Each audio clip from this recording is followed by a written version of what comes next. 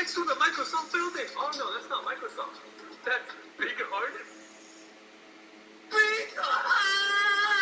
If you want to have lunch, there's great Chinese food near us. Let me guess, authentic Chinese food. Panda Express.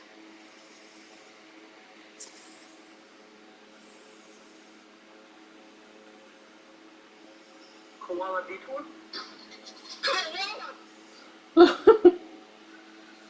Oh my god.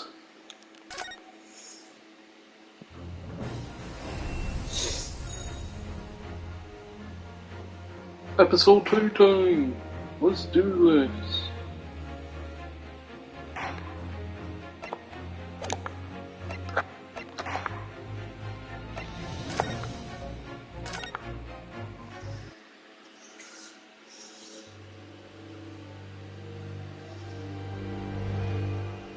The Adventures of the Unbreakable Speckled. In a corner of that small, dark room, Sholmes and I waited with bated breath. In time, there came from the ventilator a hiss and a soft, almost growl-like sound. Suddenly, Sholmes sprang into action, lashing furiously with his cane at a point in the darkness. "You see it, Wilson?" he yelled, his tense voice reverberating through the air. I raised my dark lantern shutter, and the room slowly came into view. Sholmes was staring intently at one particular corner when he started whispering to me. The victim's most perplexing final words. The Speckled Band. I believe this is the terrible coil to which she referred, Wilson. In front of us was an enormous adder, its fangs bared as it threatened to strike. It truly was the most terrible speckled band I had ever seen.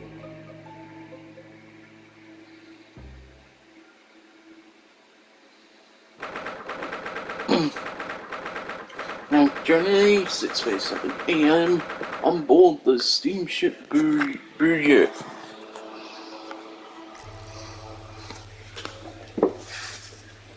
So, let us unravel this mystery and discover what events led to this curious murder.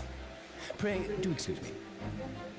The cabin door was bolted from the inside when the man was killed.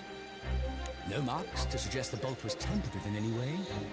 So, this would appear to be a locked room mystery. In his final moments, the victim scrawled a message on the floor. Almost certainly with the ink from this upset bottle. A Russian word. So the victim was a Russian man then.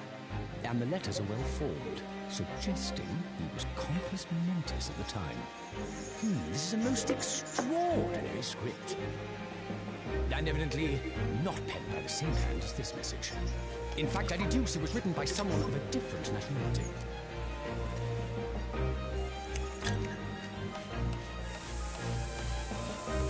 This paper seal was placed just prior to the incident, by the victim himself, I would venture.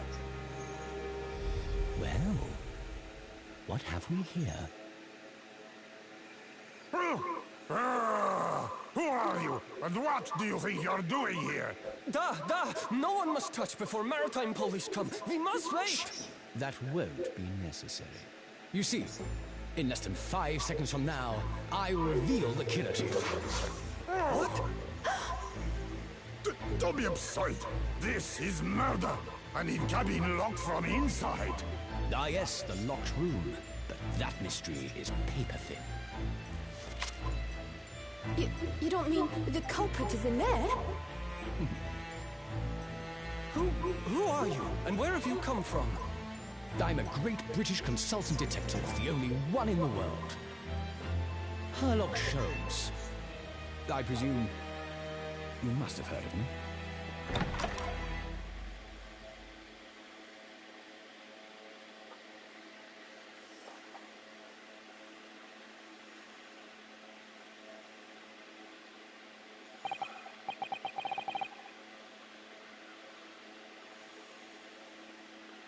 Oh, my head is throbbing. What's going on?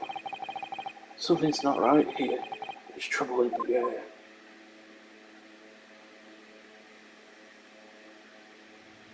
Oh, what the fuck? Wait, I can't move. What the?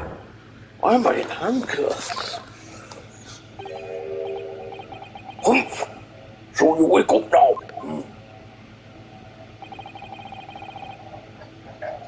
We had to drag you out of the wardrobe. I do not believe how you cannot wake up. You're a true odd cold-blooded man. You. Ha! you found me then. Gah! We found you, and now you pay. Criminal. How long are you hiding in that tiny wardrobe? Sorry. Now you have been found. It is time to admit to your crimes. Unless you want to find out how cold the ocean is. No, I'll tell you everything. There's only one thing I'd like to know from you. Isn't that? Why did you do it? Why did you take his life? Miss Cisco. Wait, what did you just say? Take his life?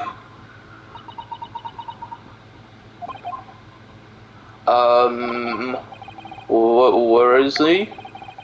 Where's Kazuma?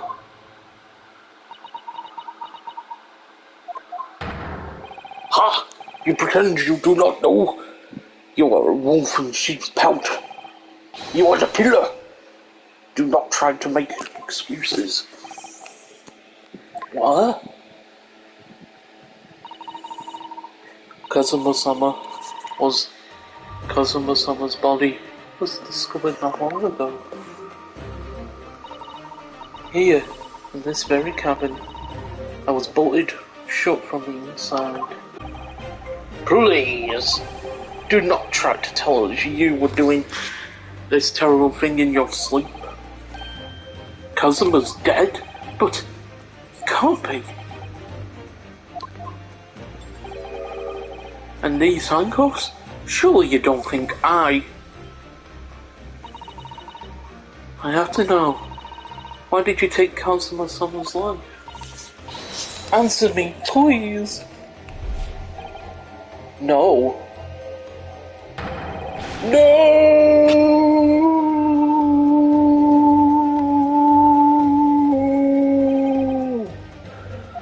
Kazuma. It was just 2 short weeks ago. Are you sure about this? Only get in trouble.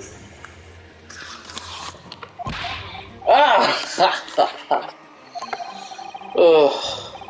Don't make me laugh.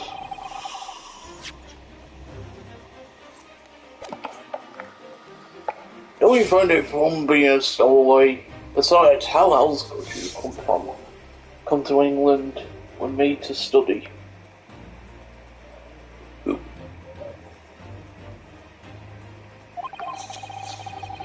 It was really something else when they brought your luggage in here earlier though.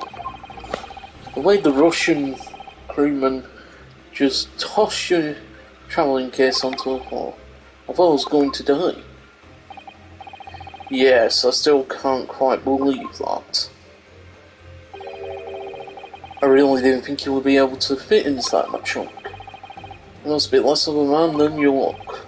Hey, I'll say I thought I'd broken every bone in my body. Well, it's about 50 days until we dock in Great Britain. But if you confine yourself into my cabin here, I don't expect anyone will discover you. Ugh, I hope not. I get the feeling that Russians won't be very forgiving of the stowaway. There's a sturdy bunch, that's for sure. All I want to know is, why do we need to keep a secret from the young lady? from our faithful judicial assistant Mikotoba, you mean? From your close friend. More to the point, surely we could confide in her currently. I don't believe she'd give me away. No, but if she knew what we'd done, that would make her guilty by association. It's best that only you and I know about this. I suppose so.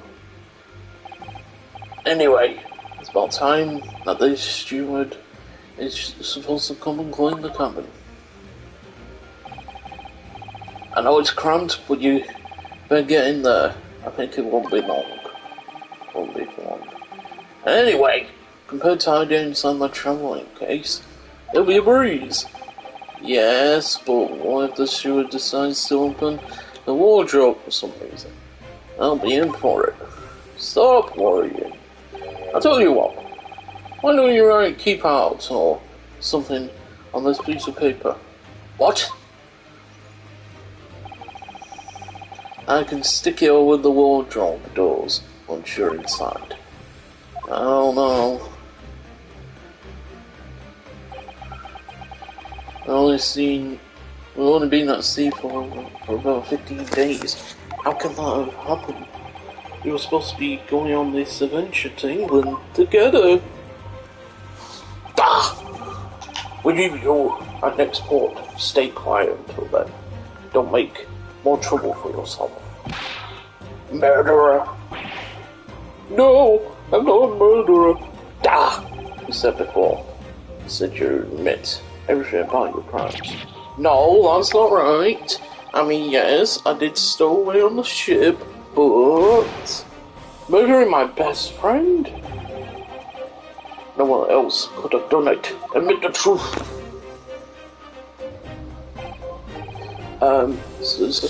Son? Please tell me what happened. I need to know. Very well. But there is something I would like to ask. She looks like she's ready to destroy me. This nightmare is getting worse by the minute. I suppose all I can do is to try to find out what really happened. Puzzle's death. He really has been killed, hasn't he? This isn't just a bad dream.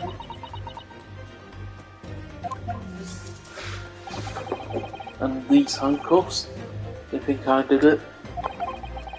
They think I'm Cosima's killer? When they found him, the cabin was locked from the inside.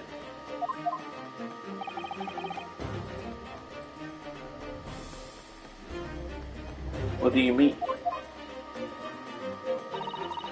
There's no access to the cabin via the porthole window, and the bolts on the door can't be operated from outside.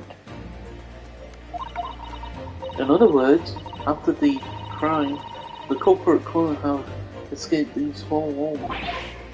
What? Or to put it another way, the culprit could only have been somebody inside the cabin. Or do you have any other explanation? This is impossible. But wait a minute, there's a fucking vent there.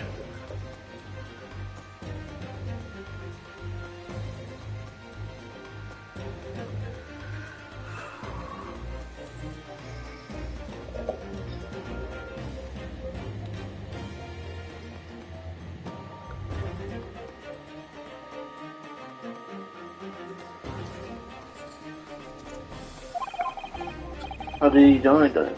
Well, I couldn't exactly, but he's still going to deny the charge, even despite the circumstances. Please, Susan Sam, you have to tell me.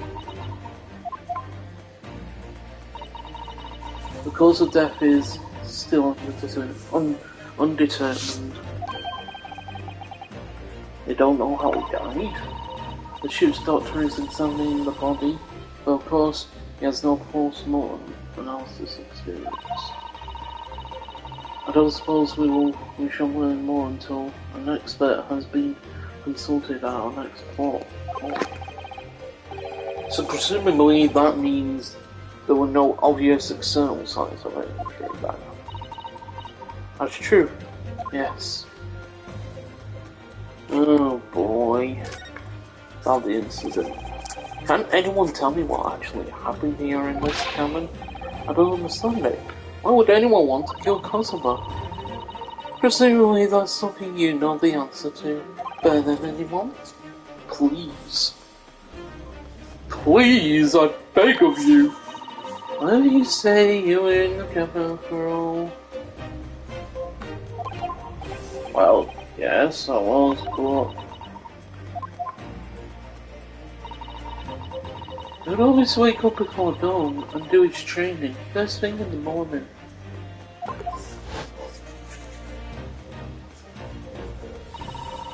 I was waiting outside his cabin as I have every day so far on this voyage. But this morning, he did not come. I could sense that he wouldn't.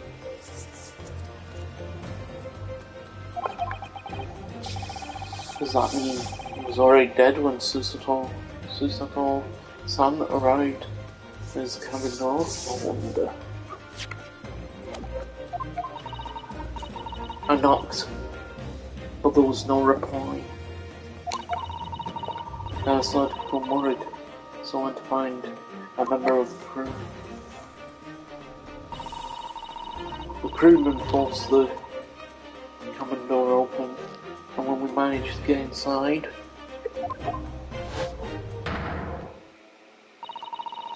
there was Kazuma-sama, collapsed on the floor.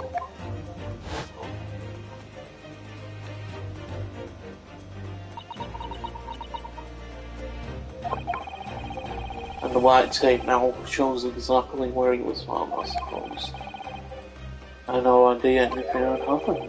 I must be asleep in the wardrobe somehow. I wish it wasn't the case, but that's just very hard to believe. This is all very hard to believe for me too, trust me. Now I told you everything that I know, so it's my turn to ask you a question. Yes, alright. My head still feels so heavy. It's still throbbing like anything.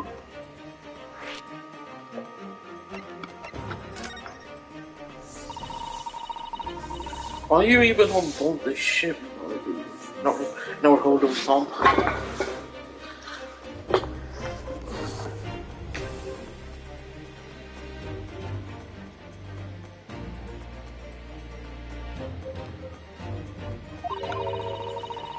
You said something before about being a soulmate, didn't you?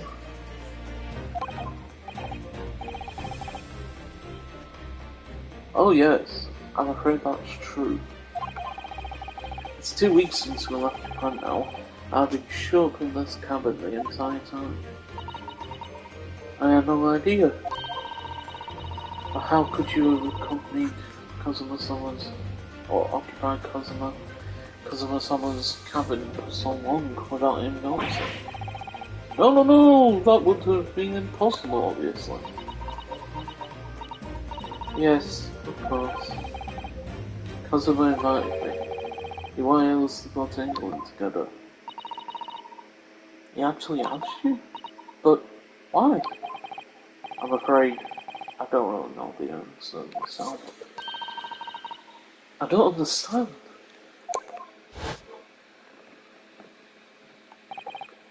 Kazuma, why do you want this? What's the real reason? I got such extreme lengths to smuggle me to England with you.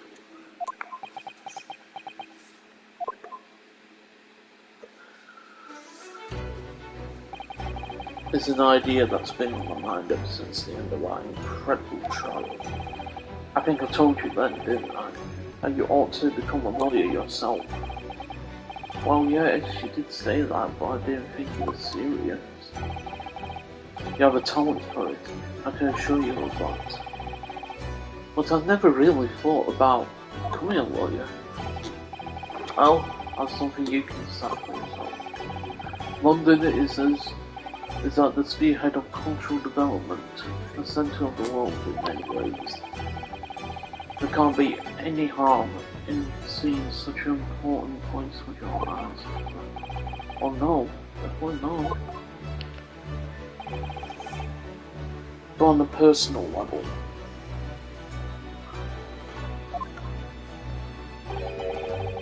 If you were to become a lawyer, then what? Nothing. Forget it. Hello? Cheers! Thanks for telling me this and not giving the answers.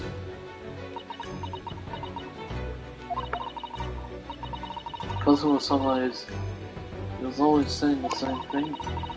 That he wanted to change the Japanese legal system. Perhaps he thought that he could do this with you. Or do that with you. Yes, maybe. But something still bothers.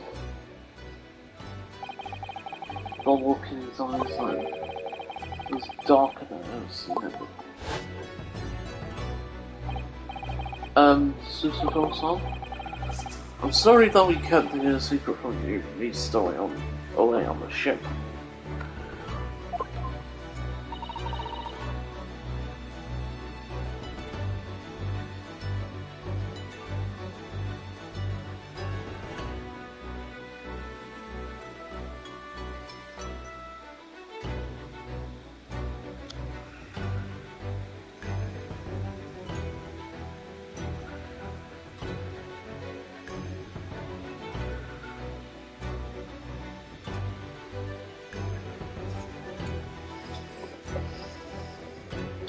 If I know Cosmo-sama, I expect he was trying to protect me, to avoid me becoming guilty by association.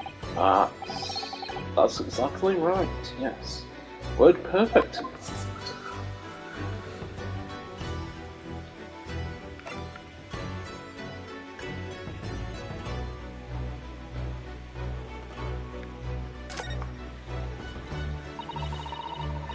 If you're not the culprit, then tell me.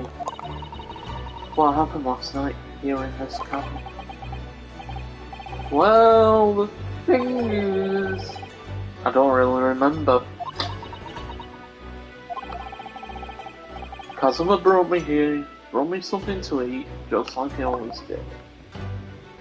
And then I got myself into the wardrobe over there, just like I always did. After that, I fell asleep. Well, yes. So do you believe that you didn't even stir when Kazuma-sama was killed? Well, yes. I know it sounds unbelievable, really I do, but it's the truth. If only I'd woken up, and perhaps I wouldn't be in this predicament. And for some reason, my head's still throbbing. Really?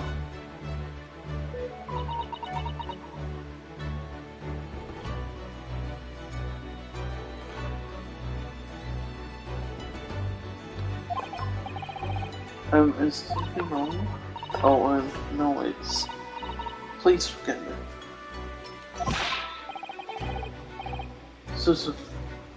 Susato-san, you'll have to believe me. I didn't do it. I really don't want to doubt you. But the trouble is, there's no one else you could possibly have done this. Oh. Kazuma, I don't understand why. Why did this have to happen? Can't take this. Don't try to go anywhere. You're the perpetrator of this crime. You can't leave. I can't allow that to happen. I'm sorry. But Kazuma was killed right under my nose here. And I didn't do anything to stop it. And I was supposed to just sit around, my hands tied, while whoever did this walks free? No, I can't allow that to happen. Well, what do you propose to do then? I'm going to investigate. I'm going to find out exactly what happened here. I'm going to work out who took Cosmo's life and how and why they did it. So I'm sorry, but you're going to have to excuse me. Hiya! Well, what the? That was a Susato takedown. Susato what? What more Sherlock Holmes is that? I'm going to need you to prove it. Sorry, prove it. Yes, you're innocent. I need evidence. But I'm not supposed to. Have you begun already? What you achieved just a few weeks ago? You're successfully defending yourself in the court of law. Well, yeah. Let's see. Just expect me to present some conclusive evidence. I have to get Susato on to believe me. I'm sure there's some evidence right now that proves I'm not guilty of this awful crime.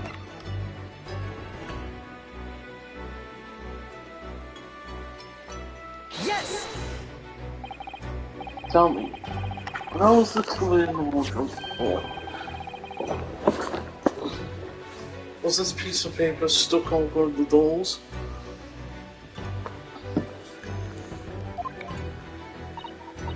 Oh yes, it was. I remember clearly. I thought so. Kazuma always put it in place whenever I went to sleep at night. Just in case the cabin steward or any other crew member decided to look inside. So naturally, I did the same last night as well. Yes, of course. The gentleman who discovered you peeled that sign from the wardrobe doors before you opened them. But if I were truly the culprit, I could have climbed back inside the wardrobe and stuck this on the outside of the doors on my own. Yes, that's quite true. In other words, it's impossible that I killed Kazuma.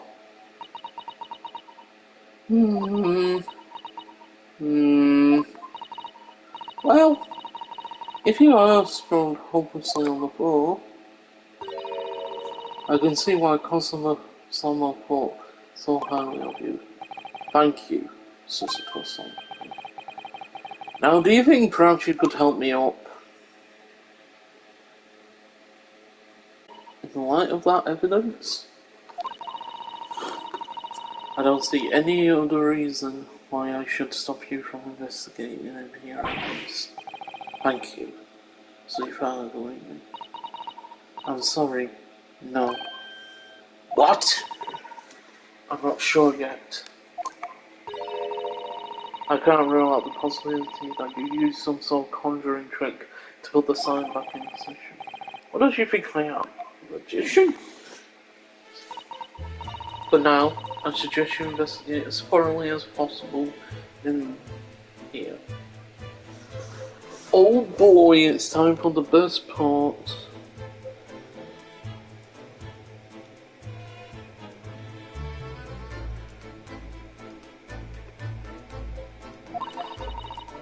I'll do the same. Please don't misunderstand me. I still have my doubts. Oh. I shall be watching you to make sure you do nothing that might disturb the crime scene. Or will you use your conjuring tricks to destroy evidence, for example? Right.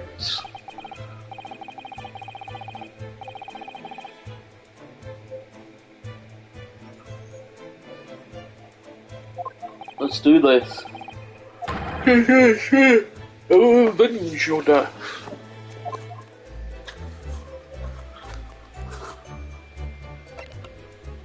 Let's examine you, geezer. Perhaps I should see what the Russian crew makes of the scene of the crime. Excuse me? What?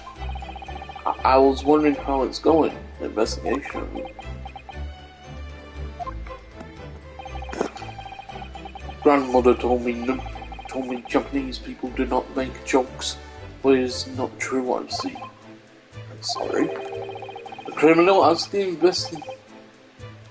investigator for information about his crime. Very funny. Oh, it wasn't supposed to be a joke. He doesn't appear to be laughing either. He's convinced you're guilty. Great. Fantastic.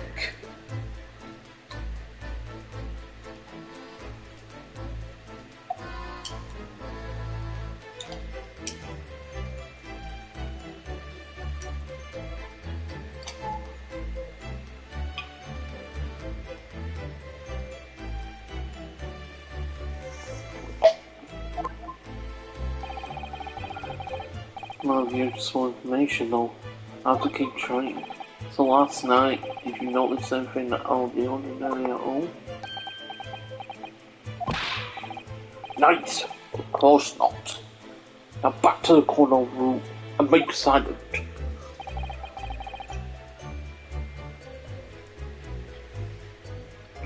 I say no more to you. I don't know. Just for a minute there, he's in the little bastard.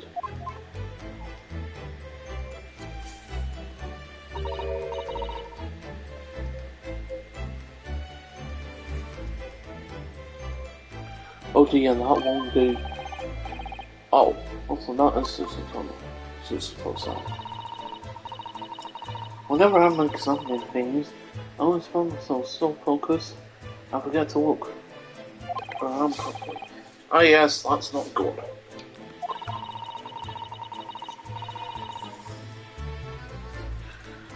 I don't suppose you're as foolish as me in that regard, are you, Naruto-sama?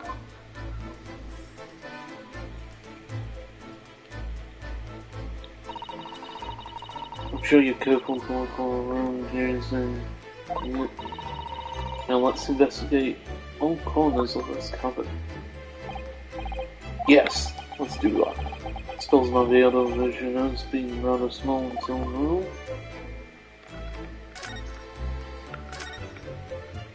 Gold Soul actually comes up with a check mark, which is nice.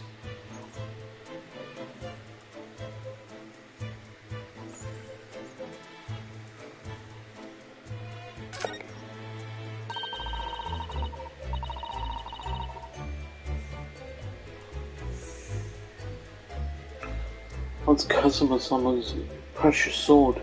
He never went anywhere without it. Yes, he was always saying that a Japanese man's katana is his soul. I believe he had to work very hard to convince the government to bring it onto this trip. I suppose that shows just how important it was to him. And now he's gone. I'm not ready to let his spirit go just yet.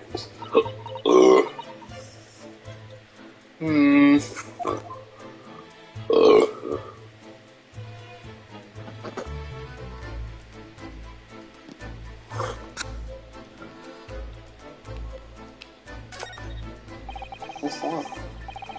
That's my dinner from last night, a roast chicken. It was really tasty. Yes, it was very delicious, wasn't it? But did you eat it on beforehand? I'm not a dog, Sister-son. I ate at the table, of course. Which begs the question of when and how the plate ended up on the floor. But Kazuma-sama didn't like chicken at all, did he? Oh, that's right, so he didn't touch it. Which meant all the more for me. Oh no, does that mean poor Kazuma-sama spent his last night on Earth with an empty belly? It's just too horrible. Now it's all have a guilty conscience and an achy stomach.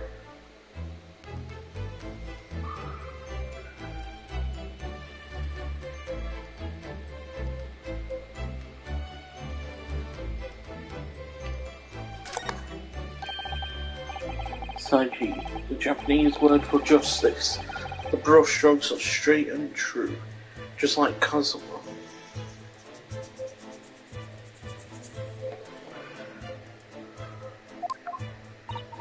Yes, his calligraphy always was a reflection of his art, yet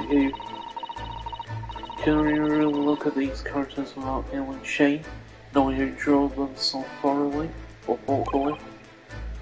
Of course I can. I mean, I'm innocent, so why shouldn't I be able to?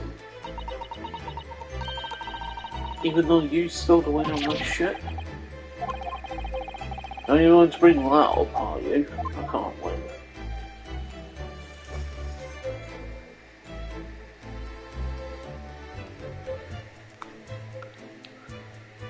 Looks like amethyst. Oh, it's not an amethyst. What do you think this is? It looks like a broken piece of glassware.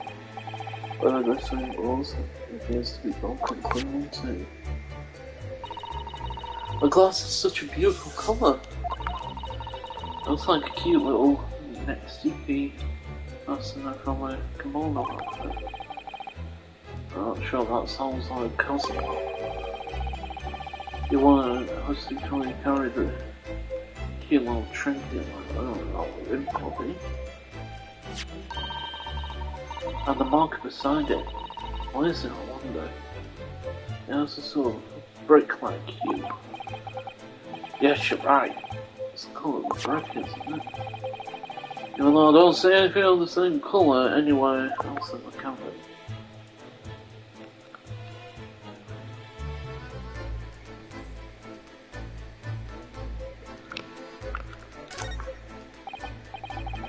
Did Kazuma write that before he died? It looks like it's written in ink. He also knocks the ink pot from the desk when he collapsed on the floor. I suppose he wrote this message by dipping his finger in the spillage. Poor Kazuma Sama. No doubt he was in terrible pain. It's almost unbearable to imagine it. I suppose he was trying to use some kind of clue. In his final moments, wasn't it? I'm sorry, Paul, but I can't read your writing. I don't think that's Japanese, Naruto song. No. What? In what language is it? It pains me to admit it, but I don't know. It's not foreign scripts I'm familiar with. What does it mean, I wonder?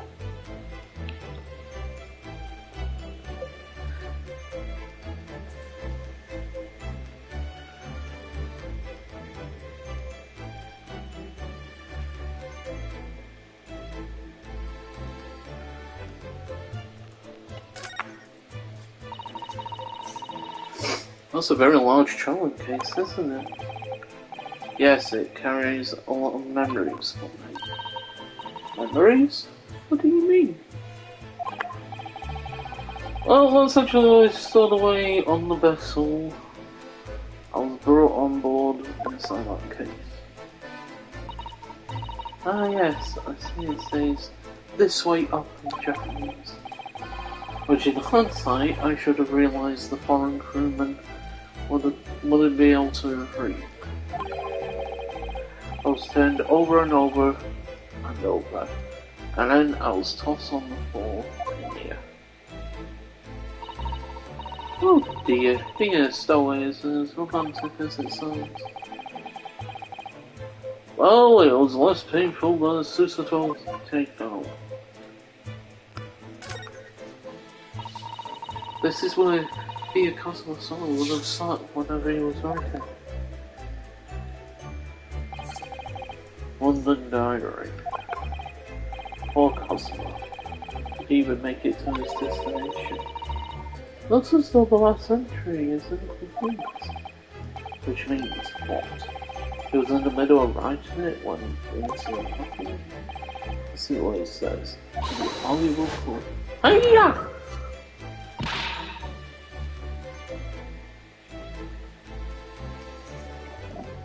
That's all the question. Oh, Cosmo-sama may have departed this world, but you must not read his private thoughts. But what if it's something important, something relevant to the case? Alright, I won't read it. Poor Kazuma-sama. I don't like prying into people's personal matters and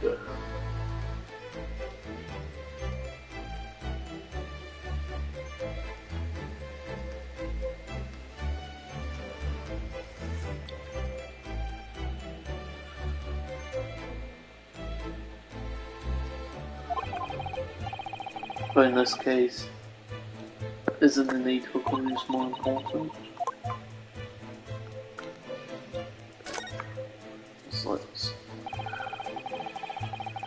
These are the rules of passage for travel aboard the SS Booyah. Essentially a list of requests from the captain to all passengers on board. Passengers must not keep weapons or other dangerous objects in the cabins. Pets are also strictly forbidden. What? Why are you staring at me? Oh, sorry, I was just thinking. Are you more of a dangerous object or a pet? I can't decide. Well, one thing's for sure, in a way, I wasn't supposed to be in here.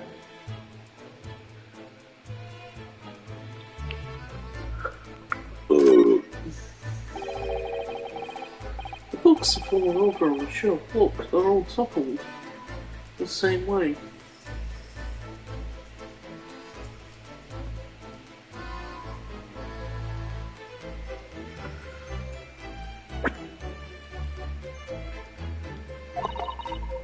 What's this?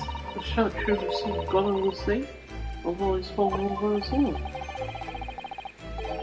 Yes, it's almost as if the whole shelf had been ransacked and everything mown down as well. Or at once. I wonder if perhaps it was Kazuma-sama doing his loving soul training, do you think? I seriously doubt it. And perhaps it was you, Naruto-san, in a bit of rage. I wouldn't have bothered leaving the wardrobe just to mess up a few books and a statue. But the way these things have been thrown about have anything to do with the case or anything. Well, I'll just set everything straight again. I don't like to see it as a mess.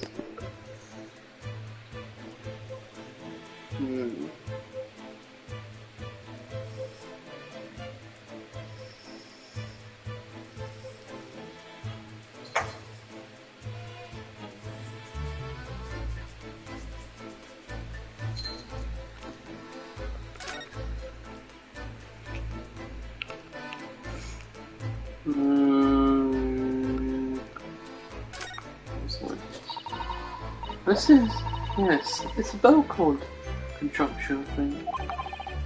What do you mean, contraption? I read about it in the book I was studying that talked about life in Great Britain. Large households often have bell cords like this, which you can pull to ring a bell to summon servants. Really? That sounds almost magical.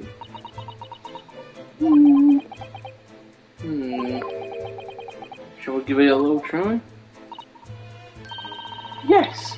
In the interest of cultural research, obviously.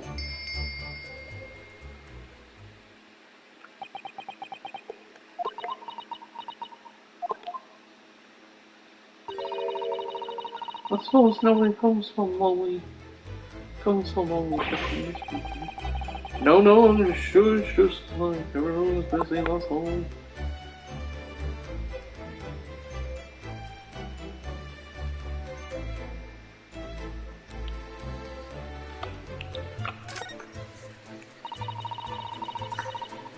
It's some 2 weeks since we set sail from Japan.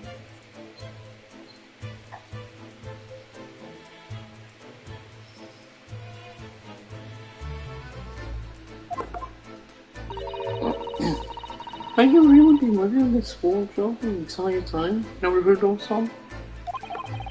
I think living isn't quite the right description. Oh no, I suppose not. Although it must have been really quite exciting, making this voyage in your own secret hideout. The trouble was, I never knew when a member of the crew might come in. So yes, I did basically have to live in the wardrobe. Last night was no exception. But because of that, you had no idea what happened, though. You, or something out here, in the cabin? No, sadly not.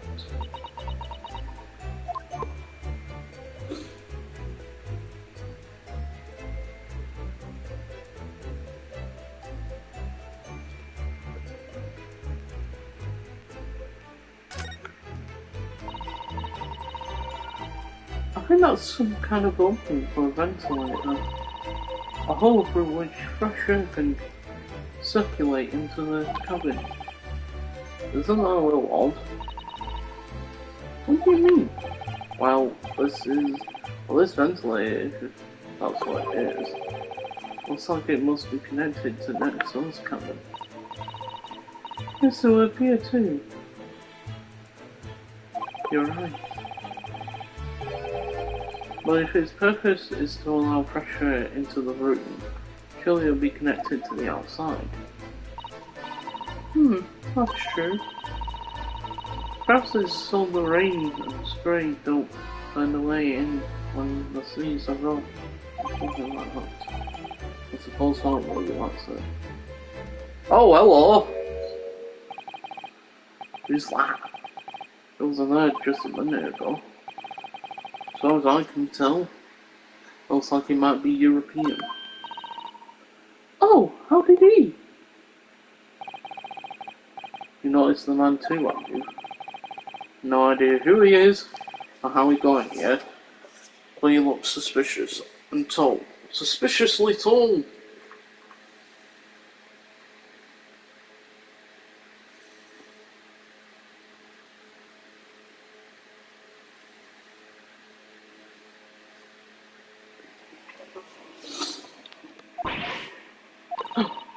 No heard of some. Don't tell me. You really don't know who that is? Well, no. I don't have any foreign friends or acquaintances. He doesn't look like a member of the crew. There's something very unusual about him. And he is investigating Casimer's desk. Or is he just playing on it? I can't tell. Well, in that case, we simply lost touch with him. I just imagine it'll just physical song of almost uncontrollably excited. By the way, I expect you know this already, but just in case, you can press X on people, when they're in crosshairs, you can converse with them. Alright then, I'll get that suspiciously tall gentleman in my sight. Let's see what he has to say for himself. Oh, please do.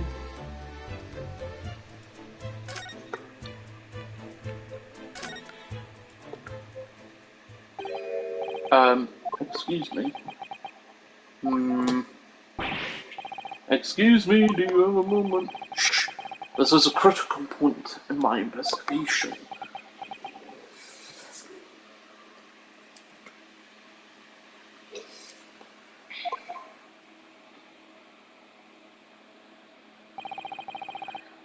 Maybe I should leave him alone.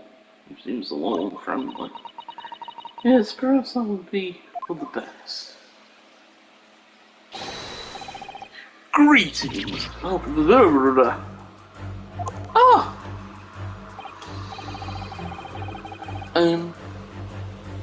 What exactly were you doing on Cosmo's desk just now?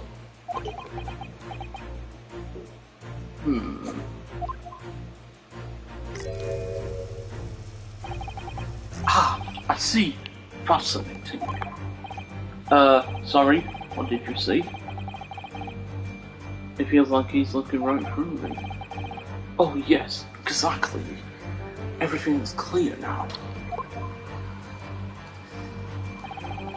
The train of reasoning has run its course. My deductions have crystallized. You have been in Afghanistan. I've just recently returned, if I'm not mistaken. Sorry? What? And now, whilst venturing toward foreign climes, you find yourself in a most troubling predicament. Oh, well, that's true at least. But how? How the juice did I know that, perhaps? It was really a most elementary deduction, hardly worth explaining. Have you perhaps managed to deduce anything else? You're a woman. But of course, a great many things. There is no mystery, my dear madam. For example, you have fled your native land of Russia, being as you are a merciless revolutionary. You leave 16 victims of assassination in your wake, and now travel to England for the Crystal Tower. And when the beriband occupant of this very cabin discovered your identity, you ended his life too. Yes, I believe that summarizes the facts beautifully. No need to hide the truth now. Nothing deceives these eyes.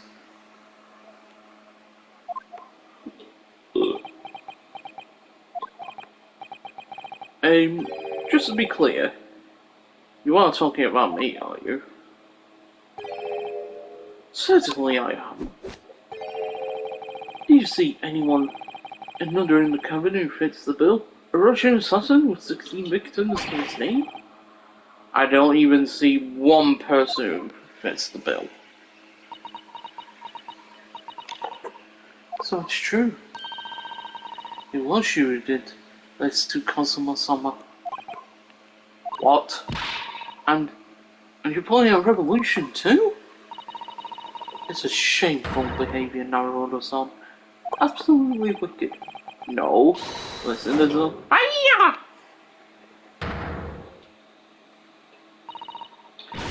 No, explain yourself. Tell me everything. This is ridiculous.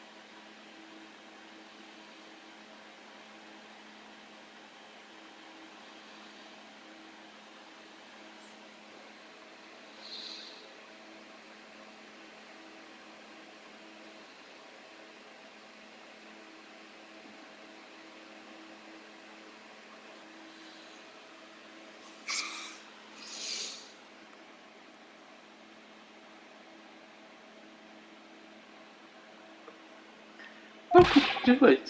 For pity's sake, open your eyes. I'm not a Russian revolutionary, obviously. Oh, forgive me. And as for you, what kind of deduction was that? You're just saying the first thing that came to your head. But was I not right? Whilst venturing towards foreign climes, you do find yourself in a most troubling predicament, do you not? Well, yes, maybe. Ha! There you have it. You see, what do you make of that, Well, to be honest,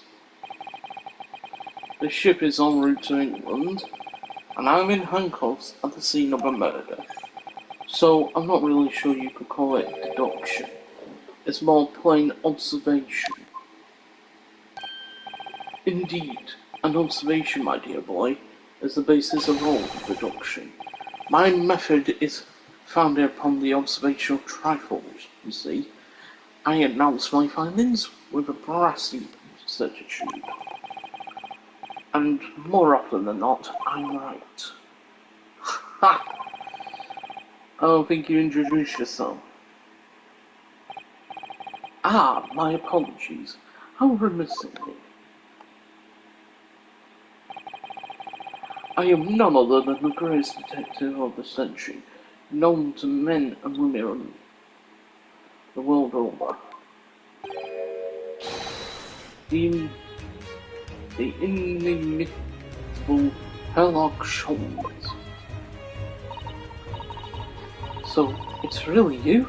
The actual Sherlock Holmes? The very same. The inimitable actual Sherlock Holmes. Do you know this man, Cecil Son? The most famous detective in the world, you never heard of Son? Of course I do. There's nobody who hasn't heard of him. Or player that I would never on him. You must ask him why he's deduced. We will have worked out the entire case already, I'm sure. Really? Why do I feel uneasy about this?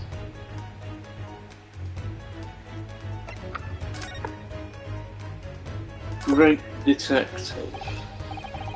So, you're a great detective, are you? Sorry, what was your name again? Indeed.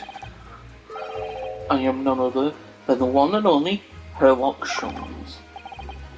Oh, I see, you're German. Sherlock, was it? No. No, I have no her in my name. I mean, I have her. Please call me Holmes. You can read all about my exploits from the exciting London publication. Oh yes, Rance magazine, full of wonderful short stories and interest articles from Great Britain. I never miss an issue. I have it sent from England especially. Ah yes, here it is, The Adventures of Sherlock Holmes. So, you're the protagonist in a series of short stories. Right? Indeed I am. I read so many of your own stories, you started to think you really are a detective. Make no mistake, I'm not the poor, deluded fellow you take me for.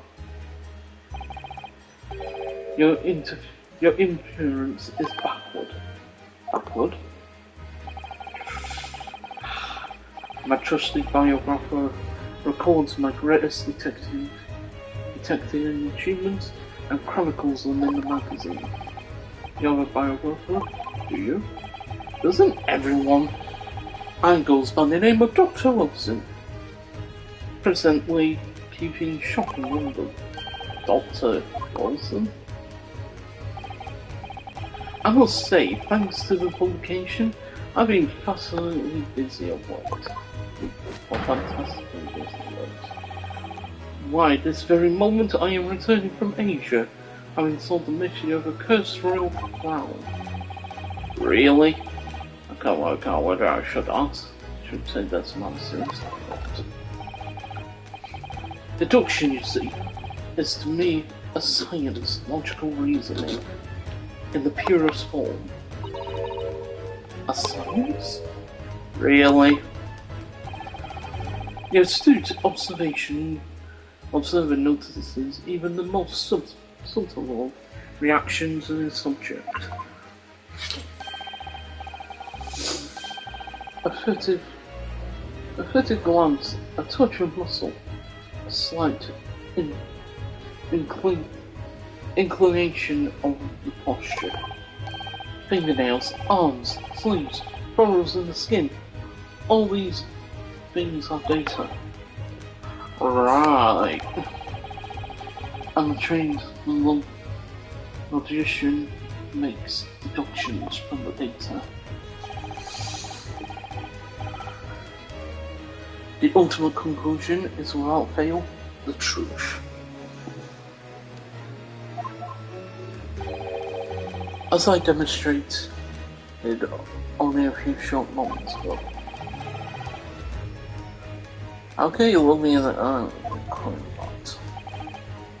So you see, I have turned both for observation and for deduction and faith. That is what makes me the one and only Sherlock Holmes. Let's see.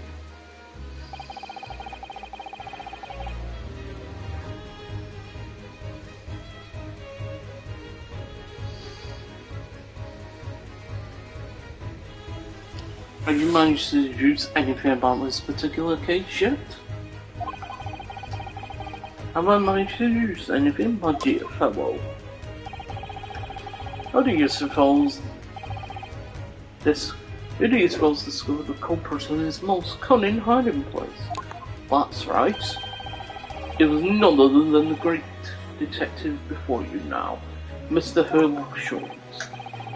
Ah, I see. In other words, I'm in ease now because of him. When I became anxious about customer summer this morning, I summoned all the crew members to force the cabin doors open, and I concealed myself among the members, gaining entry to the scene of the crime. Yes, luckily for everyone, the great detective Sherlock Holmes was on board, and the handcuffs seemed to be an excellent fit, Mr. Naruhodo.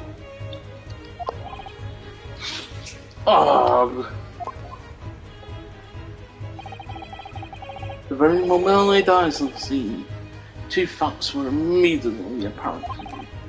Oh, really? Two facts, you say?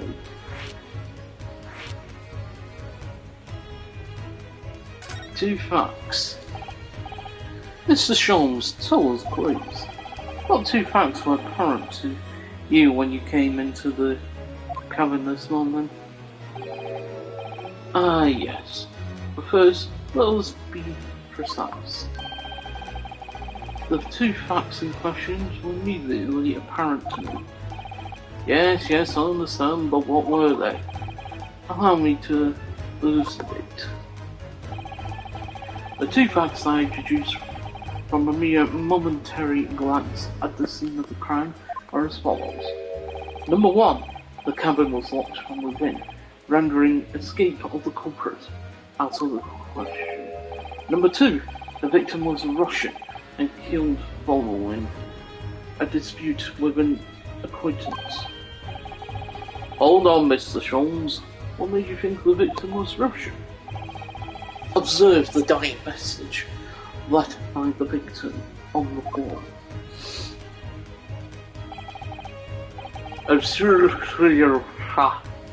That is Russian. That is the Russian word for wardrobe. Do you really think Customer Summer could have left a dying message in Russian? In the final moments, many find their native tongue filling their head. For this young man, Russian. Customer was Russian? Is he? Initially I considered Garderobe may be the name of the killer. I said to Robert God, perhaps.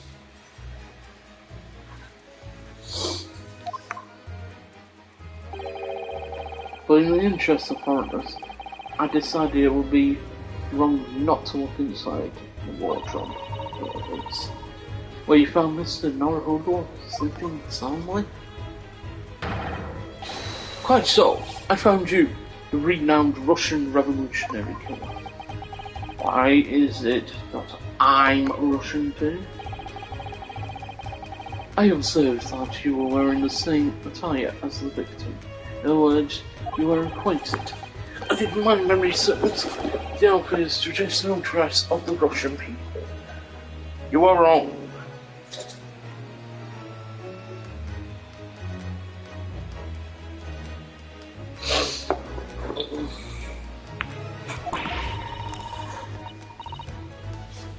Are school uniforms of the traditional dress of the Russian people? I had no idea. And I had no idea a detective could get something so wrong.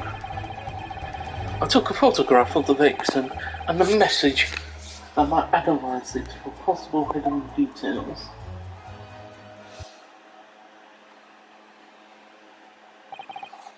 This was taken immediately after the young man was discovered, before the body was removed. Yes, because I had already been taken away when I woke up. This is the first time I've actually seen him like this.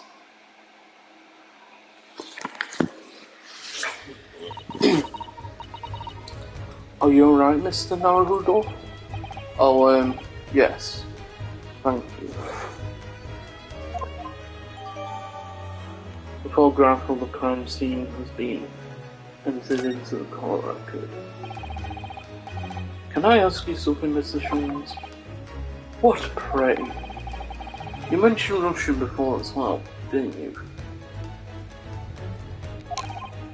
Oh, Russia. You know when you said I was a fearsome revolutionary fleeing from Russia and all of that. Ah, yes. The train of reasoning that led me to the truth. Would you mind explaining the train of reasoning to me? Do you think? Certainly, if you're interested. How many times? I'm not Russian, and I don't speak Russian.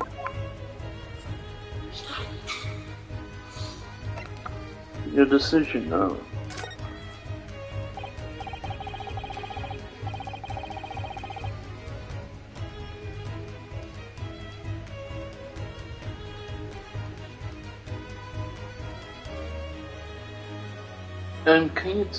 Can we talk about your deduction before? The thing you concluded about me, I mean? Ah, the now famously accurate, troubling predicament you found yourself in? Actually, it was the other details that I was more hoping to discuss. You know, the merciless Russian revolutionary assassin of 16 parts?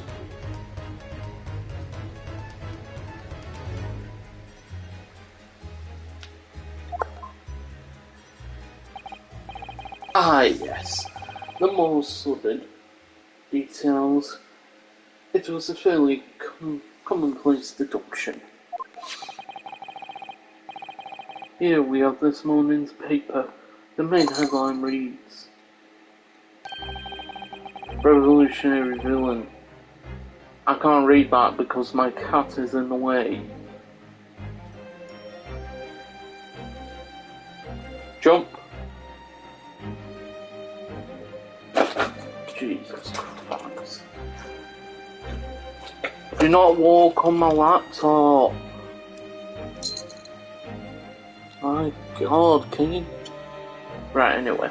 Revolutionary villain Bolshevik flees Russia via Shanghai. This vessel made a port called Shanghai yesterday, and last night the young Russian was blah blah. Let's get to that. Since when was Cosmo Russian? It sounds like Mr. Sholmes has concluded that he was Russian because of what Cosmo Summer wrote on the floor.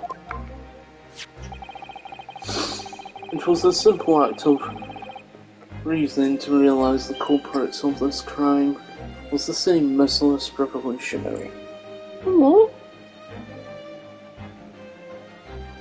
Hi! Alright? Oh, you're so pretty. Oh, you. Come here.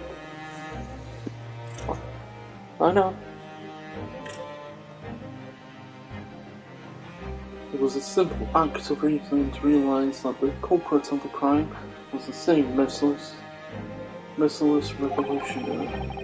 One who had killed the very man who helped him escape after his true identity was discovered. Yes, you, villain Bolshevik. No. How could it be me? I don't look like anything like this. I don't look anything like this man. Just look at his face. Well, you are a fearsome revolutionary after all. Therefore, you are no doubt learning to revolutionize your appearance as well.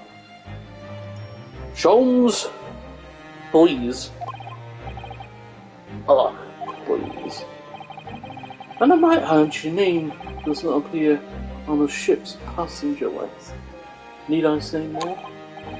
Well, that's because I'm a story.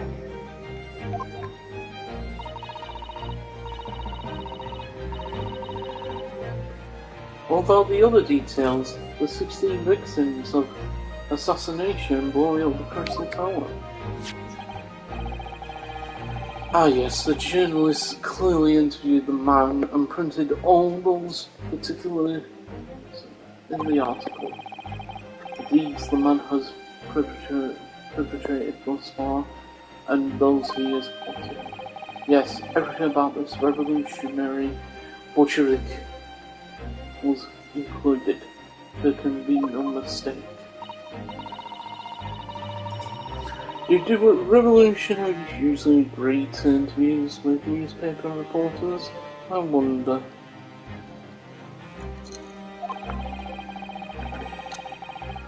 What about the part where you said I was just returning from Afghanistan? Also quite clearly stated in this article. Bolshevik is recently returned after a period of subversive activities in the war-torn region of Afghanistan. Where even is it anyway? This Afghanistan province. Here, take this paper please, sir. As a little memento of this great reduction, I'll thank you. I've absorbed all those of interest to me within its pages, but I see no rubbish bin nearby.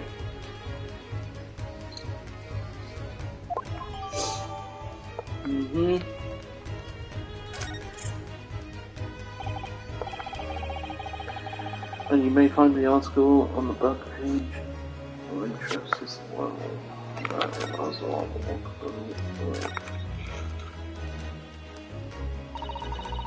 I'm afraid I don't know who's speaking here. I'm afraid I can't read a word of Russian. No, me neither. I have no idea what any of this is. The pair of you wandering is a sorry sight. Allow me to offer some assistance. The article on the front page of the newspaper is concerned with a fearsome Russian revolutionary. It reads, Revolutionary violent Bolshevik flees Russia via Shanghai. Yes, you've told us that before. It reveals also that those who have seen the man's beard with their own eyes never lived to tell the tale. Oh my goodness, he is fearsome. Well, presumably the newspaper photographer was alright, wasn't he? The solution is obvious, of course. If he despises his beard to that degree, he need only shave it off. I'm not quite sure that's the problem, Mr. Sholmes.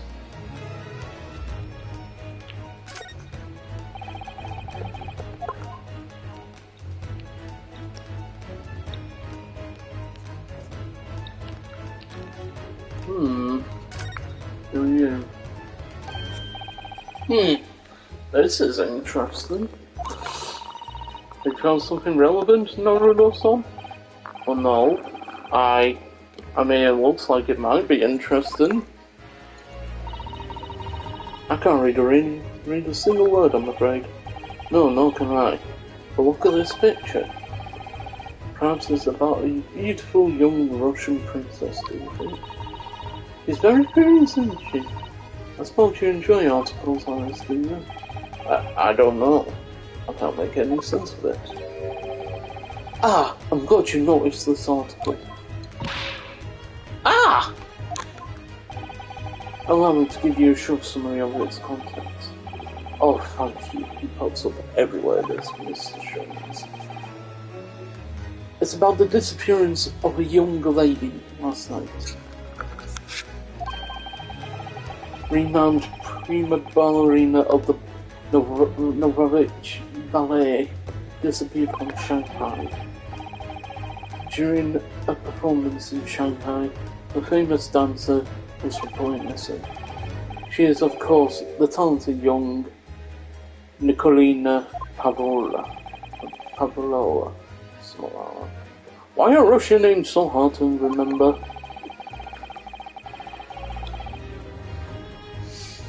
It would appear the woman was in costume when she was found to be missing from her dressing room, wearing a diamond tiara you see pictured, which is worth some 20,000 rubles.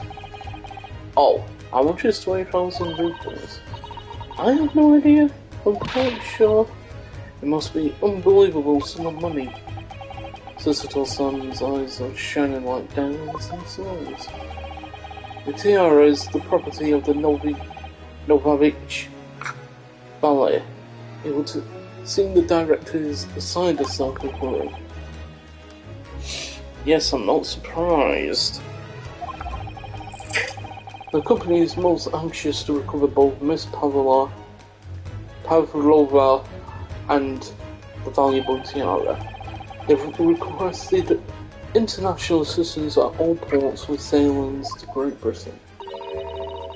Could this be another case of a Russian fleeing his or her country? Does seem to be the Russian thing to do. Oh, Jesus Christ. I'm not even going to dignify that with a response, Mr. Naruhodo.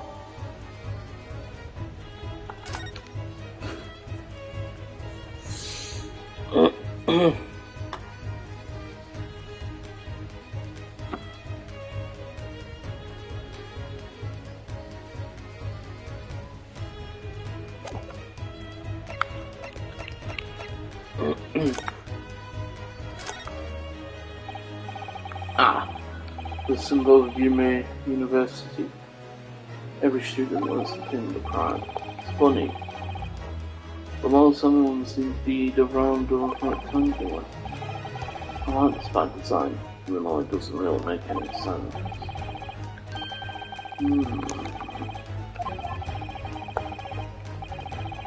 Let's see.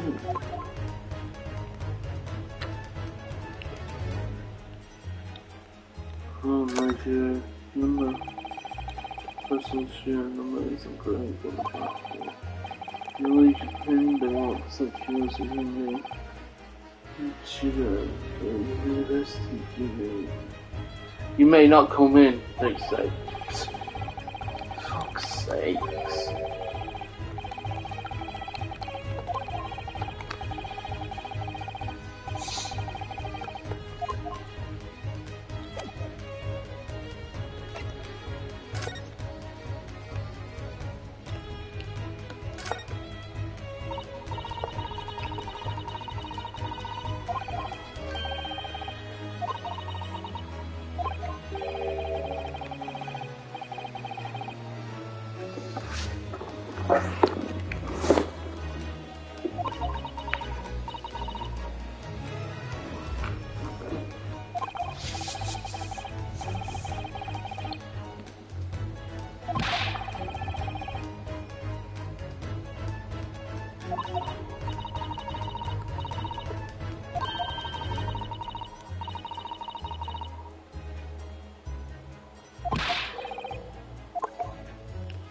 Oh my god.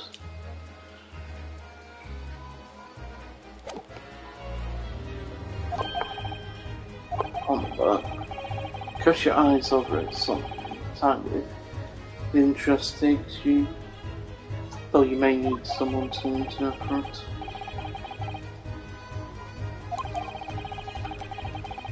I suppose it wouldn't hurt to go into the article.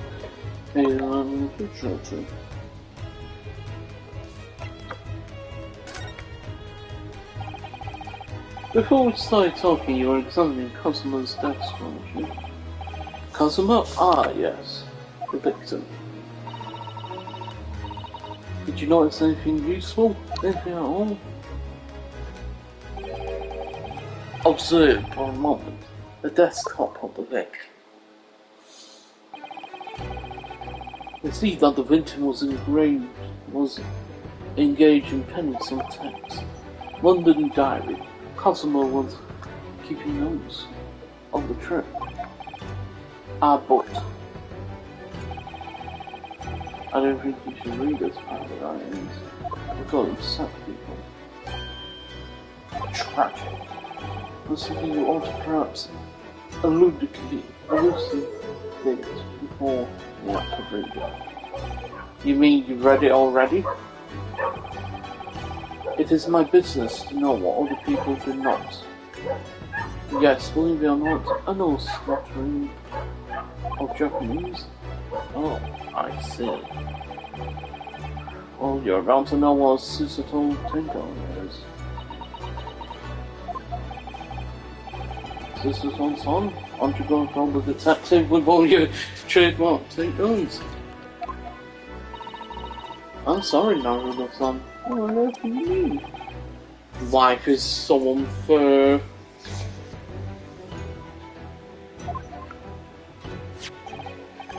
Anyway, to return to the matter at hand, namely the diary belonging to the victim.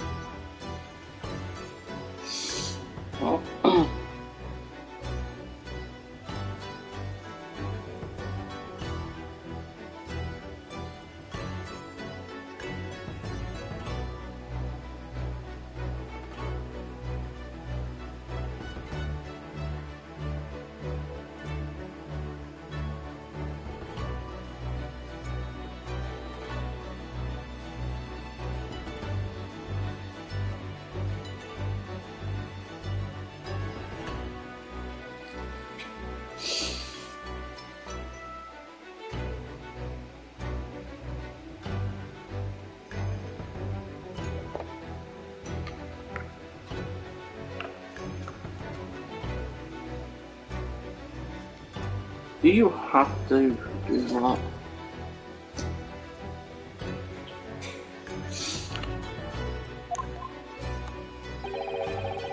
It would appear the final sentence is incomplete, as if the author of a cut short. Tell me, what is the nature of this writing? Pray be, besides to the internet. Oh, God. I thought you knew Japanese. A smattering, dear boy, a smattering. Sayonara, Bonsai, Mikado, Nado. I trust you certainly impressed? You're certainly impressed? Ha! This diary is littered with complicated looking characters of which I couldn't read precisely. Ah ha ha ha ha! So what was all that showing off about before then? Did you be so kind to show me? I'll be happy to read it to you, Mr. Jones. I'm most obliged, my dear madam. The final entry here in Cosmo's diary consists of just two short sentences. First reads, 1:23 a.m. I can hear a faint whistling sound. A whistling sound? These are very deep waters. Pray, go on.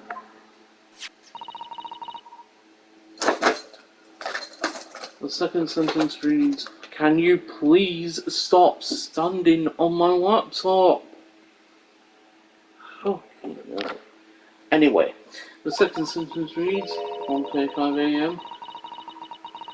Alongside some sort of speckled band. It's dangling from the ventilation board. A speckled band? What on earth does that mean? I have no idea. I've never heard that expression before. The ventilator grill, you say. The man was presumably referring to that. To the lattice there on the wall, which connects to the adjoining cabin.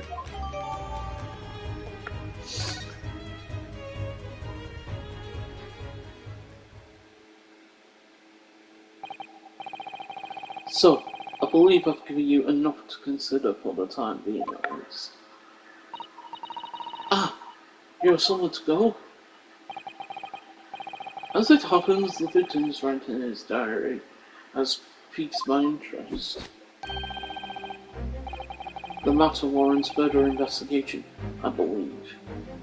And if I am still too long, the seasickness takes hold. Oh, I suppose.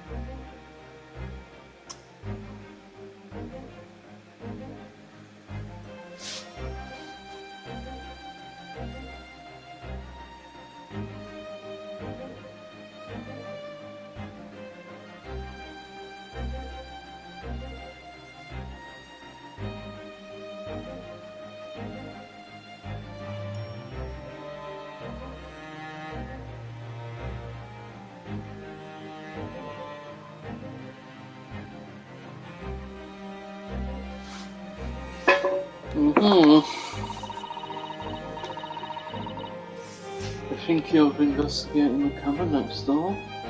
Putting a vent on which the ventilator connects to.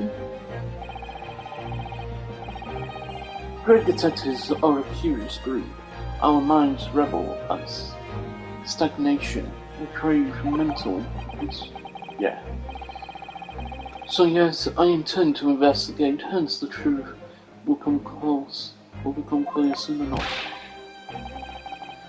Do you think perhaps that we could go with you? No. That would be somewhat complicated. What? But why? A simple glance at your wrist revealed the answer. Yeah, please. After all, you're the prime suspect in this matter, no? There's no point trying to turn it into a question.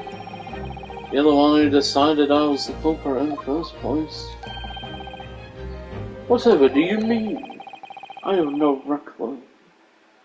recollection naming you as the culprit at any point. You must be joking, you just said it only a moment ago. Dear me, you are clearly misguided. I would have no cause to say such a thing. Well, aren't you, Mrs. Jones? I did hear you say that too. Quite sure? Well, that's very strange. Lawyers said said you had the face of a criminal, you know? Not really. So what? Were you looking at my knees before? Some great detective you were. Well, anyway. I was then, this is now. What do you mean? What I mean, sir, is this. If you are the culprit, then you must play the part more convincingly. Roll over and accept your fate. Ah ha ha ha ha!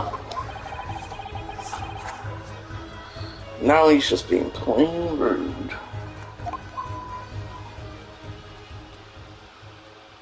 And he's done. Off he goes. I'm just wrapped in my face. His sense of humor is twisted as his name. Now hold us up. What are you doing just standing there? We must go and investigate the cabin next door as well. Are you forgetting something? What about these? Hiya! Why? After customers spend the day moment struggling to leave us a clue, you're willing to give up? You're just going to roll over and accept your fate? Ugh. As if you gave me any choice in the rolling over part.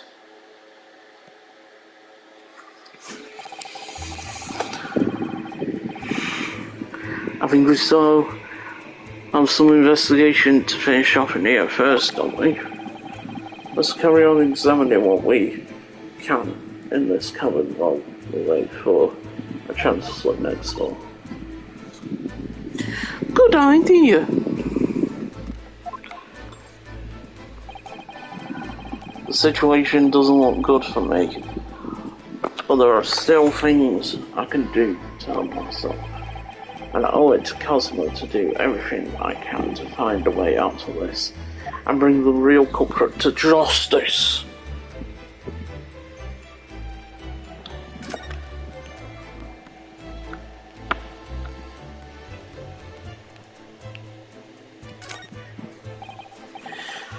Excuse me? What? I was wondering if I could ask you... Would you mind if I investigate a little outside?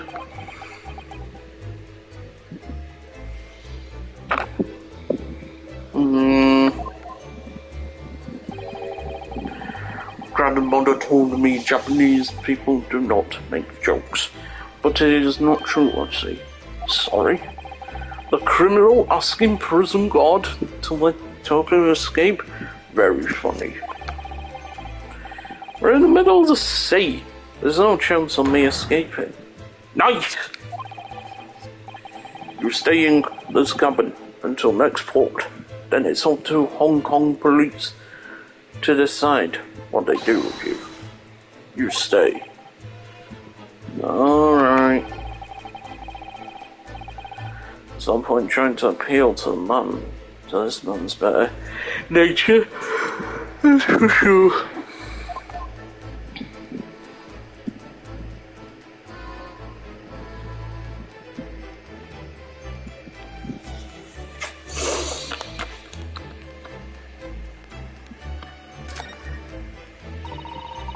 There's nothing on the table at all. The plate and curry are all over the floor for some reason. Yes, it's strange. Last night when I went to sleep, I'm sure everything was still. No, wait a minute. What is it? That's funny. I can't seem to remember anything about what happened. after dinner. Oh.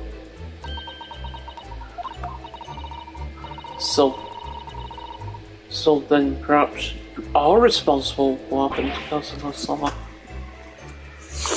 No.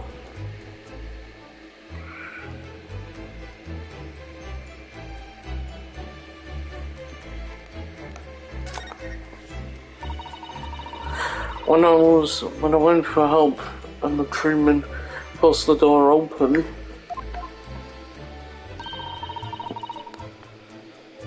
this boy had been very close. It's quite small and not particularly sturdy. And it just slides across to secure the door shut. But still, when the door bolted, there'll be no way to get in or out of the cabin, that's for sure. It's no wonder everyone suspects me. When she glares at me like that, I feel tense all up and down my spine. I remember reading once in a detective novel, the culprit used the needle and thread to draw a bolt across from outside the room in a situation like this. Yes, that's a clever trick, isn't it? I'm a reader of detective stories myself. But the door of this cabin's frame are made of metal and they seal together perfectly. There will be no possibility of using the needle and thread trick here, I'm afraid.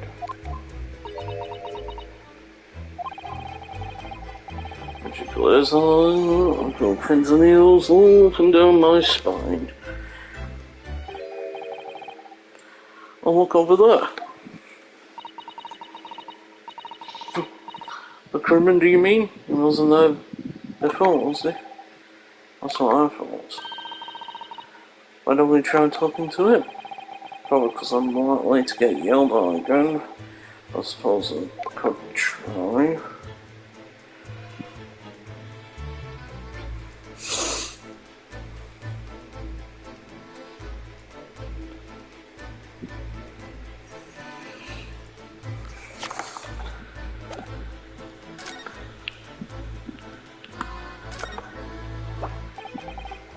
It's that. Is something wrong there or something? Oh no, it's just that crewman standing by the door. I can't help feel like I've seen him somewhere before.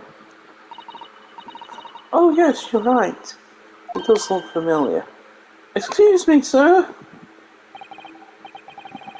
Yes, what can I do for you?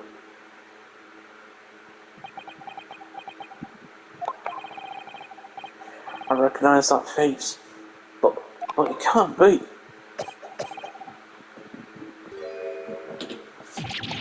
It is! I didn't know you were here, Inspector Hustle. Okay?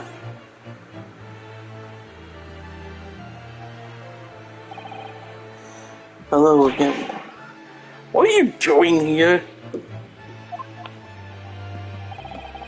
I think that should be my line. I was so stunned when I saw you, my heart stopped. Nearly stopped, I hope. I received some special orders to go undercover as a member of the crew and board the ship. Again? You certainly seem to enjoy undercover work, Inspector. If there's anything I can do to help you, please ask.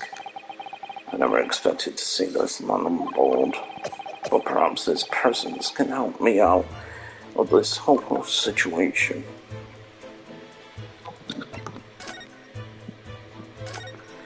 Special orders.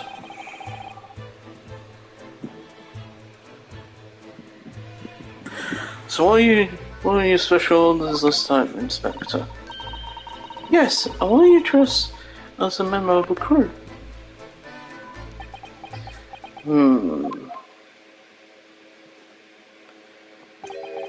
I'm so sorry. Hmm? This is all my fault. I take full responsibility. For what? My orders were to act as Asogi-san's bodyguard. It was the Minister of Justice, Jigoku, who pushed for this overseas study tour to go ahead. And he and San reach Britain without being assassinated. Assassinated? How could that even be a possibility? I'm not sure. But there are complicated times. Well, these are complicated times. There are tensions between the world's greatest powers. Minister Jigoko said we should be prepared for all eventualities. This is incredible. I don't believe it. Kazuma-san was assassinated? Obviously, we couldn't give Asami-san a visible security escort. Which is why I'm undercover now, posing as one of the crew. I see.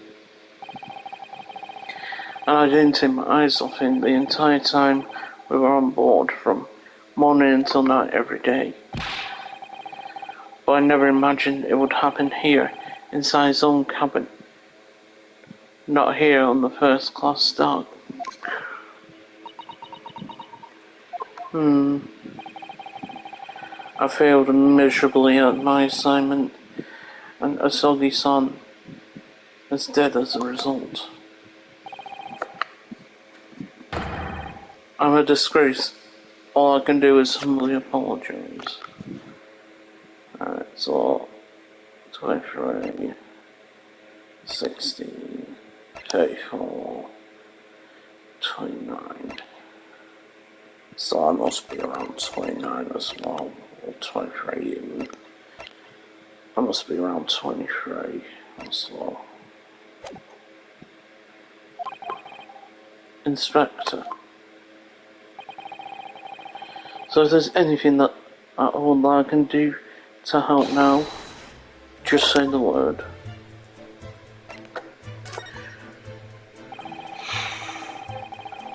We're doing what we can to investigate Cosmo's death ourselves. I thought you might be. You didn't do it, did you? You're not the killer. Of course not. We'd really like to investigate the cabin next door. Yeah, so we need to be allowed out of the cabin. I'm sorry. What? You've been deemed a risk to the ship's safety. Are you made to even touch the handle of the cabin door? That stormy-looking seaman there would surely snap your neck in two. I suppose I'm not just a stowaway now. I think I'm a murderer as well. Would it be possible to give me something to work with? Do you think I'm going to need something? Persuasive? What do you mean? If I had a solid reason why the XL cabin should be investigated, for example, I'd do everything I could to persuade the captain to allow it. Really, I lay my life on the line if I had to. But I don't see how. There may be a way. What? Really? Think of how you tried to persuade me of your innocence, Naruto-san, by presenting me with a piece of evidence like you already had in your possession. Evidence? It's just the same as when you were in court. You must have done it many times during the trial. Simply slightly present, which is some evidence that inspectors produce. Alright, yes. I think I might have no more we can use.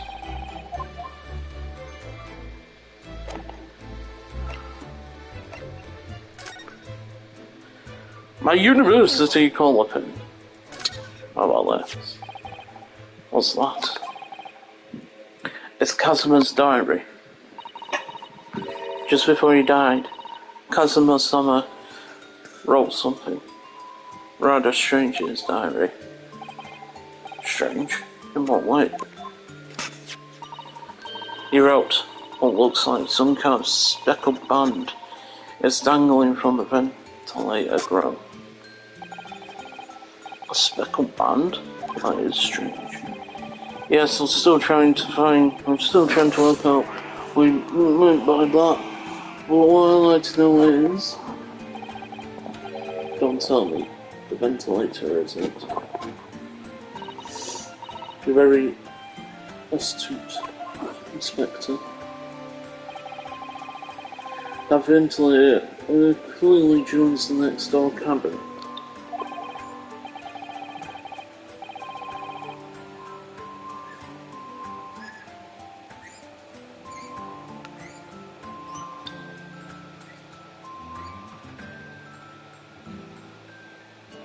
That's right. So if we could investigate in there, we might be able to work out what the speckled band was.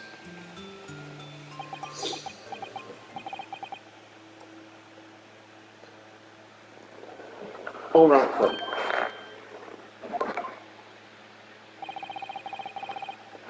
I can't leave this cabin at the moment.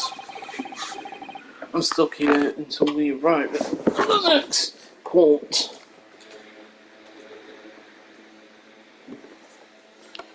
Oh, the captain has given me strict orders to guard the scene of the crime, you see.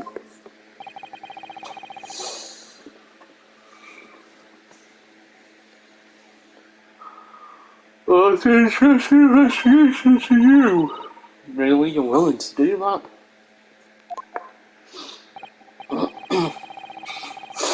Yes, as long as you don't leave the first class cabin area. I'm afraid I can't remove those handcuffs though. But what about the captain? Are you going against his direct orders? Oh, I'm a man of my word.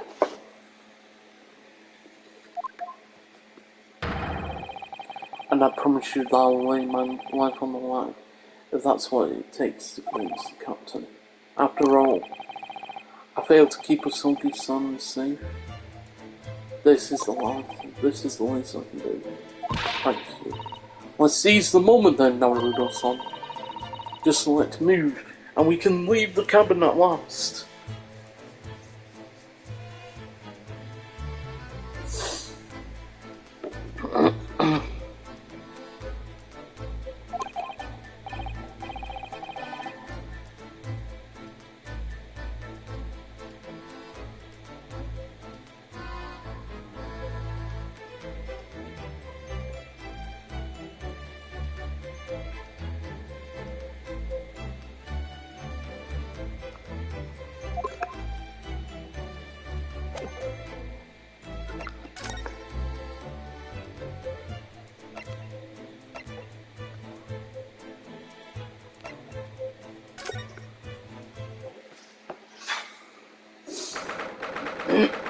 Now for January 7:48 AM.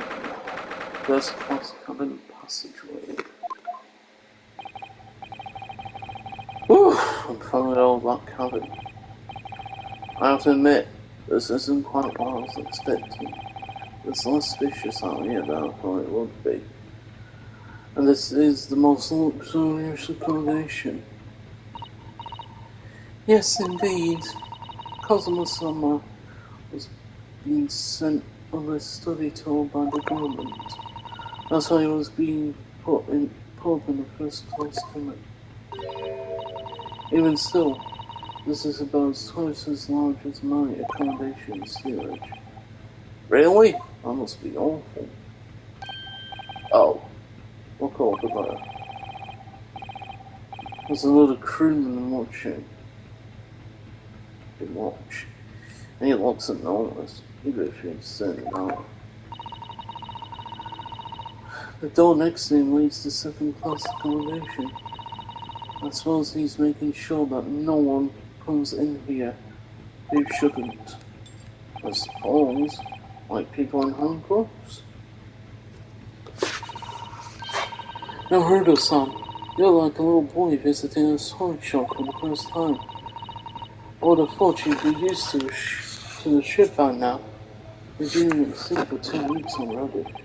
Well, yes, I know, but the thing is, I was in Kazuma's trunk when I first came aboard. And ever since then, I've been shut inside that little wardrobe. It must have been a very trying time for you. Please don't give me that pitying look.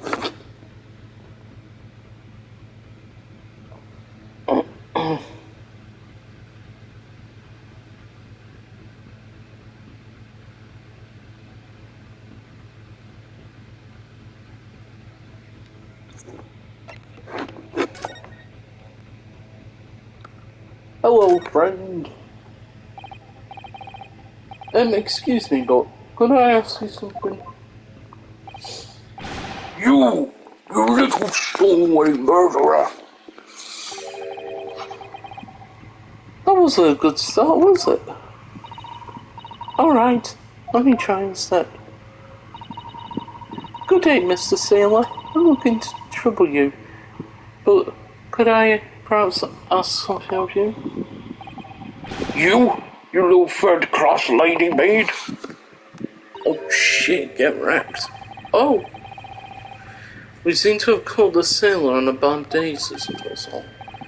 I am not sailor. My mother gave me name. I am senior crewman, Biff Stroganoff. Woo, the best thing is just to avoid eye contact, I think.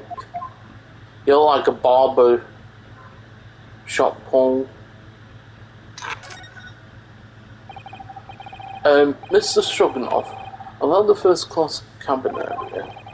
Here we are, in finest part of Burya steamship. For very important reasons. What's also very important is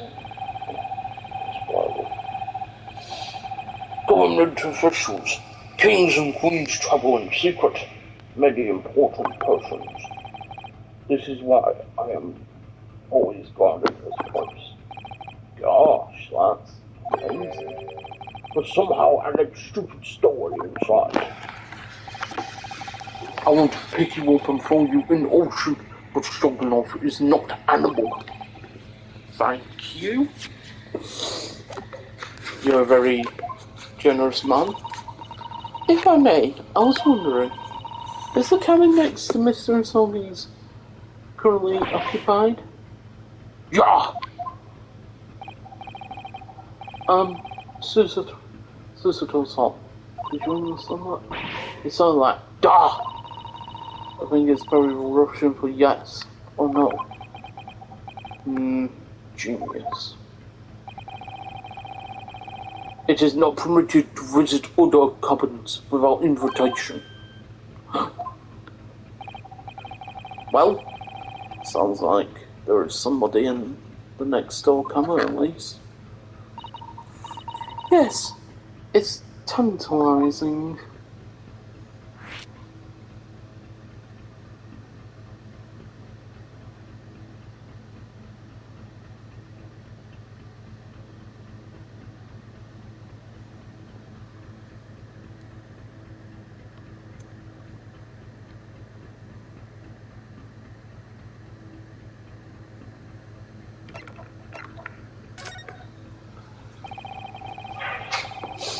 Could you please tell us who's travelling in the cabin next to Mr. Asobi's? His name is Mr. Grimsby Roylott. He is a very important Western gentleman. Western gentleman? Do not think about it. He has nothing to do with murder of student boy. How can you be so sure about it? Mr. Roylott is authentic Western gentleman. Such a man would have no interest in lonely students from insignificant foreign signs. That was harsh. Could you tell us when Mr. Reinhardt came aboard? That is not your point. Even though we've been at sea for 2 weeks now, and I've been in Cosmo's calendar time there, I never once heard anything from the next door cabin, or even felt like there's anyone there. But presumably, since the gentleman is occupying one of the first class cabins, he must be rather important, is that right? That is not your business. Last night?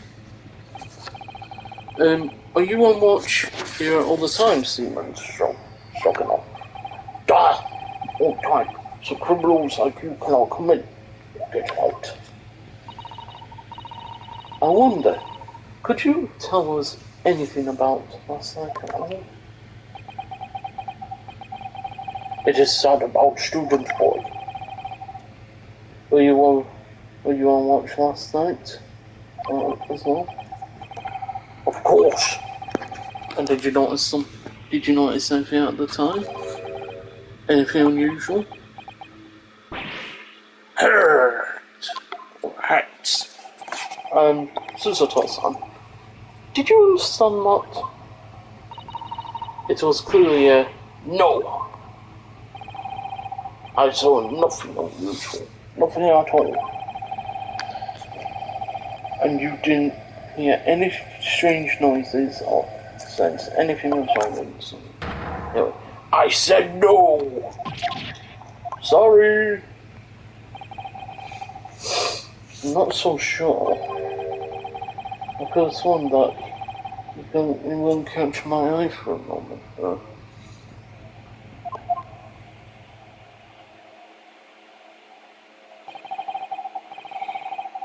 This is enough. I cannot say more now. Oh, great. It is time for me to report to Captain. You must return to cabin. Yes, alright. Bulkhead to second class area is staying locked at all times. You escape when the lobster whistles on top of the mountain, or as English say, when the pigs fly. Yes, I understand.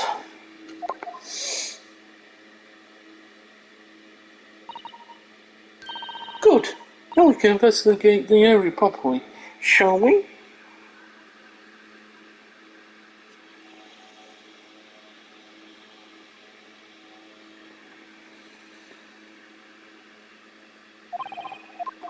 Definitely.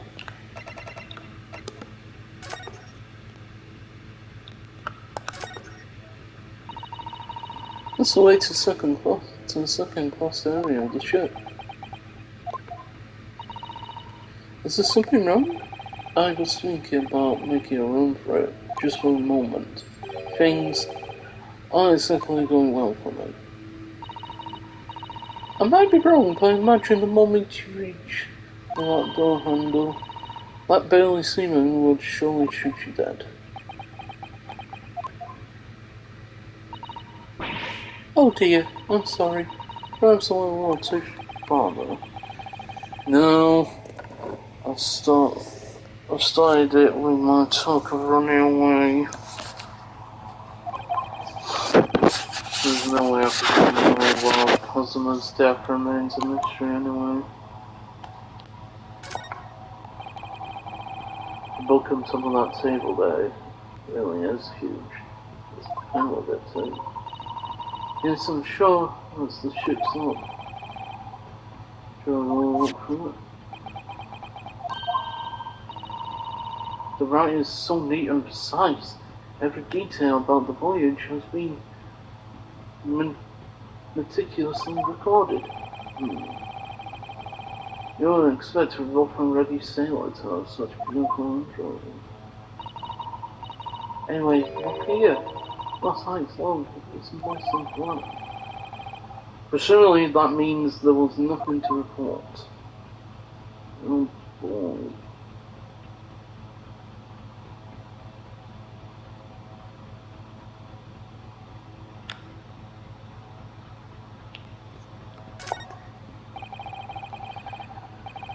This looks like a pile of the SS Burya.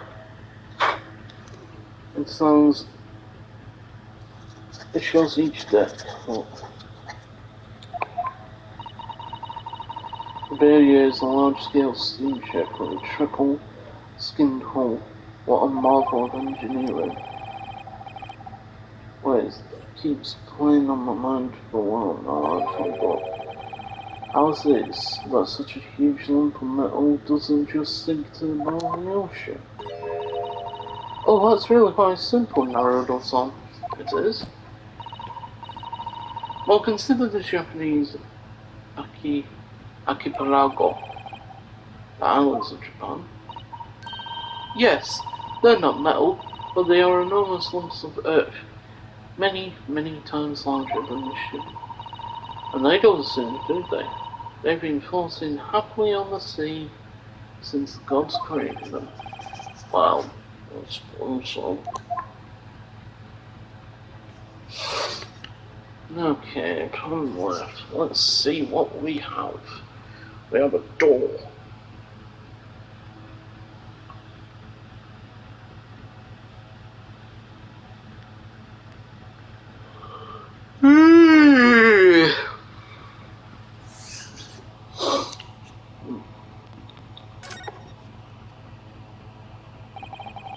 This is it.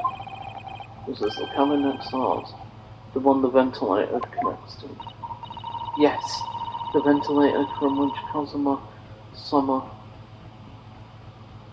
wrote that he was nice or Speckled information.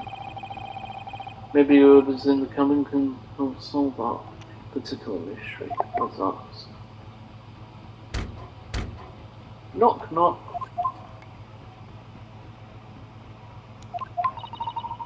No answer. Well, look, it seems there's no one there to help with our inquiries. How annoying. Oh, look, it's an alarm. Everything they say is it's very quaint in shape, isn't it?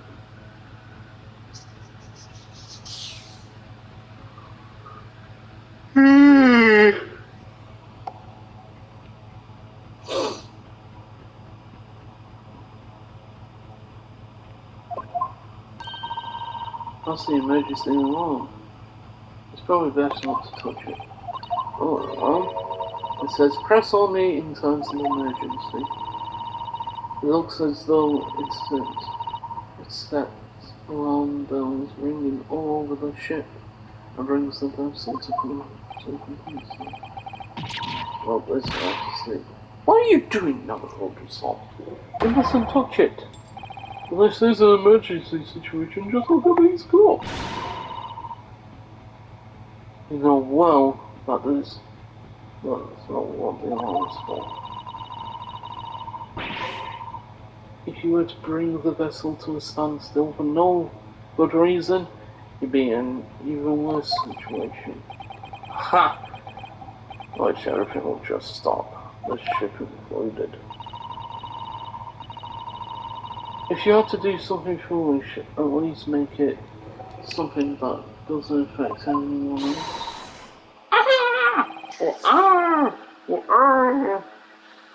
Just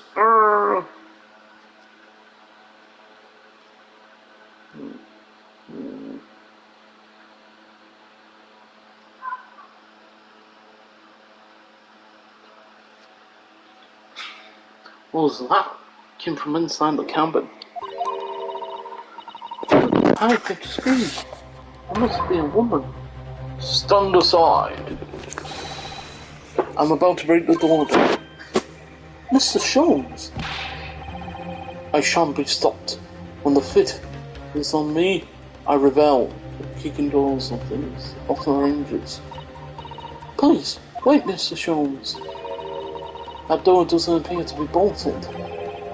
It doesn't. And how the deuce can I dispatch the muscular rage? What prey can I kick? I think we should go in. There's no time to think about stress relief.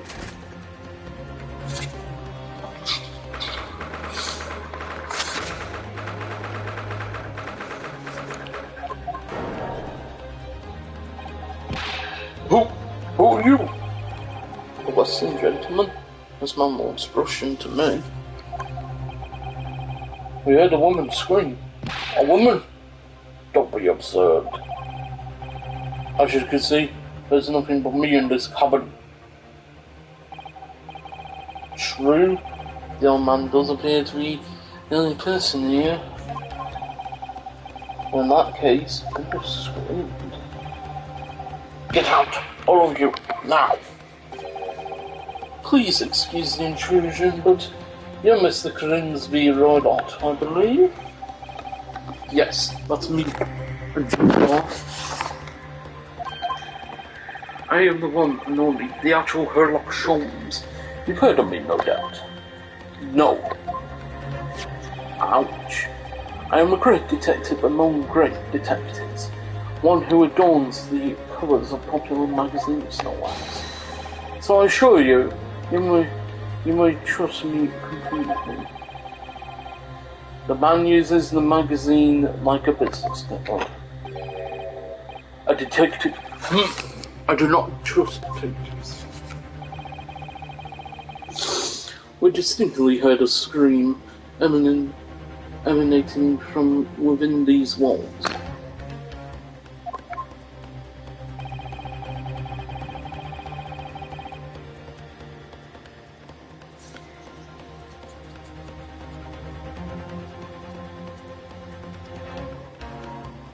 Though the woman appeared to be a lady concealing herself around the wardrobe this time.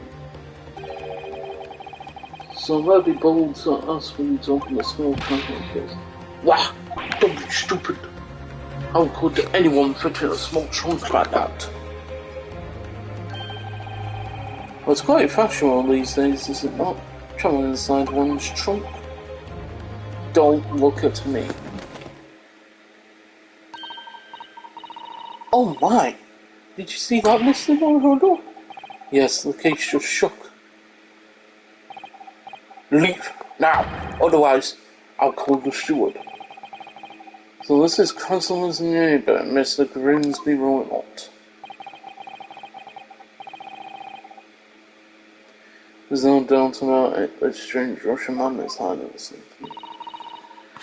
I couldn't agree more. Let's see if we can find some clues before that very soon returns.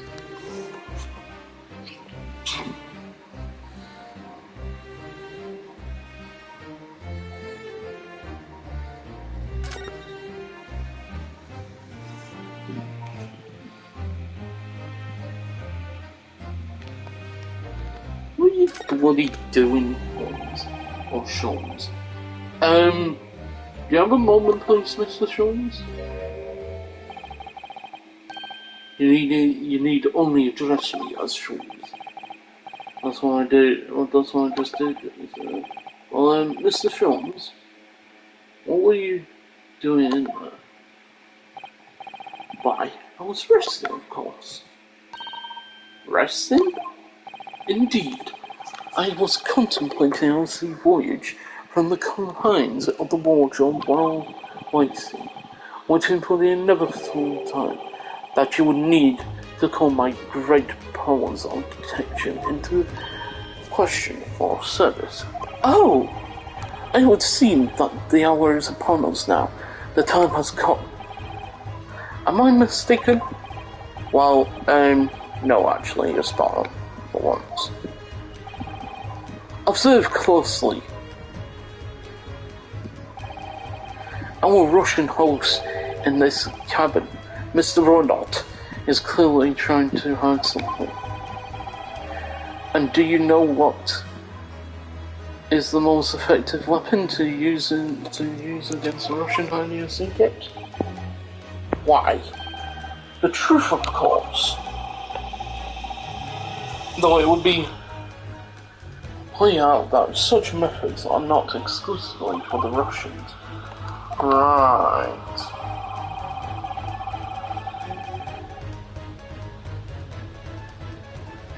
Can you imagine how Russians will react when the security guards so closely is exposed? Would you like to witness it? Oh yes, please! Well then, what you're about to see, I am about to apply my great detective's greatly admired great deduction to the case. The game is afoot. Could this man be a more accurate portrayal of a dubious Russian, I ask you? What? From time to time, it occurs to me, is the fellow dubious on the account of his Russianness, or Russian on account of his dubiousness? I really don't think either of those things should be occurring to you or anyone. That's right, and Mr. Sholmes? I know this man's beard and dark glasses are hard to ignore, especially on the first meeting, but I once read, it is a capital mistake to theorize before you have all the evidence. It biases the judgment. Shh! I must have complete silence.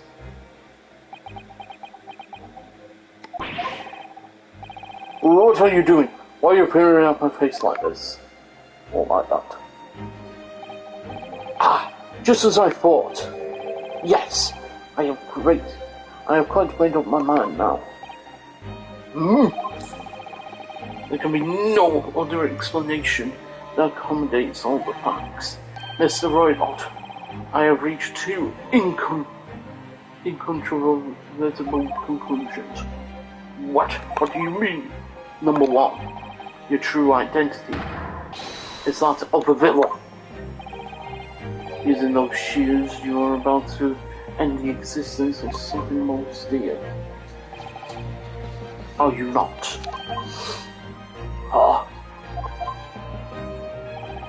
And number two, the other conclusion I have drawn. You are, at the very moment, no less, in the midst of committing a most grievous crime. Beneath that beard, your mouth quivers when you're nervous. Tension, as you realize you are being discovered. Does it not? Oh no, son. I never imagined I was witness one of Mr. Sholmes' great deductions with my own eyes. That was a great deduction. Nothing can deceive Mr. Sholmes. In a single glance, you can deduce all there is to know about a person. What? We're never both trouble. Oh yes, I've read about it countless times in the adventures of Sherlock Holmes, and now I've experienced the astounding impact of his great deduction firsthand. This is like a dream come true. I can't hardly believe it, but all those colours are drained from Mr. Rowland's face. It looks like somehow both of Mr. Shaw's conclusions were right. How? How could you? How can I possibly know such things? You wish to say? Very well then. I shall elucidate. I shall explain how it is that I arrived at this pair of conclusions. So do I ordinarily invite you upon a journey of logical discovery. Let us board the train of reasoning. Put plainly, let us work through my deduction together. The great deduction. The game is afoot. Topic 1. Old man's identity. So the devious-looking Russian, Mr. Voylot, obviously, what catches the eye in the first place is the enormous pair of shears in your hand. Now we ask ourselves, what should you possibly want with such an implement? The answer, of course, is staring us in the face. You are on the verge of using the shears to cut away the copious beard you've spawned. Now moving on.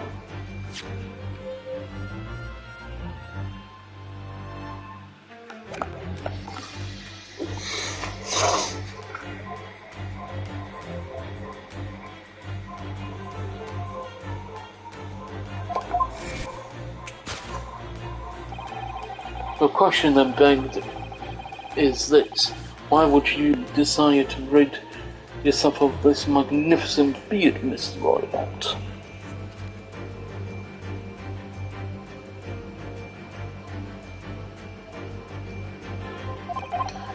Once again, the question is plain. We have clever evidence to shed light on the matter. Regard, if you will, this morning's newspaper, in particular, the fascinating front page on which will appear you have read also, Mr. Roylott. I'm sure it needs no further clarification.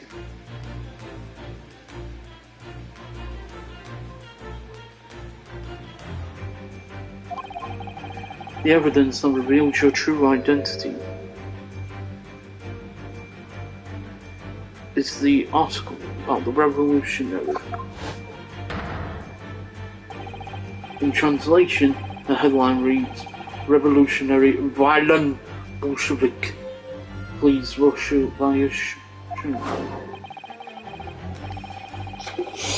As you cannot fail to observe, the subject of the article possesses an extremely copious beard.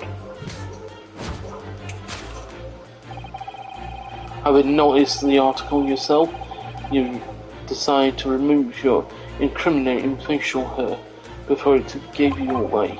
In short, your true identity is beyond doubt. You are the fearsome Russian revolutionary himself, Violent Bolshevik. Not that I've heard of you myself, you understand? Conclusion, a revolutionary on the run.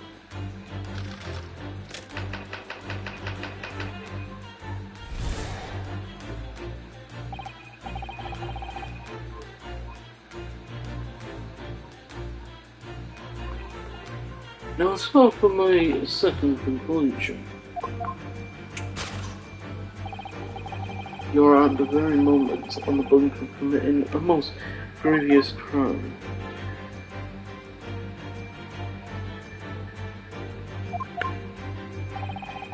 And the proof of this crime? Over there.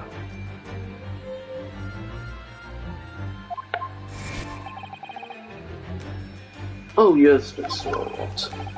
Taken unawares, people have a propensity to let their eyes straight, you see. And I assure you, the eyes speak as much more eloquently and honestly than the mouth. The answer we seek lies where the furtive glance follows. The proof of your crime sits before our very eyes. Yes, that travelling case. It is time, I think, that the case be opened and its contents laid before. No, I refuse. What could you possibly conceal inside, we ask? By my estimation, a young lady, perhaps, one slight and artificial. Don't be absurd. And what, pray, would be the identity of the young lady in the travelling case?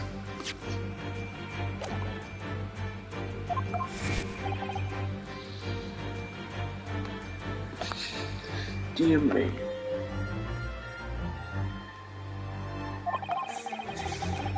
We're not well suited to a life of crime, are we? The careless coup d'oeil betrayed you. Once again, we need only follow your furtive glance to find the answer.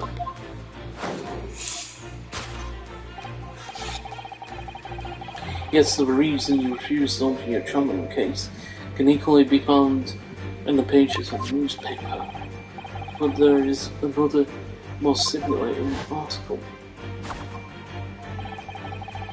And if we turn from the fleeing revolutionary to the back page, renowned prima ballerina of the Novovich Ballet disappears from Shanghai. Such a headline can lead us to but one conclusion. Your crime is that of abduction.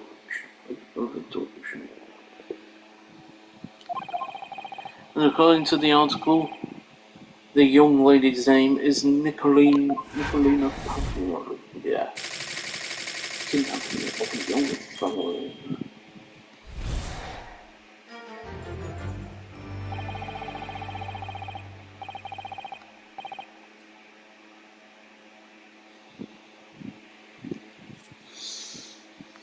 Thus concludes Sherlock Holmes' great deduction of the Russian enigma, Elementsky.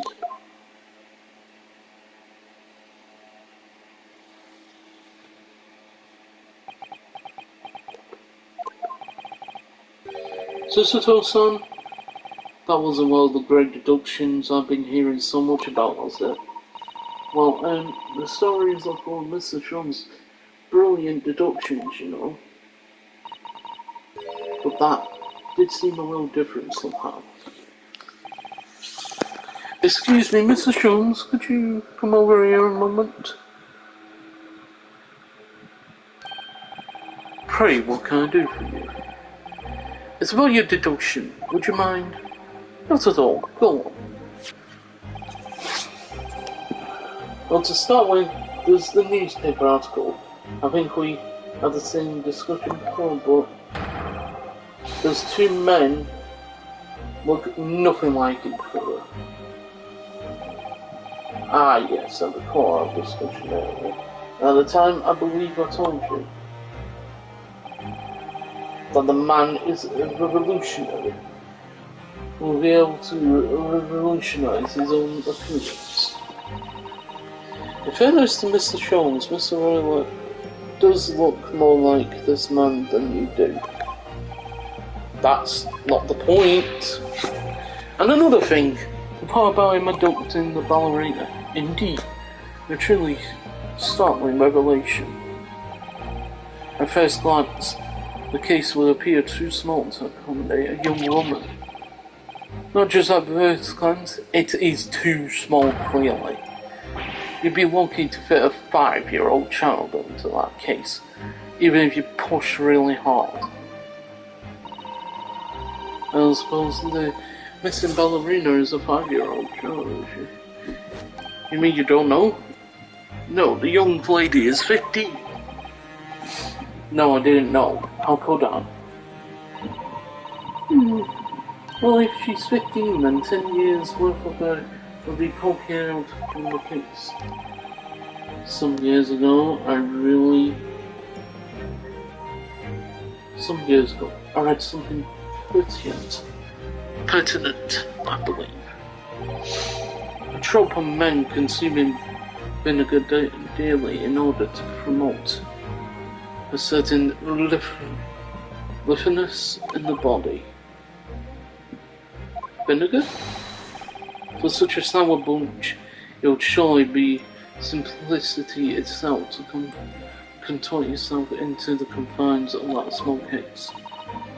Oh dear, you might be thinking of contortionist in the circus, Mr. Schultz. Oh, because the whole thing is turning into a circus. Mr. Naruhodo, something's occurred to me about Mr. Trump's deductions just now. I think his powers of observation are, well, magical His eyes cut to the heart of the matter almost instantly. It's just where he directs his attention to his logic. That seems a little off. The idea of a little may be a little of itself in this system. It's just one or two key words in his deductions that seem to lay him down. So I was wondering if we might perhaps tactfully switch them for alternatives. What do you think? Switch some keywords in his deductions? Yes, but very tactfully. I feel sure if we could do that, we'll have the true genius of Mr. Shaw's great deduction. Precisely the thoughts that was going through my own mind. This man is a lot of work. At times I wonder how anyone puts up with it. Ah ha ha ha ha! It's not that funny. Ah, and you, my good fellow. Sorry. Take a moment to look at your wrist. Clarice. Ah! Well, where are your handcuffs? Huh? How did... I felt they may hinder your ability to follow me in our dance of deduction. I don't believe it. Mr. Jones, you are a marvel. And don't worry, I shall restore the shackles to your wrists when we are finished. I'm not worried, in fact, I'd rather stay like this. So, let's begin. Sherlock Holmes is proud to present his logic and reasoning spectacular. Course correction. Hold it, Mr. Holmes. Old man's identity. So the thing is,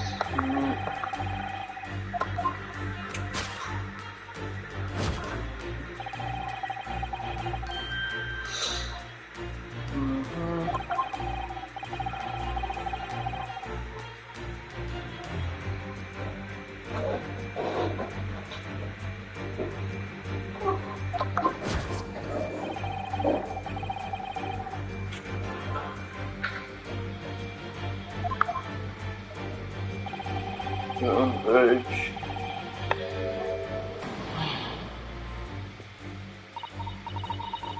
I'm not sure. But you really use shoes like that to go off the end? I don't know, something I have to worry about. It doesn't quite sit right with me now.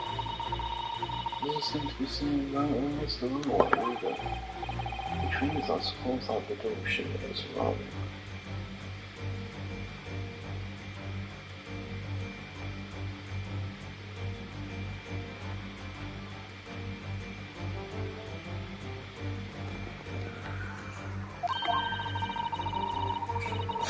Let's try to switch a keyword here. Now Rudolph's on. See if it helps. I wonder if it's always going to be intended to use those shoes on. Exactly. We do manage to find something that seems to fit the sense of Mr. Shaw's deduction method. And what? And I'll leave the rest to the people who make it. I'm doing something about this. Wait, let's see if I was anything we could even use to switch powers in this sentence. What exactly was doing? I was going to use those emotions. Oh, would you look at this?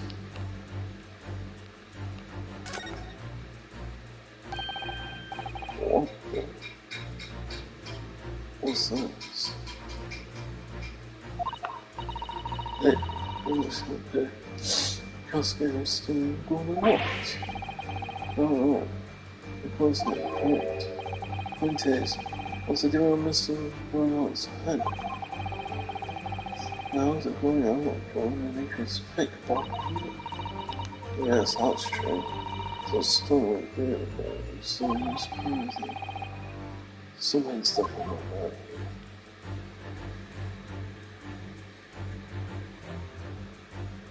Yes!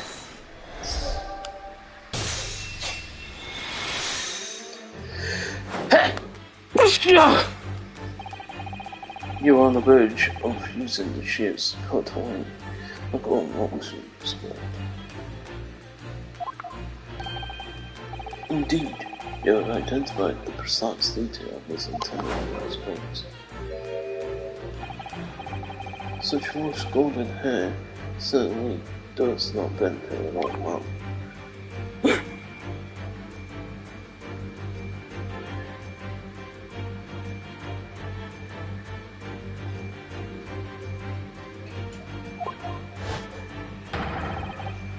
You're not a man at all, you're a woman, and judging from the length and sheen of your hair, one's still very much in a youth. Oh no! Oh no! Probably I managed to cut off my hair. No one would ever suspect it. The question then begs is, why would you desire to get rid of those magnificent locks? Once again, we have clear evidence to shed light on the matter.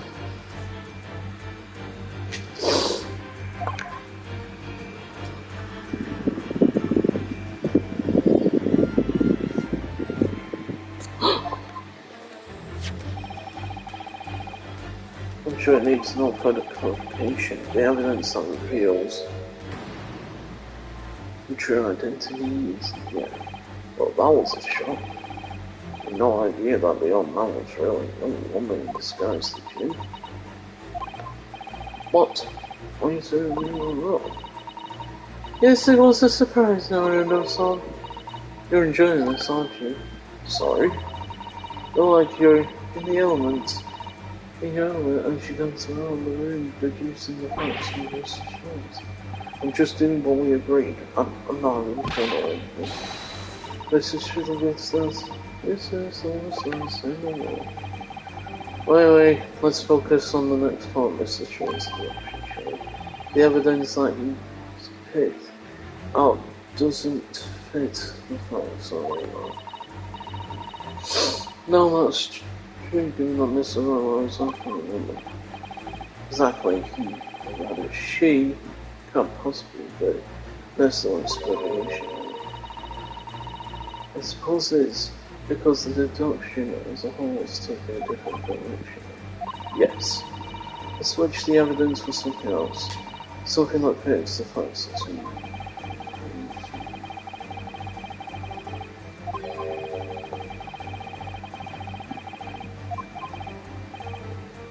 I'll do my best.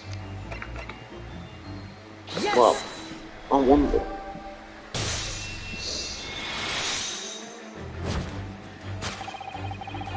The evidence that revealed your true identity is of course the article about the ballerina. That's right, you hit the nail on the head. Renowned prima ballerina of the Novavich ballet, yes, this pure function. It would appear we are finally able to address you by your true name. Yes, because your true identity is that of the Novavich ballet's prima ballerina, Miss Nikolina Pavlova. Oh my god!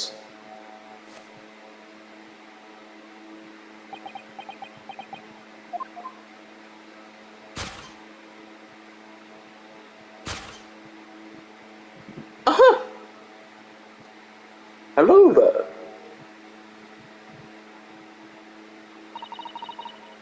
You're right. My real name is Nina. I mean Nikolina Pavlova. But please, I beg you, don't tell anyone.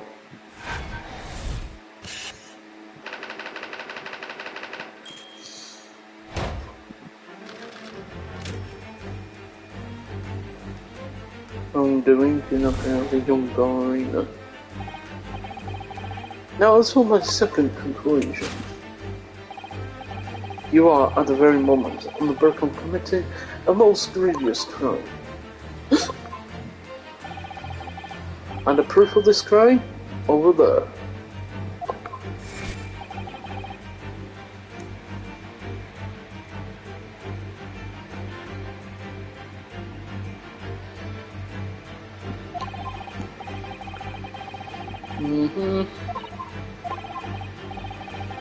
I'll show you.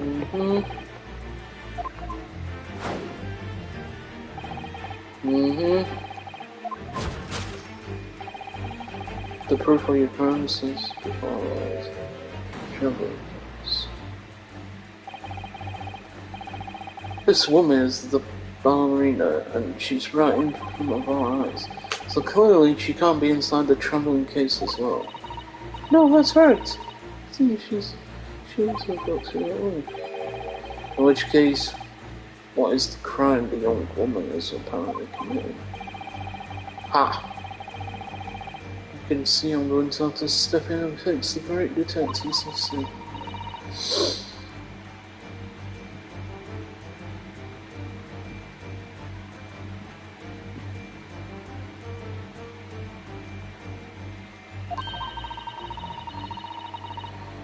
Do you like the idea of another chance to dance around with British ones? Stop it! Anyway, there's must be something else. I'm not sure what the woman is up to. Oh look! Oh look what that is! Yes! A tiara. The proof of your crime is surely this tiara. Ah! I believe the tiara is worn on stage by dancers in the Novovich ballet, is it not? Indeed, it would appear to be identical to the tiara pictured here in the newspaper article. And if the report is to be believed, it's an item worth 20,000 rubles. In summary,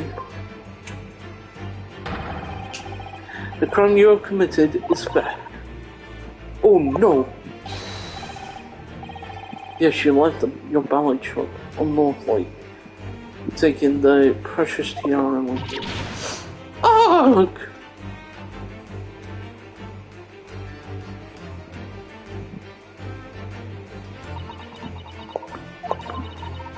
I have no one, no family, no friends. I am all alone, and I need money. But I did not steal the tiara. It was a present from, how do you say, an Earl of Prussia. It belongs to me.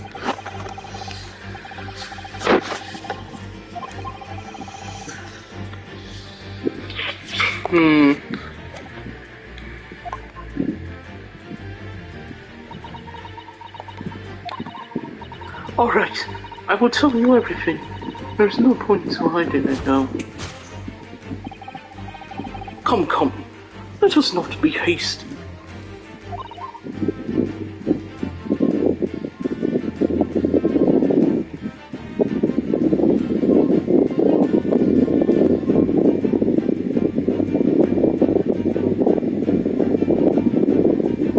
What? There remains one unsolved mystery about it. Mystery? What do you mean? You have staunchly refused to open the travelling case of yours in the province. It is reasonable to conclude, therefore, that there exists some reason why you wish it to remain closed. Is that not so, Miss Pavlova? My dear girl, there's no sense in playing games with me. Nothing escapes my attention. Indeed, I have a very good idea of the contents of your case. Even though Dear me. I'll see to electric oh, kills cooking on the trench.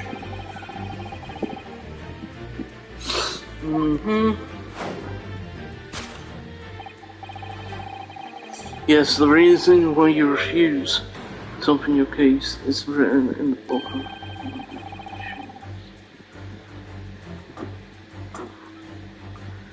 It's completely changed tack with his deduction. I think Mr. Jones is adapting his logic to changing circumstances, won't he? Maybe, but why has he suddenly brought the book shop into all this? Which is somehow guess surely. Oh, do you think so? Well, it doesn't seem likely that the reason why this young woman doesn't want to open her case would have been written in the book. In the book that doesn't even belong to her. Yes, that's true, but still. Miss Pavlova suddenly did cast her eyes in that direction. And there has to be another reason why she would have opened her case. It must be something in the same area if that's where her gaze was.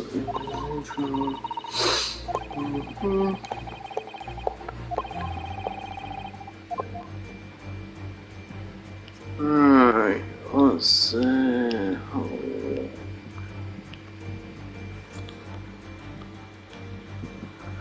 I feel like it's the rules. Yes!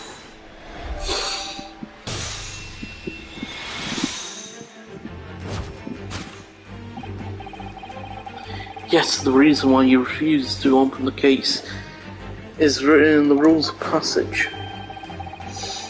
Passengers must not keep weapons or other dangerous objects in the cabin.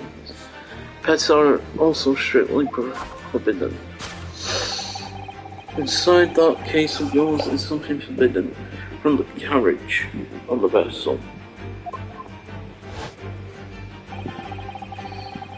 That is the real reason why you refuse to open it, thus revealing its contents.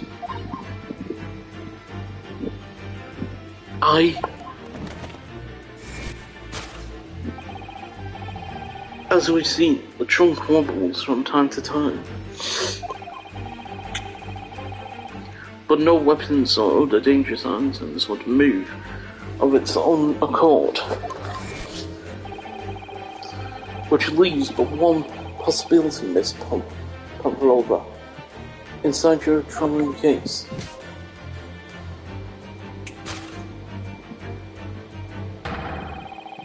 is the last item listed as a forbidden in the vessel's rules of passage.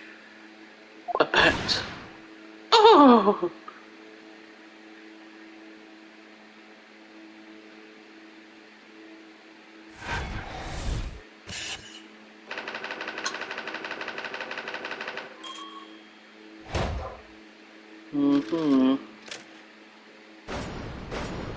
Deduction complete. Elementary.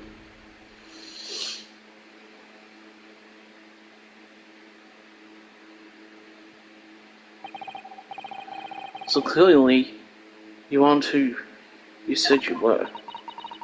No, I am not Grimsby Ronot. My real name is Nikolina Pavlova. Everything you said was correct. It was gone during one of your ballet company's performance in order to escape your homeland. Later that same night, you stole aboard this vessel. What could have been easy? Which could have been easy. The very is a huge steamship with a vast crew. Could she really have snuck on board without being noticed? In order to obscure your true identity, you somewhat recklessly took the guise of an old gentleman. But you intended to serve all links with your past. by severing your long hair. Yet to a woman, hair is no trifling matter. My personal recommendation is to leave one alone. So, if it was just you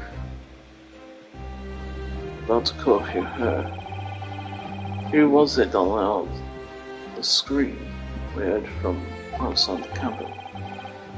Divert our thinking of tinkling about why none other than this young lady, actually. More like full-sail pipes, if you ask me.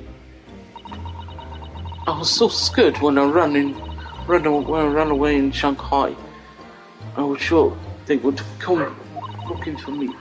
That's why I decided to, how do you say, disguise myself, so no one would recognize me.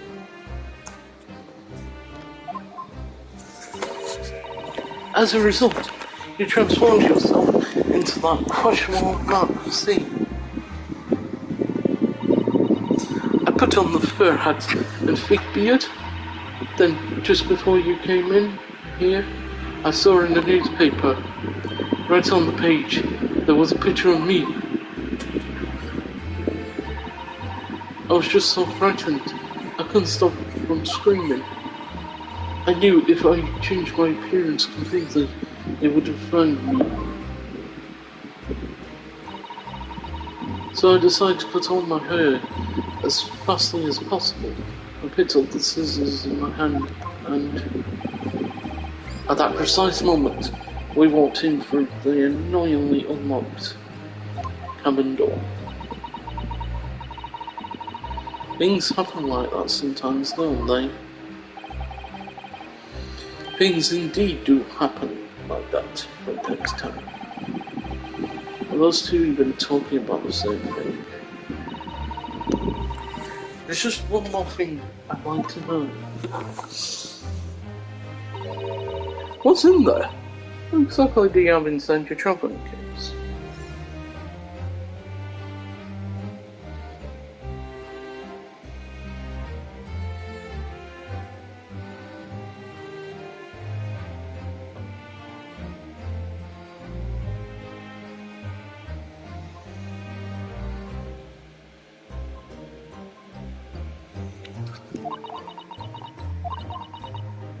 You are right. It is my dear friend inside, my only friend in the whole world. Please, don't tell anyone. If the captain finds out, if you say to any of the crew, the secret is safe with us. I assure you, on return. You must tell us in as much detail as you can muster about the events of last night. Yes, alright. I will tell you. Well, Mr. Naruto, was there something, Mr. Sean's great deduction? It was always something, yes. I'm just not entirely sure what. At least Miss Pavlova has agreed to tell us what she knows. That's okay. Indeed, it is incredible. Ah! And one more thing. Oh yes, what? Observe your wrists. My. No! Ah! Your hands! Are hooked again. What? But how? True to my word, I have restored your shuffles. Grr. When and why? There's still a shadow of guilt cast over you, Mr. Naruto. I'm sorry to say, it can't be helped at the moment. Can it really? Can't it? Really? Anyway, let's listen to Miss Pavlova. I can go on a lot more. I have to find out what the Speckled band will because of my summer around. In his diary, there it was.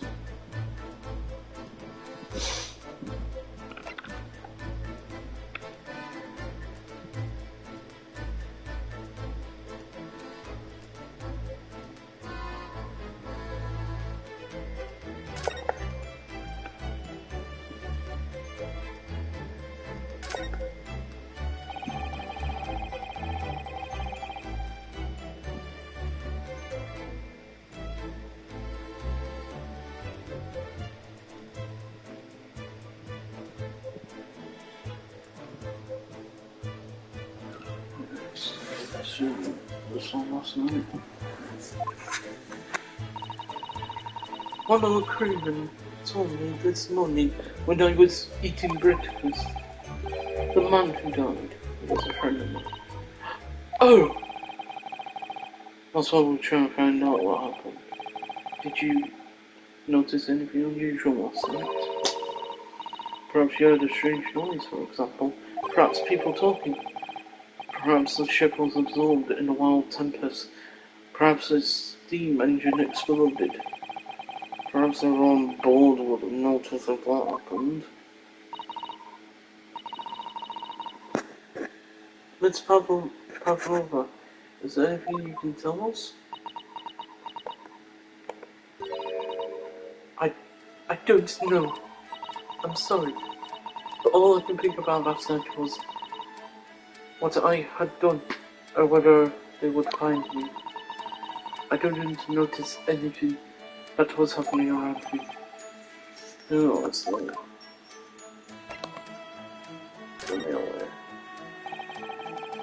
You run away from your ballet company, haven't you? The Novovich ballet. Yes. I am traveling to Great Britain, and from there I want to go to America. I will never dance again. I want to forget everything about the ballet. I would start a new life. I wish to forget a challenging proposition. And you have that striking tiara as a reminder. But the tiara is mine. I need it to live.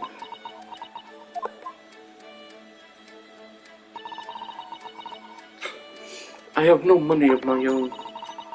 The Novovich ballet gives us only a little food and water, and we must dance all over the world. I had to run away. I had no choice. If I stayed, it would have killed me. So you ran away to protect yourself? Yes, and the crew of the ship.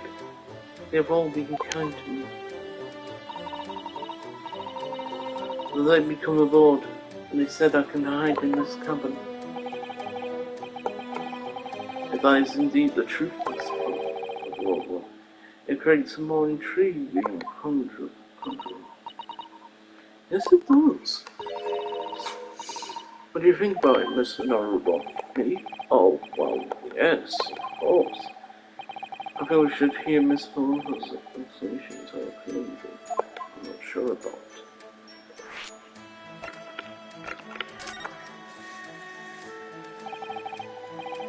Miss Pavlova, allow me to propose you a riddle.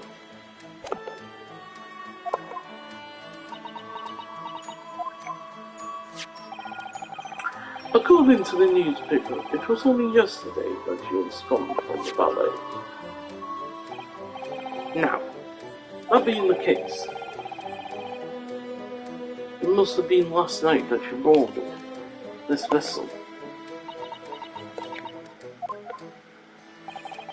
However, the SS Burial stopped by no port last night. Ah, that's it, of course! So, how is it, pray, that you come to be aboard? I swam all the way here. Now that I think about it, crewmen outside the cabin acted very strangely when we mentioned that. It was like, just after we asked them about when the occupants of the cabin came aboard. Because they thought that she was the Russian revolutionary person. That's what I'm going with. Yes, you're right. He did seem to be behind it somewhere.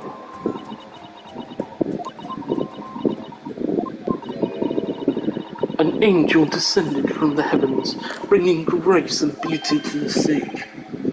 Sorry, what was that? It's how the Russian newspaper described one of my performances.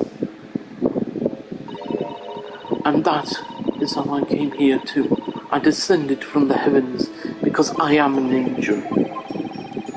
Considering English isn't your mother tongue, your description is very vivid.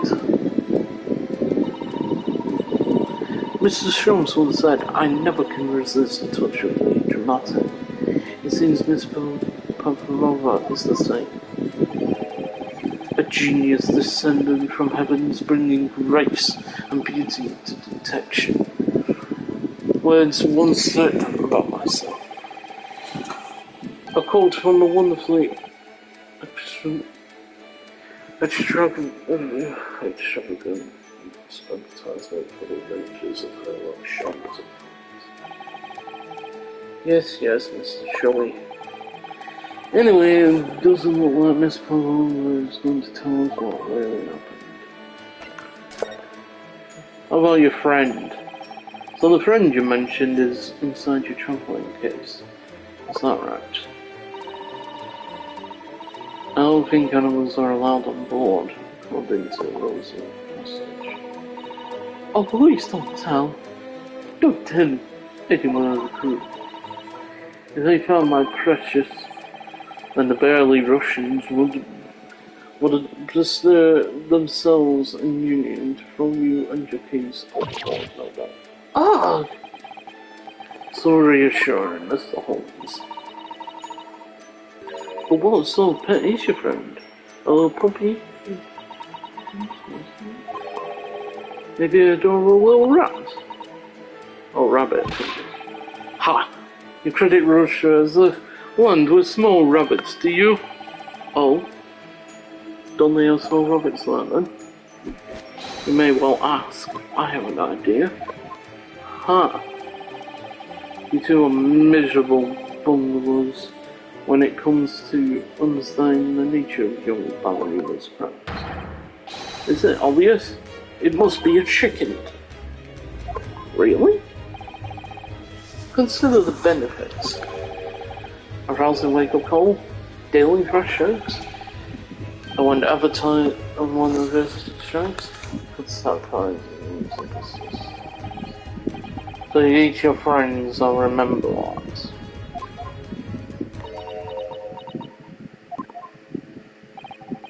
Well, it appears the friend's identity is closely guarded, secret not to be revealed. Ah!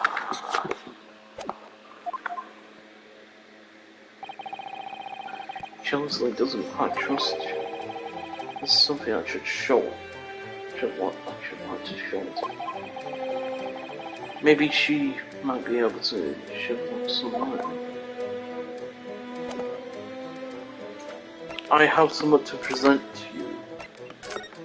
Behold! This is the diary of my friend who passed away. His diary? Yes. I wrote in it last night before he died. Something a little unusual it reads. 1:23 AM, I can hear the faint whistling sound. And then a few minutes later, 1:35 AM, one looks like the sound of a speckled band is dangling from the ventilator board.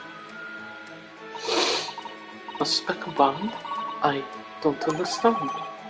It's strange, isn't it? But the ventilator you mentioned joins this cabin, you see. It's up there on the wall.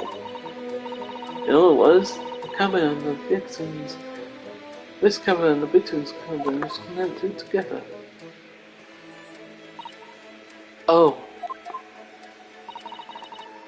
Miss Pavlova, has something occurred to you? Does the speckled band the victim mentioned mean something to you? Or the whistling sound, perhaps?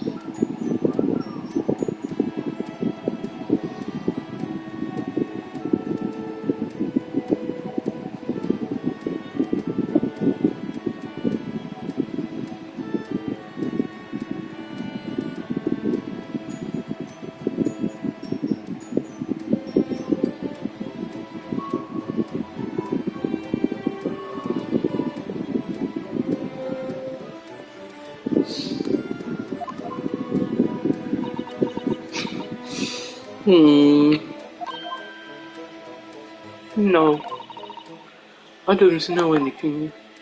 Oh.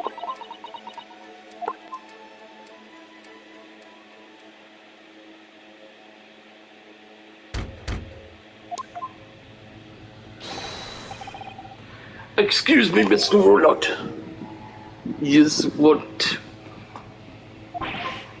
Wow, she smiles.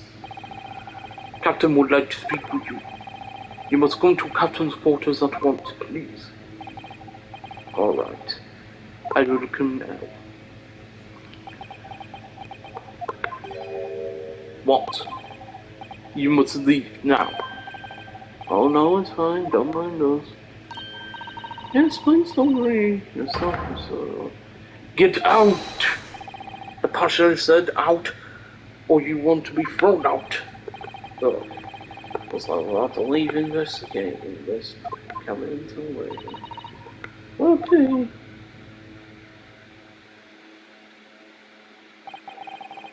And so we lost our chance. And we still not managed to investigate Miss Palova's cabin. We were unceremoniously chased out. That is to say, we are quite literally picked up and thrown into the passageway outside. To be continued. Ugh. I'm really enjoying this game.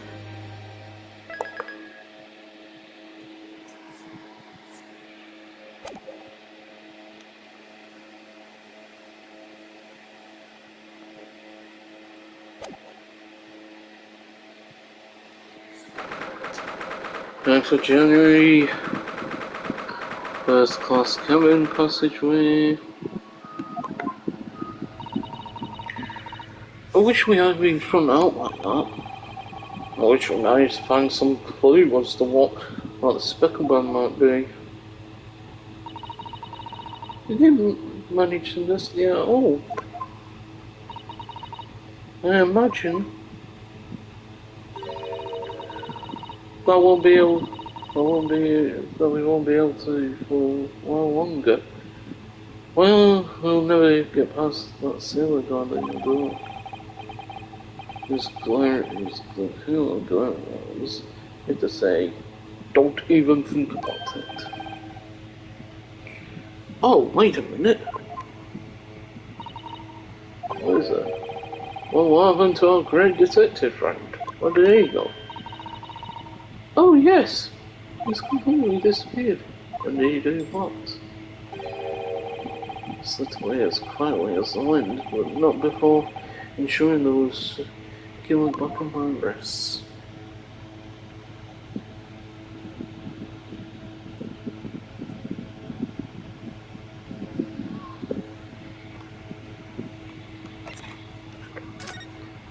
Okay, boy, my friend.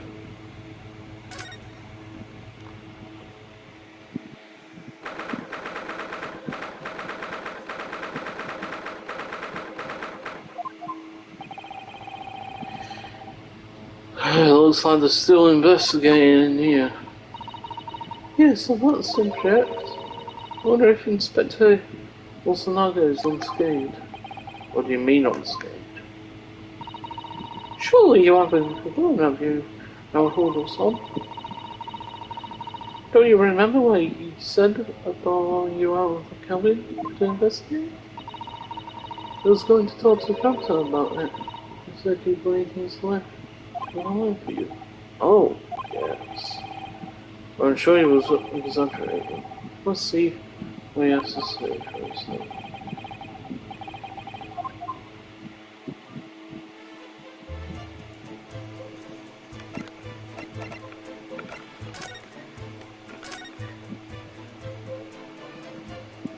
Oh no.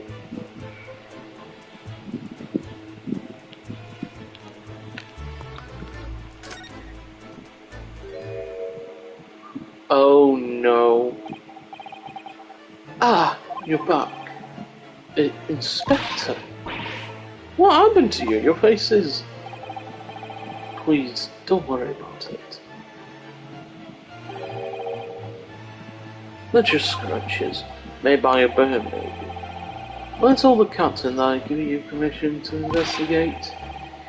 He told me he'd pull me with his fist and then toss me a ball. What? Well, the pummeling was over in a flash, and he also decided against throwing me overboard. So it was nothing really. Looks like it wasn't joking, so anyway, it's a knife. That's it. Well, thanks to your efforts. Now, the whole about the neighbour. Yeah. Yes, so I understand. Oh! I bumped into a man claiming to be a great detective, but I think his name was something like Herlock Sholmes. I don't think he was German. Ah, that explains it. Shall we compare notes then? We can tell each other what we found out. Yes, let's do it.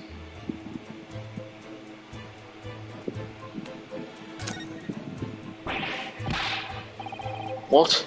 Nikolina Pavlova? She's in the cabinets now.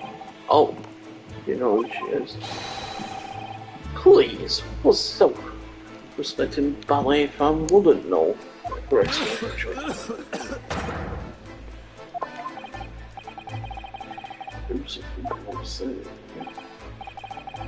Well, that tells us the neighbouring cabin is on the way into the case. Oh. Those angels don't go around playing. Oops, not that else.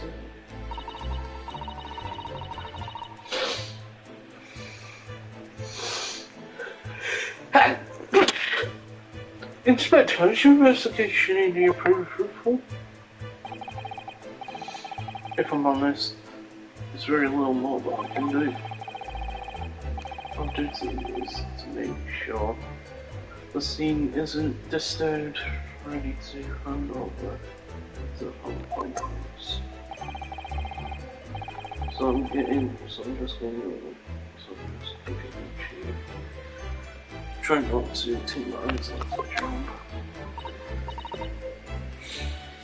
Oh, I see. Ah, there is one. I do have a small piece of the information. Oh, what? Yes, do tell us, Inspector, please.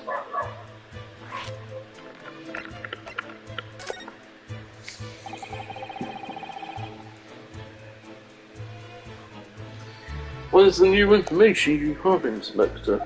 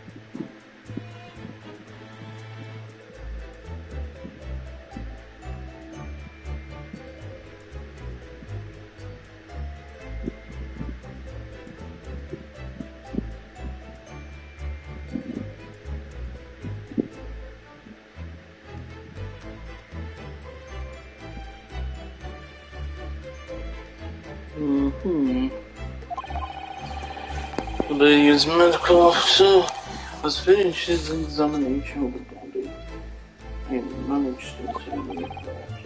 Oh, customer's pulse is wonderful. Customer summer.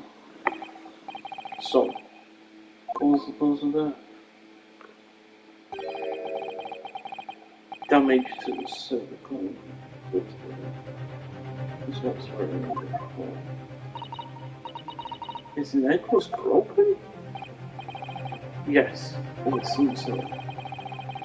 There was no obvious wounds. All the signs of an injury. So at first, I thought they were considering poison, but it turns out they found no trace of poison in the system. Well, whatever was using.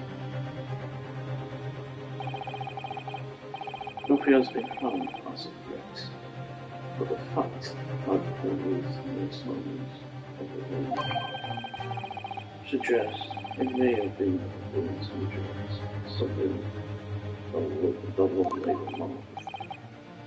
Let's see. Of the body nerves run through the spine to the brain. A strong enough impact on the neck could induce death. It is a possibility, and no obvious wound could be left. Orgasm. Oh, second copy of the report. If it might be useful, you're welcome to have it. Really? Are you sure? Yes, that's fine. I trust you. After all, if I didn't trust you, I never agreed to you leaving this cabin in the first place, would I? Ah.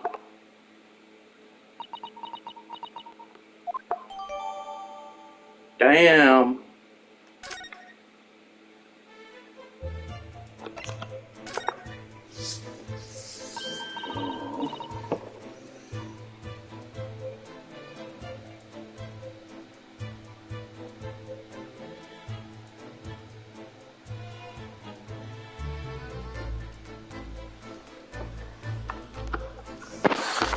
Oh, Mr. Sholmes was he wasn't. Yes. He seemed to be enjoying himself a little too much as he prepped without the thought of investigating. But then he suddenly left. I suppose he had become bored. Did he say anything at all? Actually, now you mention it, yes. Just one thing, but he practically shouted it. It's shoe polish! Was all he said.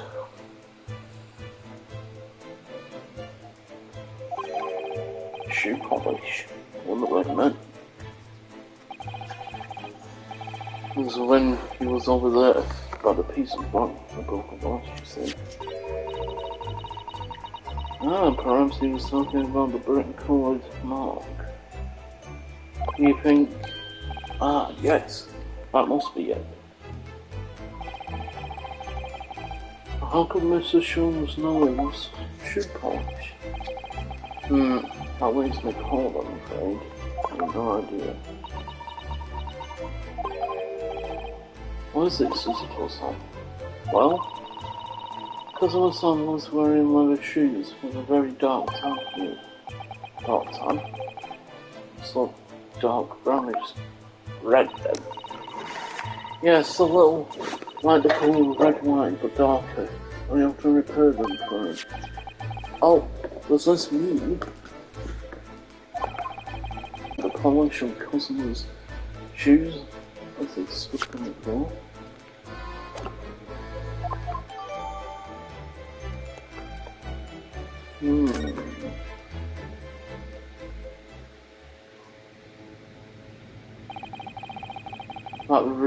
That's really all I can tell you at this stage.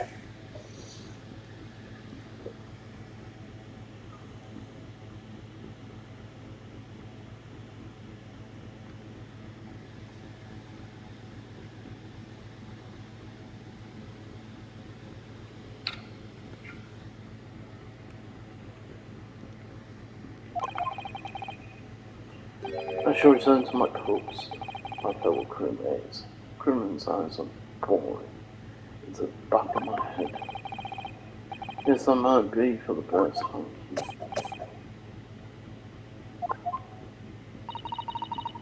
Poor Inspector, you're looking serious.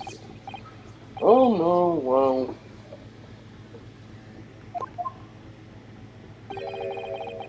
I feel terrible that I failed to present.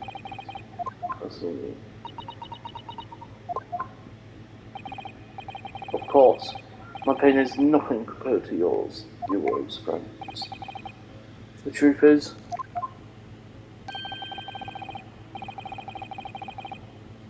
I seem to have had a heavy head ever since I first morning. Heavy head? That's interesting. My head's still throbbing too. But what could they mean? What could it possibly mean?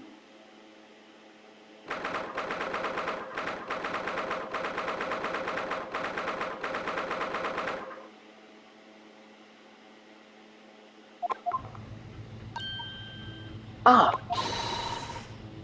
Look, Naruto-san. Seaman Stroganoff has gone. Strong enough. Strong enough. Yep. The burly Russian sailor who's always crossing his arms and glaring at us. All these Russian names are impossible to remember. Tra-la-la-la! Did you hear that? Sounded like someone singing. Tra-la-la-la-la-la-la-la. I did it the great detective way. Apparently. Oh, remember mind that now. This is a golden opportunity for us. Yes, you're right. We must seize it. Let's get inside Miss Pavlova's cabin while we can. Investigate. Definitely. For that stringy, not crewman, comes back. It's Stroganoff, not stringy, not.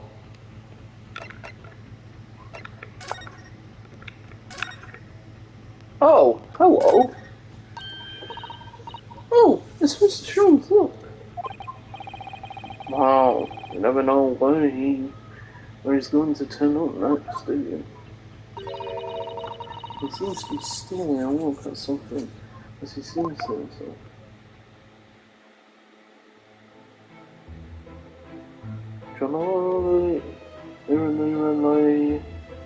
I did the great detective way.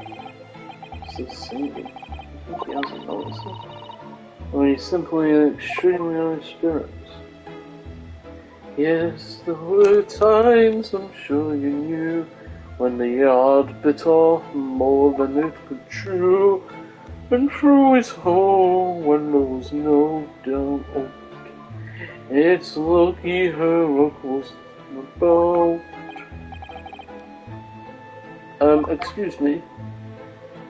I sold it all, and I stood tall.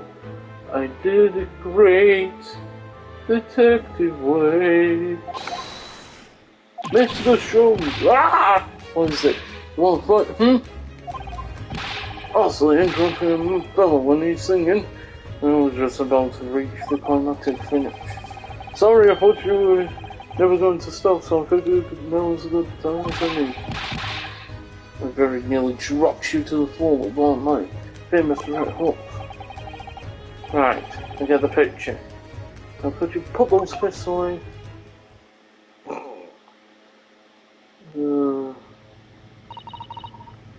Mr. Sholmes, you seem to be examining something before we interrupted you. Ah yes, that. I was immersed in study of the ship's logs, as penned by the stockily built crewman. He's usually on guard here.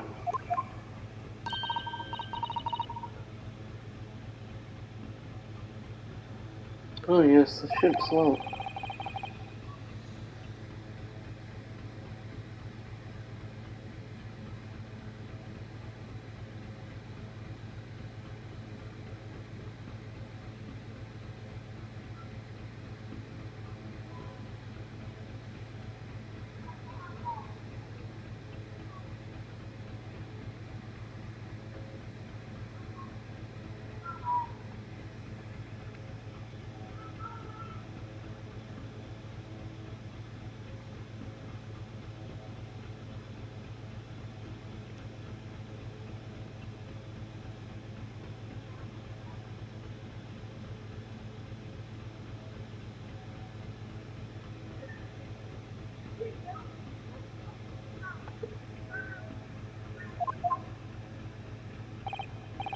Well, at 2 a.m. this morning, the majority of the entries are blank, which means that there was nothing to report. Nothing of note happened, so... Ah ha ha ha! Ugh. You truly are a student from the land of the rising sun. You've been utterly blinded by it. Ah, sorry? Your logic, my boy, is inverted. Whatever do you mean, Mr. Sholmes? Observe the other pages, and all shall become clear. It would seem the same crewman stands sentry in the first passageway, and he has an almost religious practice of recording nothing to report every half hour. Oh, he writes like every 30 minutes? Nothing to report? Precisely.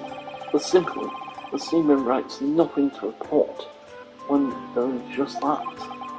And yet, the ship's log from last night is largely blank. It didn't even write nothing to report. Do you mean? Yes, there were circumstances afoot last night, which led to the seaman, what's that seaman? Seaman. Fucking hell. Being absent from his post. What kind of circumstances were that? What happened? That remains a mystery for now, but we can be sure something significant took place. So significant that it causes seaman to forget his regular habit of scribbling nothing to report in the log. These are important details. I would stake my life on it.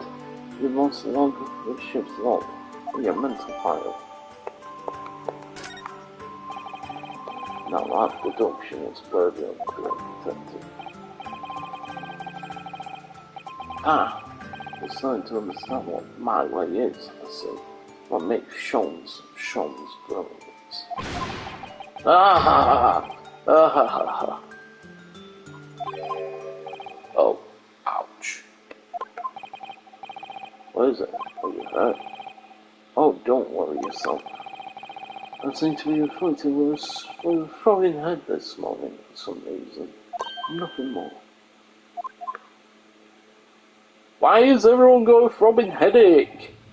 Well, my friends, until our next encounter. He's still singing to himself. Here it has it wanders off down the passageway. Is something wrong, Susato, son? Seeming lost in thought. It's just, well, I feel the same. Sorry. Ever since I woke this morning, I've had something of a headache. A sort of continuous problem. Oh, you too? Poison? Well, not poison, but something like in the air, like a gas.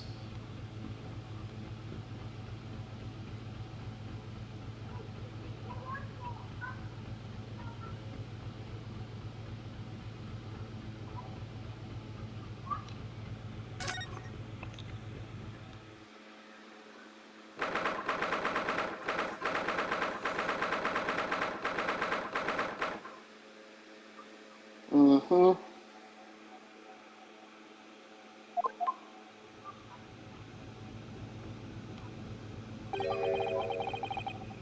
Miss Pavlova isn't back yet. Susato-san. Oh, what's she doing? Hey, what are you doing? Those are a part of the things. There's no moment to waste, Naruto-san.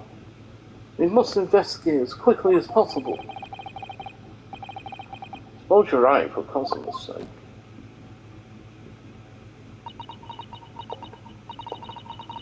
Not just for Cosima-sama. What do you mean? It can't be long now until we arrive at port in Hong Kong. I don't want you to be in those handcuffs when we get there. Really? We must solve this case now, Rudolph, by ourselves if we have to. Yes, we will.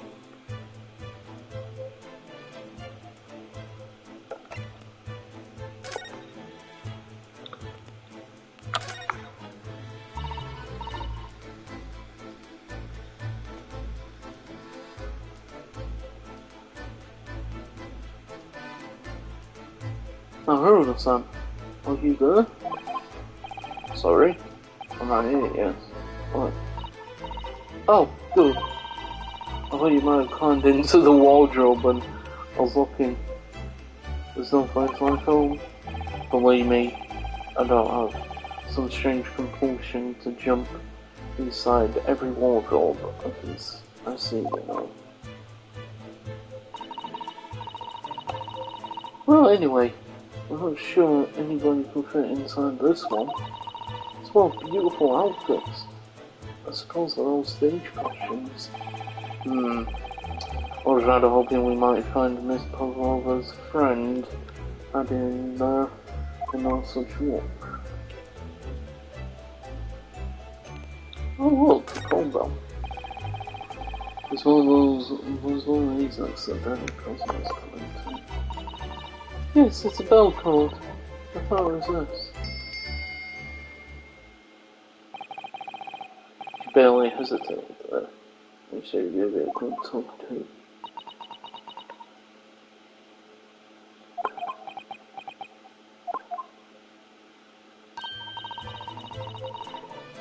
No, I didn't actually expect anyone to come. We don't want them to. We're trying to investigate in secret. My tea is ready. Oh God.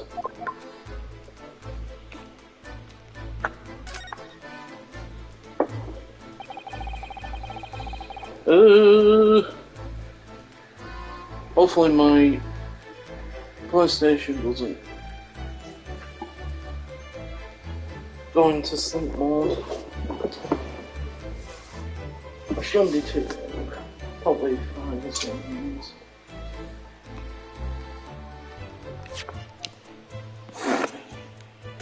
Put it away, just in case.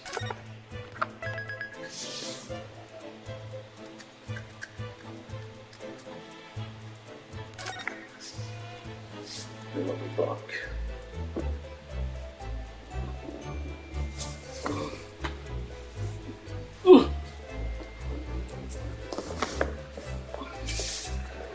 Give me a few.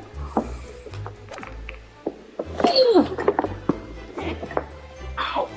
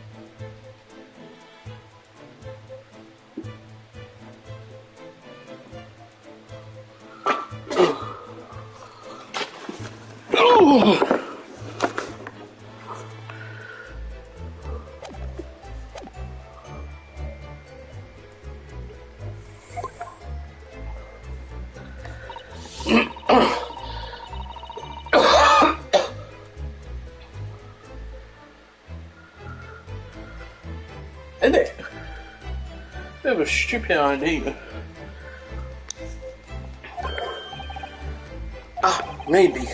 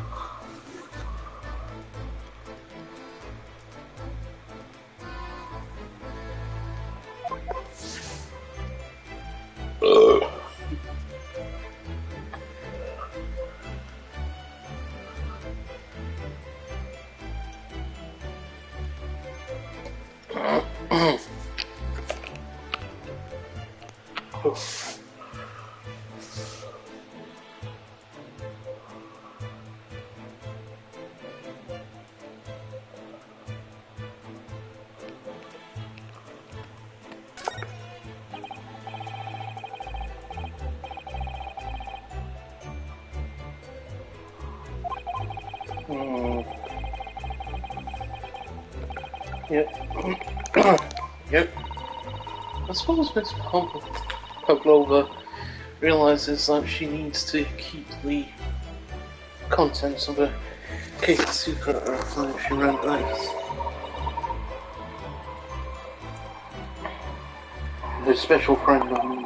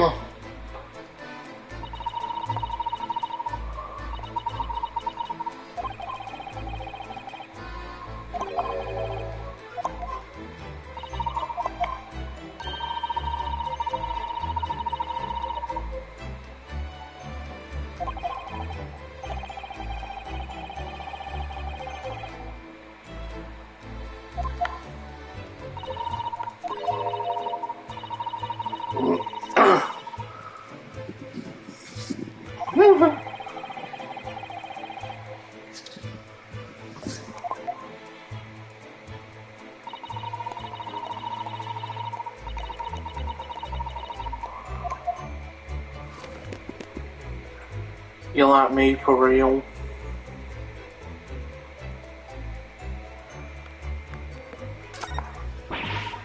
Oh my! The case is open! It's completely empty, so according to the great detective's great deduction, she was only a friend and no.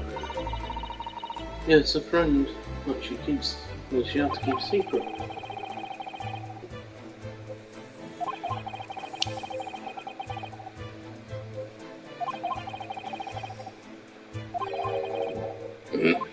Where is it here? Oh, what's that?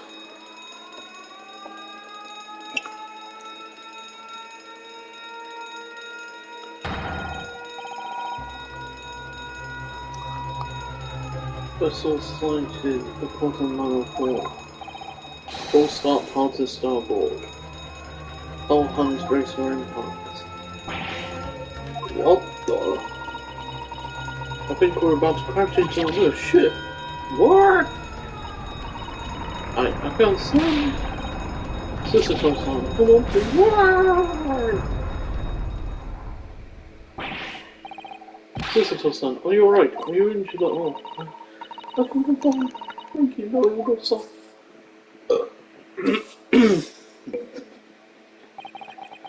Looks like we avoided a collision. I think. Yes, the ship has come to a stop.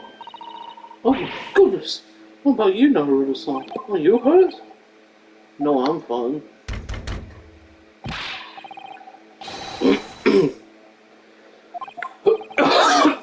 Oh, that sounds like Inspector Hosonaga. Is that you in there, Naruto-san? Unlock the door quickly. What? The bolt? Look at that. The wall's moving. Did you notice this, Sister Tom? No, I didn't touch it. That's strange, I did. And look at all the books.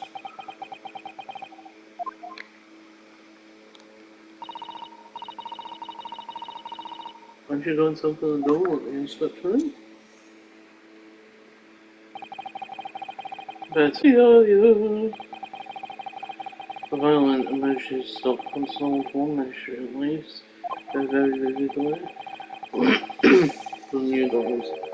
Wait a second, not be positive. Hurry around, turn you up the cabin, and you so.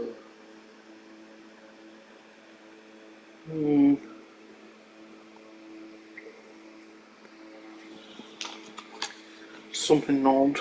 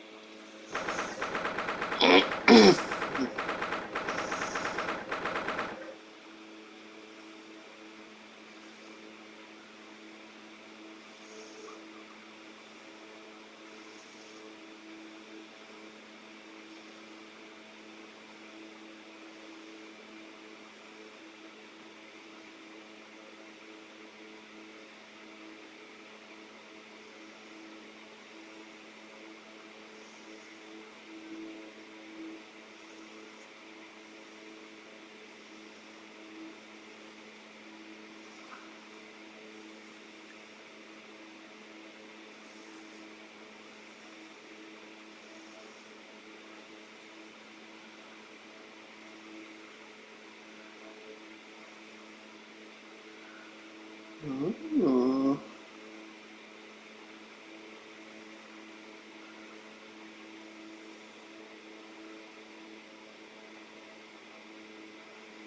Oh.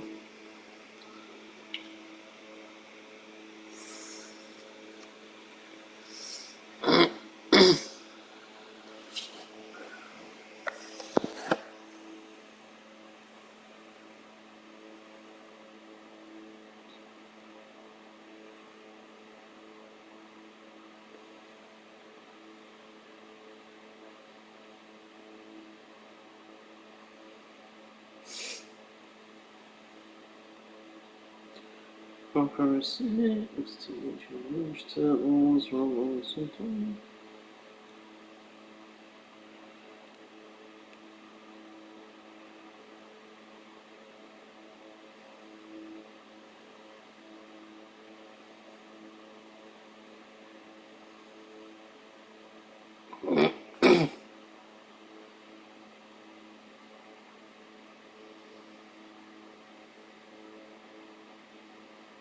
Ooh.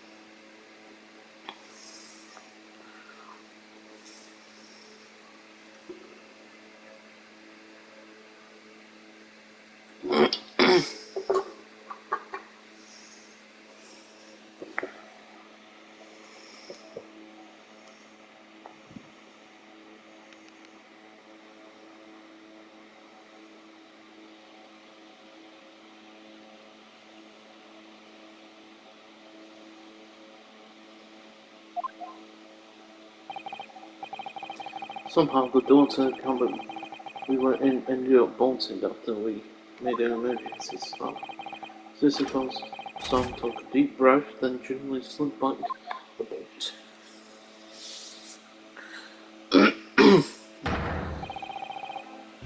You! What are you doing in Miss Bobrod's quarters? Oh, you both look quite good. Yes, we're fine, thank you. What on earth happened? We're talking about how we were going to collide with another ship. Yes. It appears to have been a false report, though. Oh, how did that happen?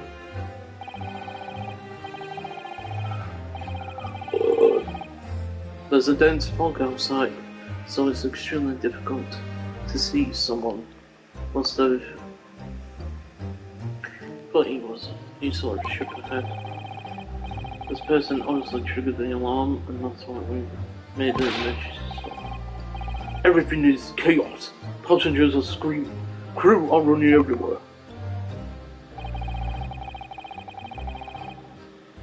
First class area is the only quiet part of the ship. Oh, I see. Someone triggered the alarm. Is that me? Or someone pressed that button accidentally? Ah! You wicked intruder! Dressed all in black. You are the devil. Sorry? Me? I've been called a lot of things before, but devil is first. You opened my travelling case. How could you? What? No, we didn't touch it. That's right, Miss Cooper. It was already open when we came into your cabin. Inspector! Yes? Arrest this man. I know he did it. He's a criminal. It is not enough that he has killed a man. Duh! And he has a stowaway as well. If Vixen promises not to steal chicken, do you believe? Take him away. He is a trespasser as well as everything else. Stop it away, trespassing, killing. She is right. You are devil. There's a logo does it. He did it. There is cell below deck. Throw him in. Tomorrow we dock in Hong Kong. Then we give you straight release. Wait, cell? Please, Inspector Holzenberger. Is there anything you can do? This is a Russian vessel. I really have no jurisdiction here. After my last effort to appeal to the captain's good nature, I think I'm out of options. This is terrible. This is a real crisis. I've got to find a solution. Immediately. Whoa! Oh! How the fuck did you get there? What the? What are you doing up there? Mr. Sholmes? Naturally, I was analysing what a weight of 20,000 rubles feels like on one's head. Slay! I've not told you that as a detective, it is my business to know what other people do not. This isn't merely tomfoolery, my boy. Oh, no. Well, why are you hanging from the hook before that? Isn't it obvious? To properly assess the weight of the 20,000 rubles, naturally, you wish to determine if it would bend that conceited looking hook on the wall, so full of bragging rights.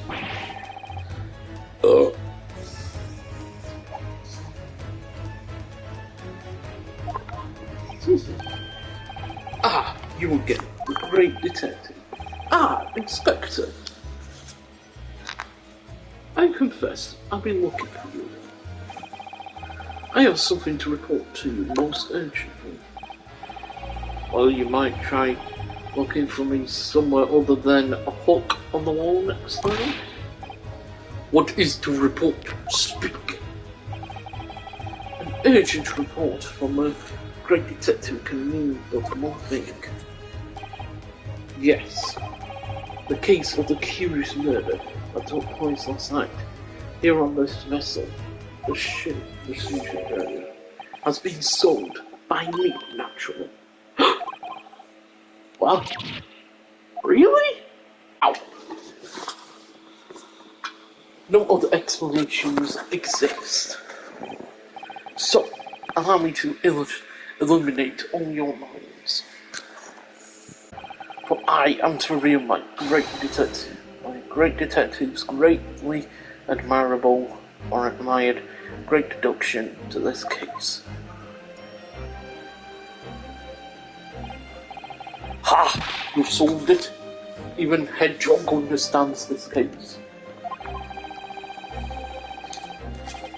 We all know who was responsible for killing Student Boy this morning when we found criminal in wardrobe. It is the stowaway, and he has the handcuffs to prove it. I didn't do it. The trouble is, there doesn't appear to be anyone else who could have killed the victim. Because as everyone knows, the cabin door was bolted shut from the inside. That means the culprit must be someone who was inside the cabin. Yes, it's what's called a locked room mystery in detective stories. Ah! Locked room! That is point! The room was locked. Well, that I won't. There's no way the bolt could have been drawn from the outside of the cabin. Drawn across. You are all quite mistaken. The cabin next door is not a so-called locked room at all. What? Oh yes, there is another entrance.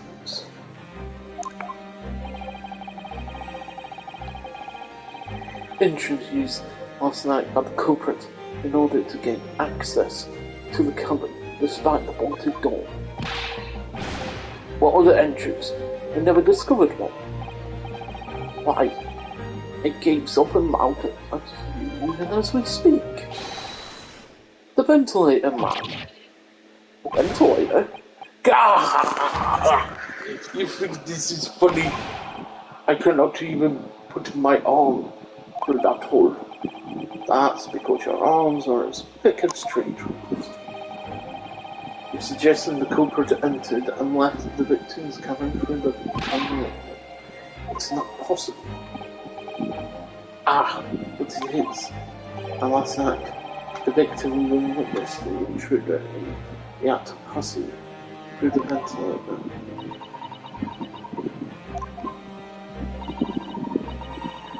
Mr. Jones, do you mean?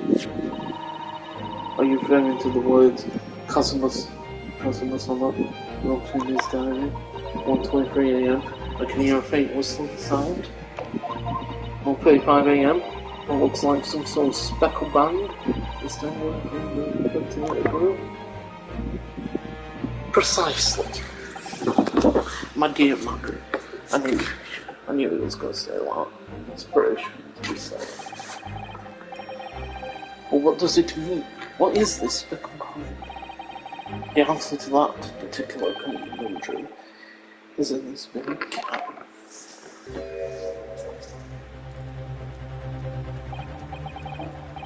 Mrs. Jones, what are you doing? There is a distinct element of danger that we are not ready. But I am not exposed to you all. To see will shock you to your corpse. Behold. Yeah, what the?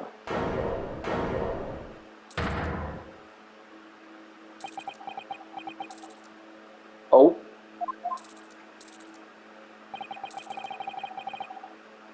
Allow me to introduce you all to the pact. The Speckled Bastard. A snake. Indubitably.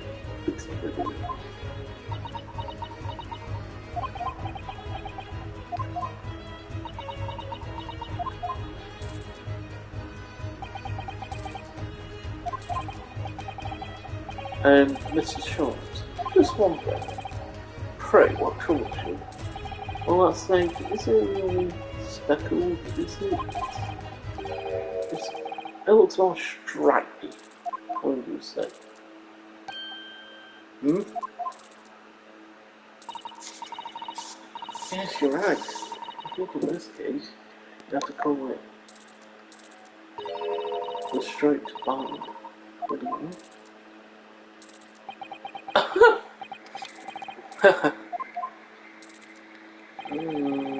We both see what's the distinction.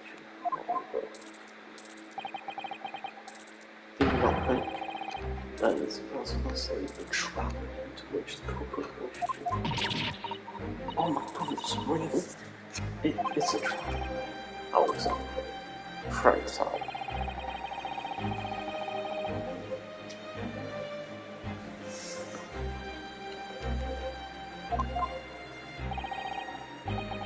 Are you ready, Miss Pavlova? I'm sorry for the young man who died, but that is his death has nothing to do with me. The whole thing is nothing to do with me. There are two conclusions I have drawn from the facts. Number one, last night your friend infiltrated the victim's cabin. And number two, that same friend was responsible for the victim losing his life. No! Just as white as a ball rice. Sean's must be right. It's a nail on the head. This young woman's friend killed Miss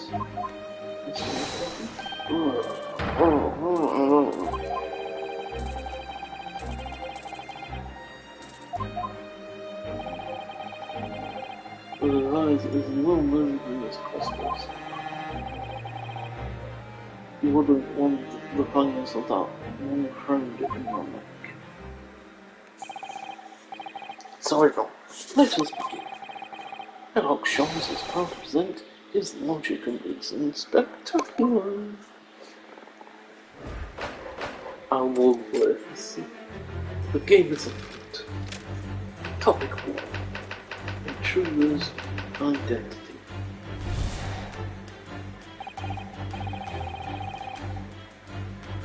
Miss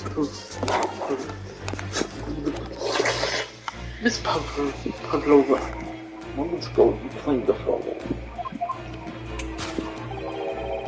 His death is nothing to do with me. This whole thing is nothing to do with me.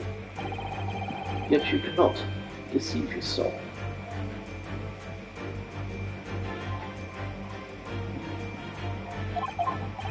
Yes, when you recall the horrid ways, your aching hearts will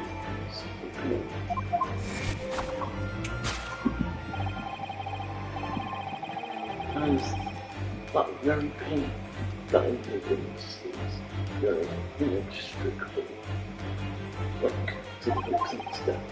So we ask, what was the nature of the intruder that stormed into the victim's cabin and were put to sleep?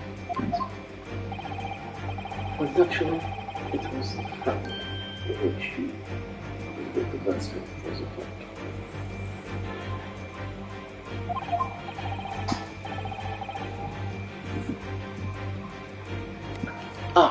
As is expected, another title of without doubt, your friend is the reverend serpent we see before us.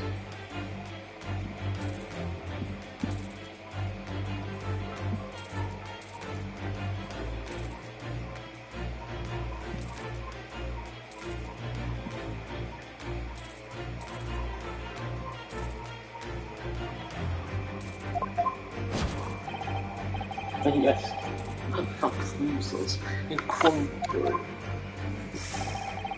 The victims retell observation of the 1900 tales of the Speckled farm, whereas regrettably, this specimen's markings do not fit the description anyway. What explanation can we give? Can we then give prey? Or was this sight that fell upon the victims? No, don't look at me. This has nothing to do with any of this. Oh, but it does. Yeah, but it is there to be clear. Even now, happy to jump back.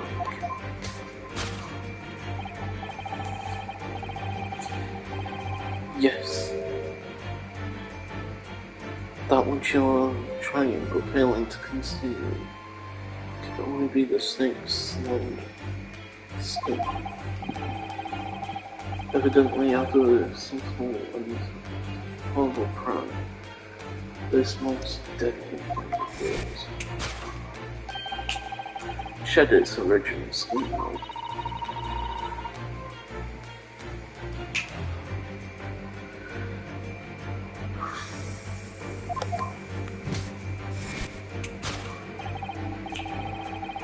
Last night,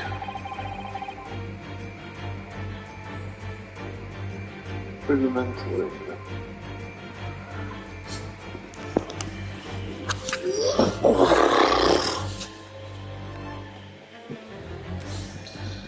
invisible in the cabin, your then speckled friend stood next door. Using the bell cord on the other side as a bridge, the serpent slowly descended into the victim's quarters. In the dim light appeared the young gentleman who was about to lose his life as his speckled dog. In summary, the nature of this friend of yours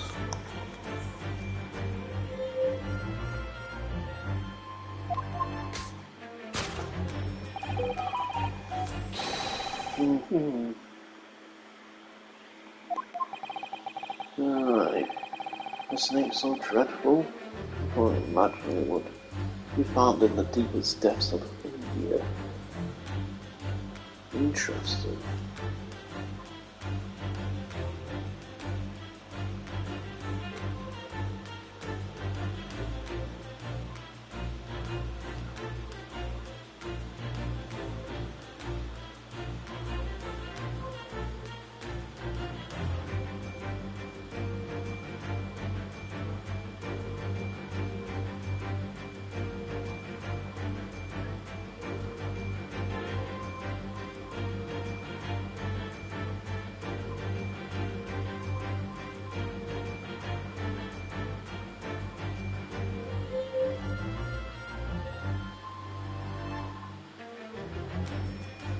I'm just enjoying this. Well, that's the conclusion.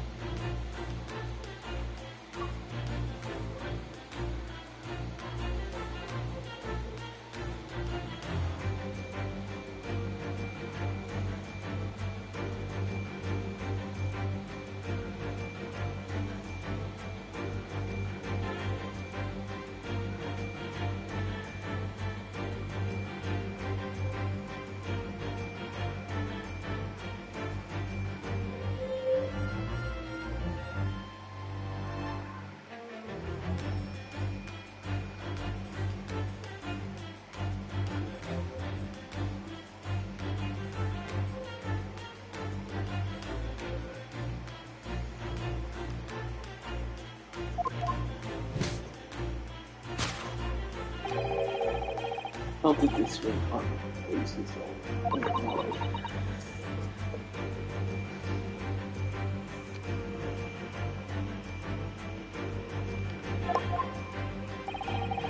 According to the data training cards, it would appear there was no visible sign of damage.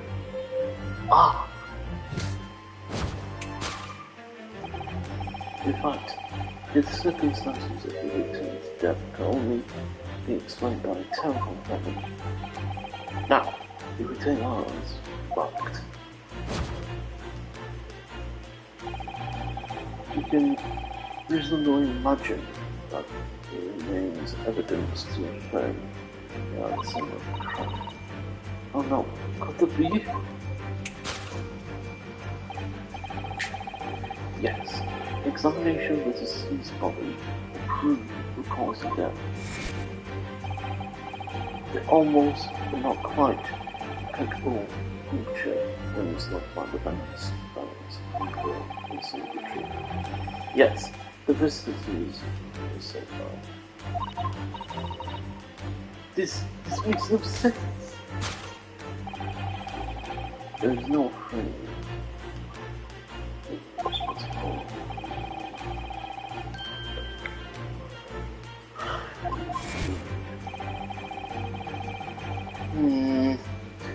It shows.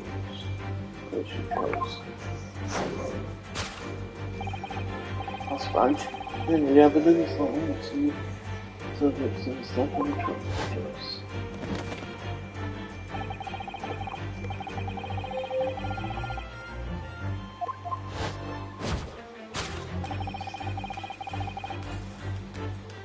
The severe assassin was restless and self-regard. You don't.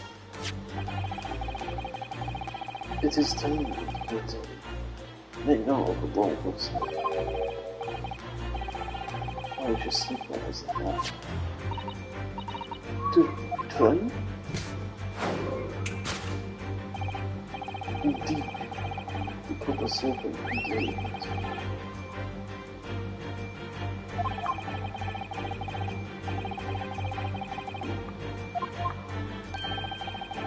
And the victim appears in dispatch. It released the serpent. Don't deny the snake is on the country.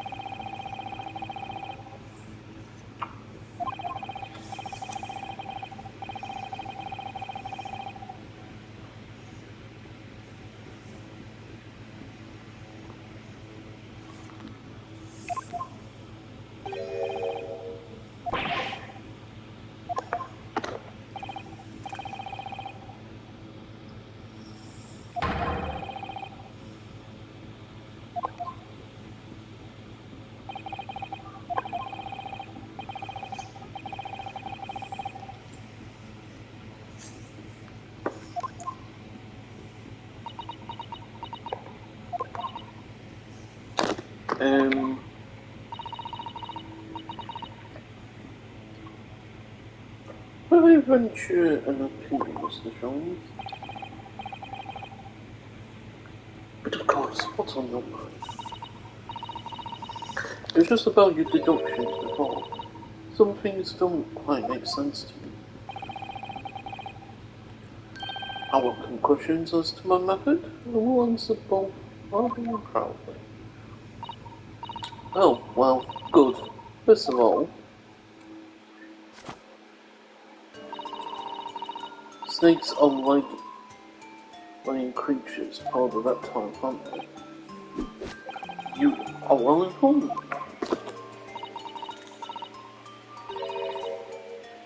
And reptiles don't drink milk. Ah!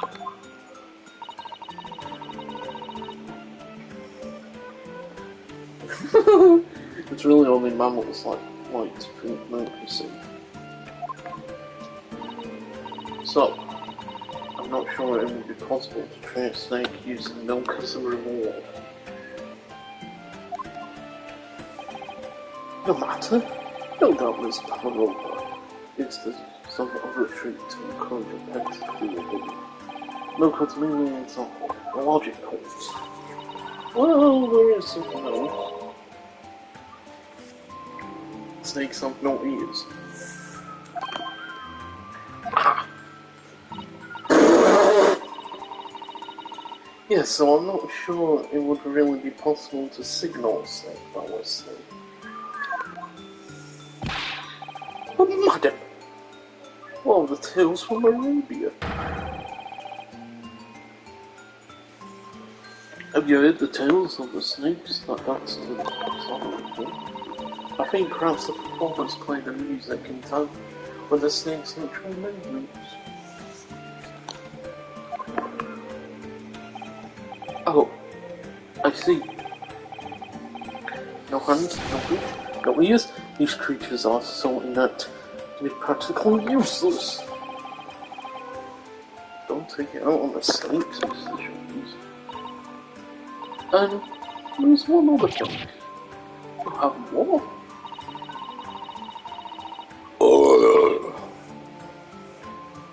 Snakes use this scales on their bellies to propel themselves. So I'm not really sure a snake needs to climb up a flat bell cord. It should try on. Please don't be angry with me, Mr. Jones. The point is, you're fucking insane. Even if a snake had gone through the reptile to the next door of the cabin, you can't come back with What I'm trying to say is that there are a number of reasons why it's difficult to imagine that this snake could have had climates. Oof.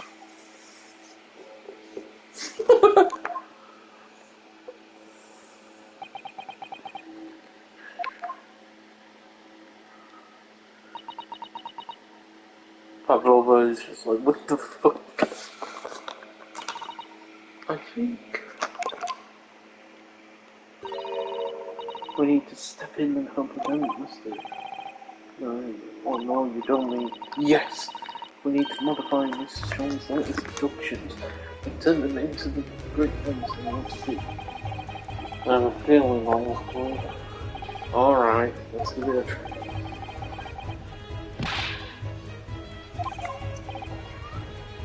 Let's see.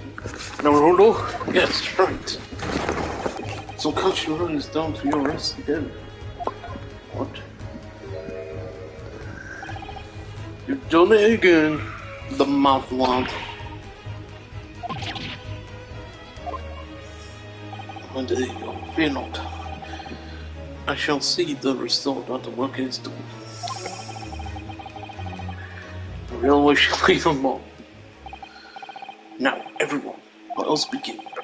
Hello Shows is proud to present his logic and reason is spectacular.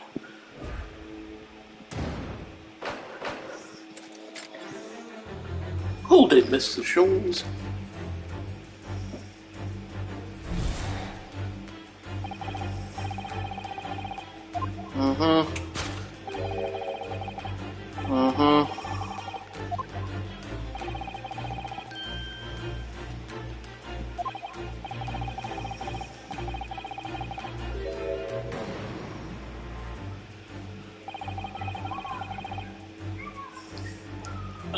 she does have a pain expression on her face.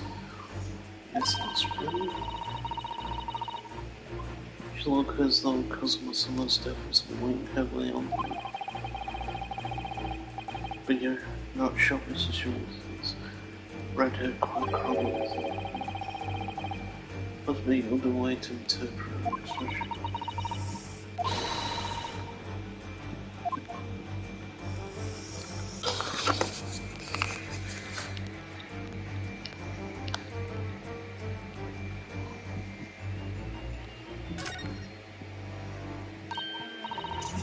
Oh, no hurdles on. Look!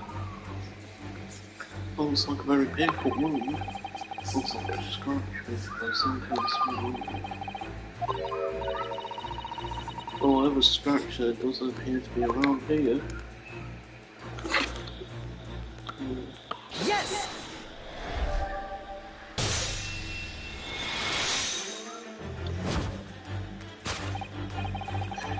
Yes, when you call these front events that cause just makes me think. Indeed, a simple observation reveals that the wind is fresh. Miss Beloved, did you in fact receive a scratch? Sometime was that?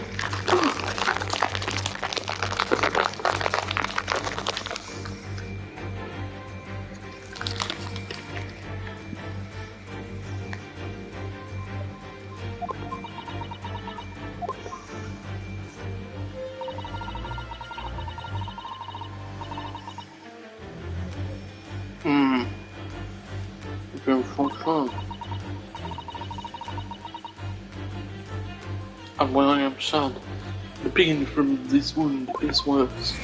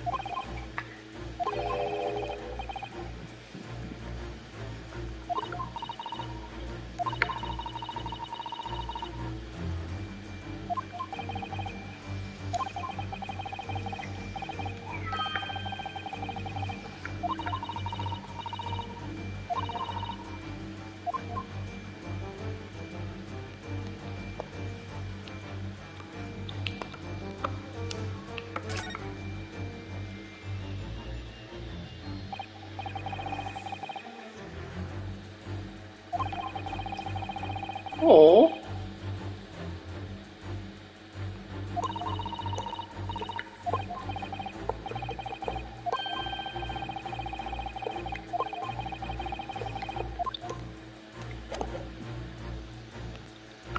Yes!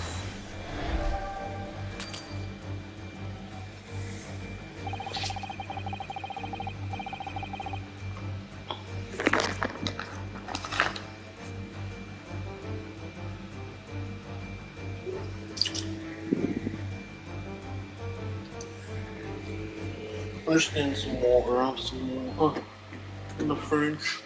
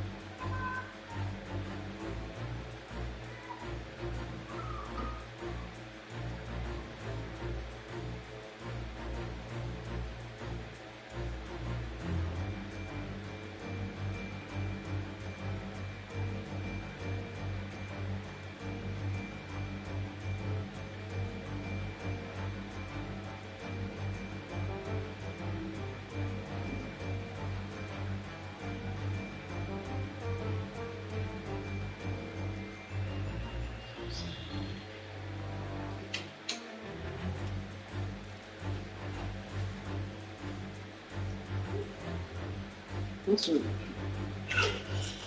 Oh, Mullins in my mind.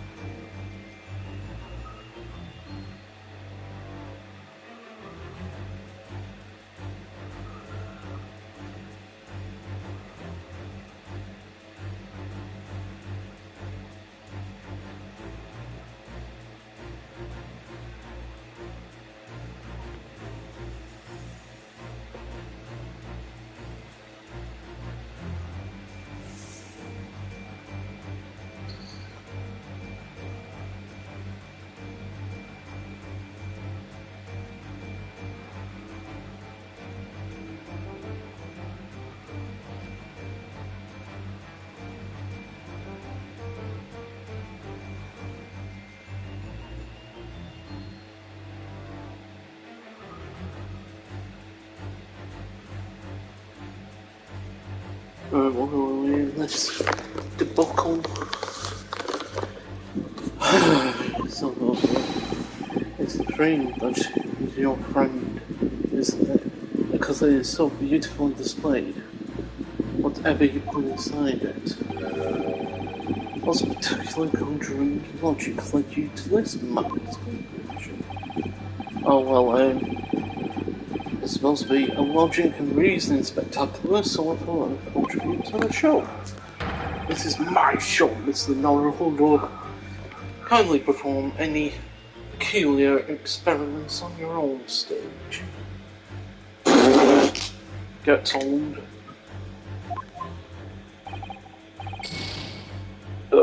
Sorry. What?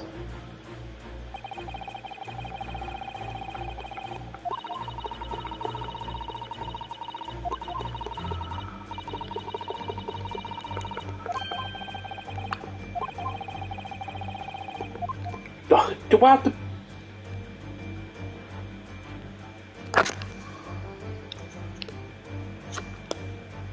Fuck's sakes.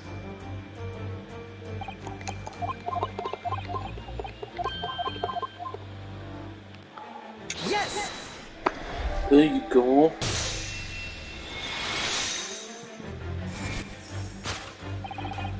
Without doubt, your friend is the little kitten you seek for us.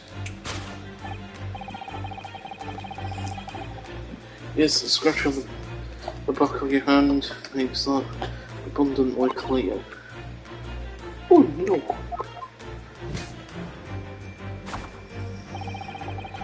Don't worry about all the black isn't clear, but what is clear is that you brought the animal with you when you ran away, didn't you? Oh!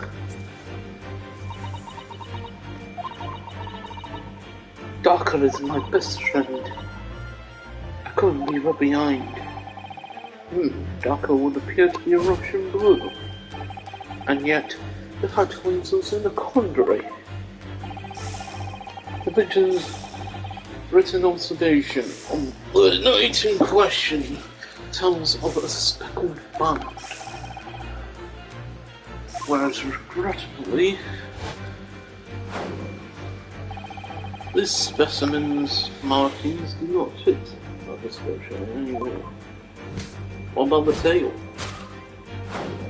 Oh. What explanation can you give?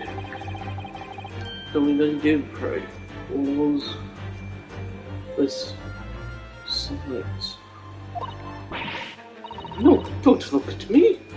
This has nothing to do with any of this. Oh boy, it does.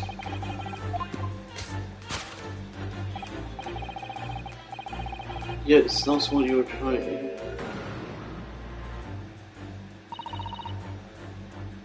Oh, it's a toy.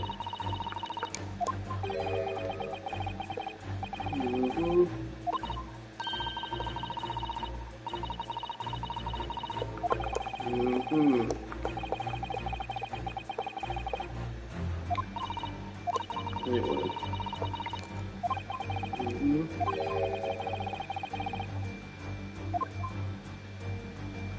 Shall we find out? It's a toy. It is Speckled. It is a band, but what is it?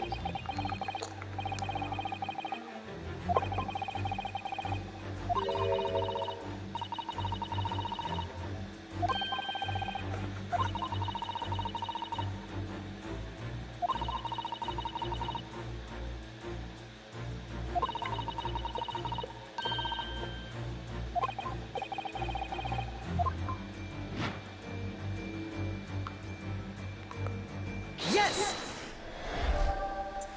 It's a cat's toy.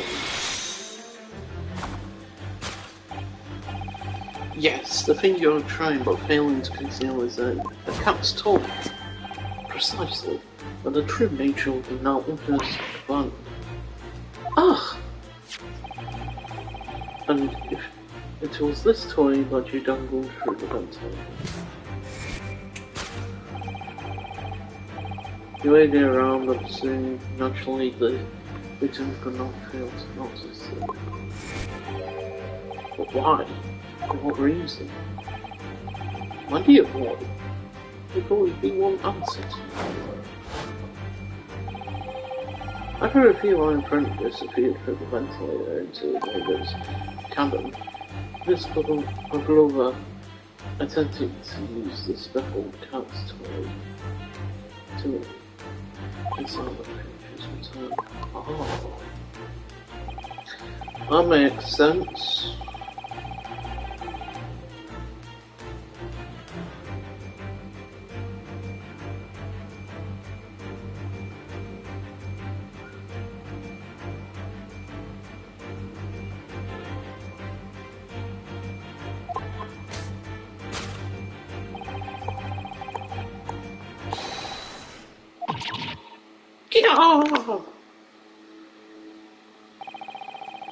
Should we choose some feline or young darker is going to be just a cage once more.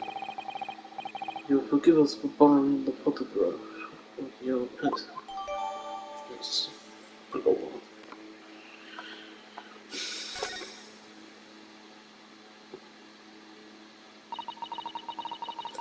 It was after I gave her food last night.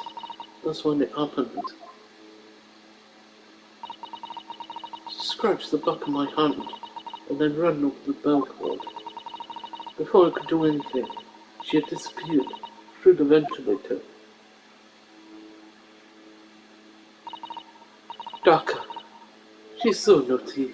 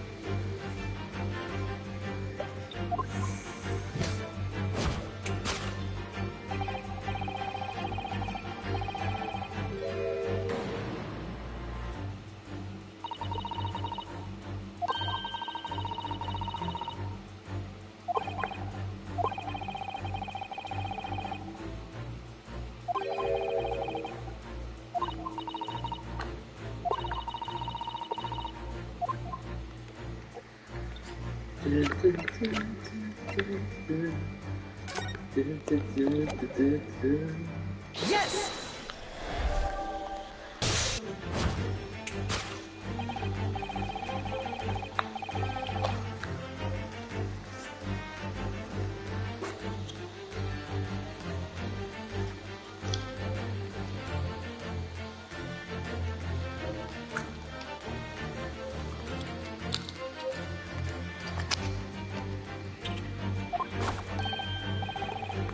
Ah, yes, I will.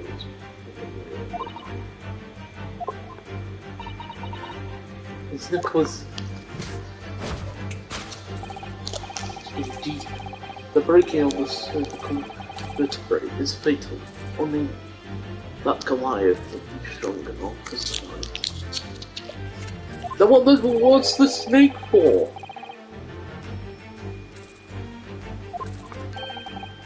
The jury's out, anyway. Well, then, before I say what the victim's necklace for. I can take that as fact. We can easily imagine that there's something else. Oh no, couldn't he? Yes, the next.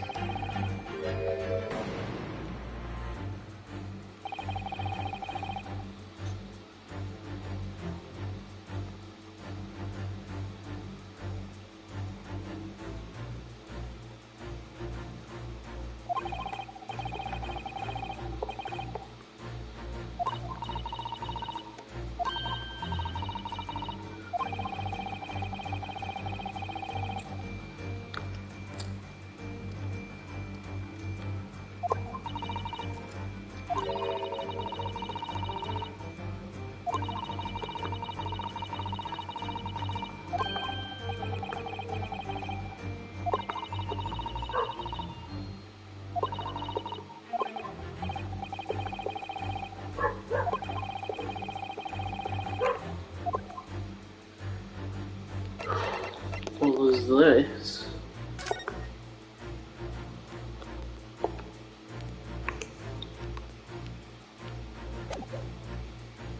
Yes!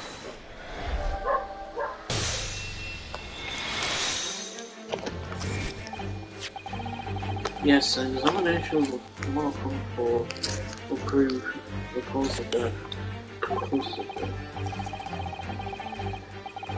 This particular mark so prominently visible next to the victim's body is this deposit of shoe polish. Shoe polish? Indeed, positively identified by the law. Analysis device are constructed, which are carried as these wax follow and die in my results. The undeniable ingredients of shoe polish. And the colour of polish is a perfect match to the colour of the Sunny's lace lotions. Look at this mark, it's not hard to imagine what happened. For some reason, Mr. Zonny must have caught his foot at the point before I tripped. Please, no! And then by a dreadful turn of misfortune, caught his neck against some immovable object as he fell to the floor. Suffering a fatal blow to the spine. The victim's vertebrae shattered. And in that instant, he lost his life. No! I don't know. I don't know anything about this. Is that really true, Miss? I broke that.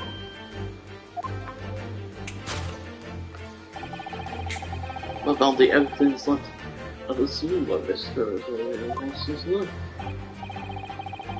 Yes, the facts are clear as data. You did all you could to conceal your criminal evidence. But now you've Military guards, betrayers. Betrayers. That's right, and the evidence.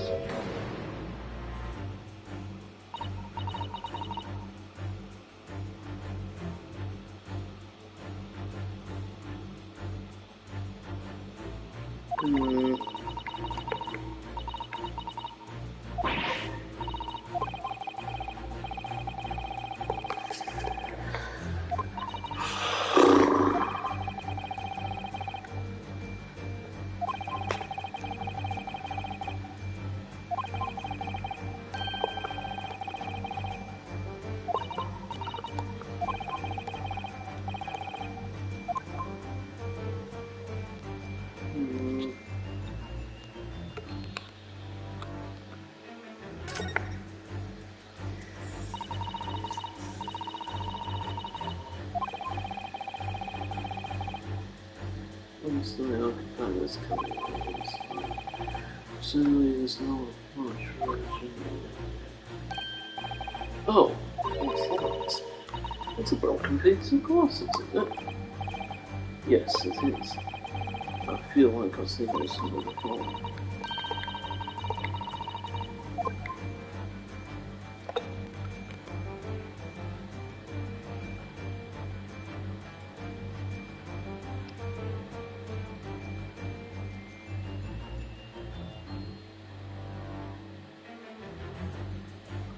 Yes!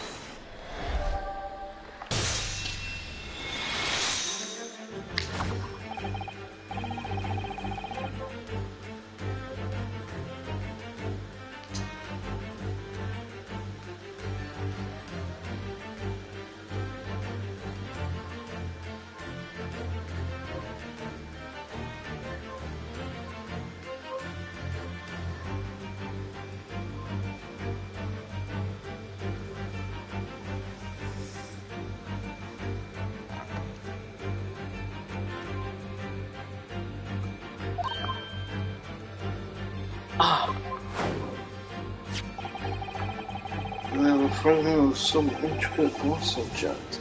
It would seem as if in the air. Precisely upon another piece of glass on the floor. The bell.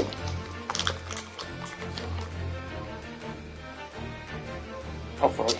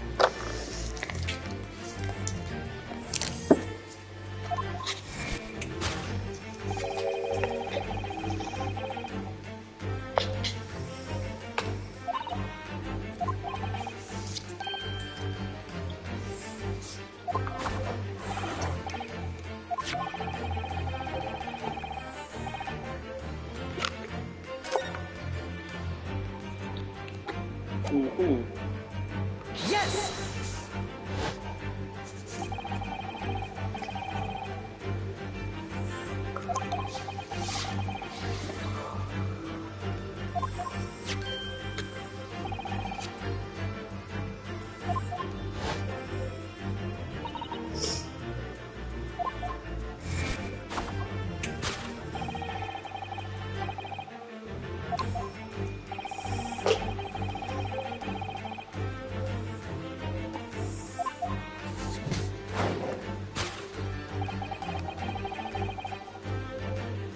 It symbol. The kitten. Arrest the kitten! The absent feline friend Docker. Oh no!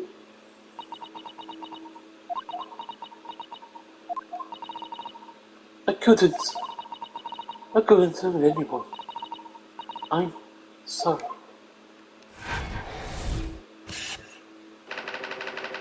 Dead by tripping over a cat.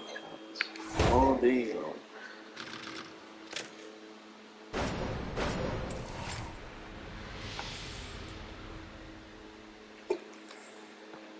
Elementary.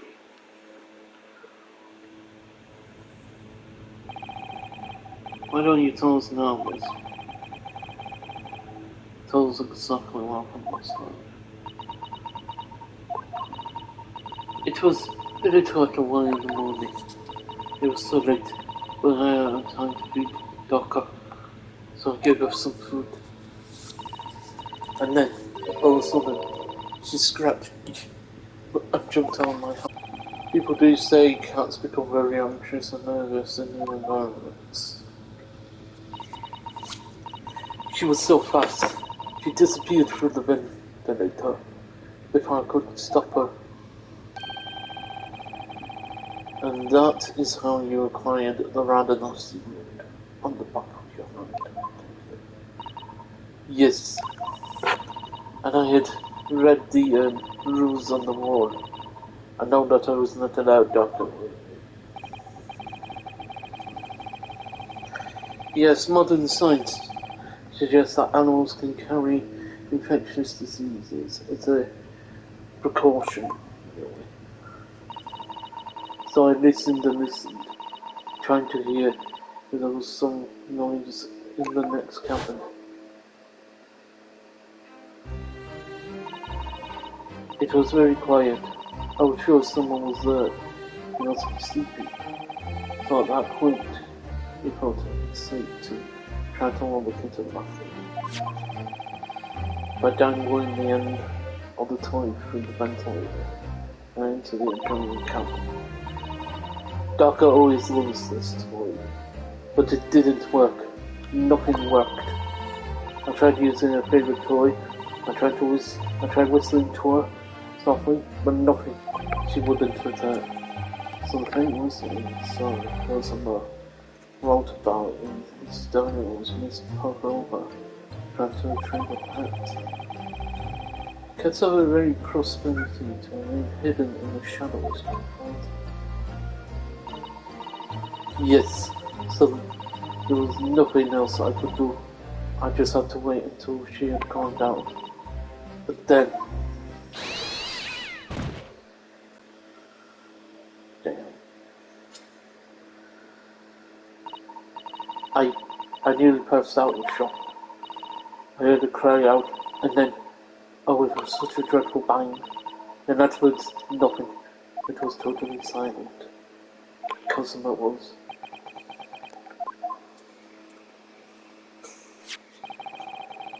From the appearance of the brown mark on the floor, it seems likely that what you heard was the victim stepping on the glass-bound track.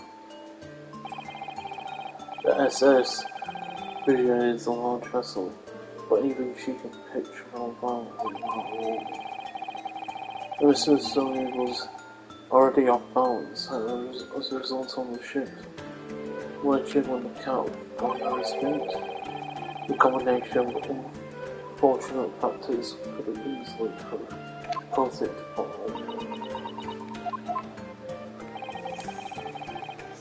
But what became of the kitten afterwards?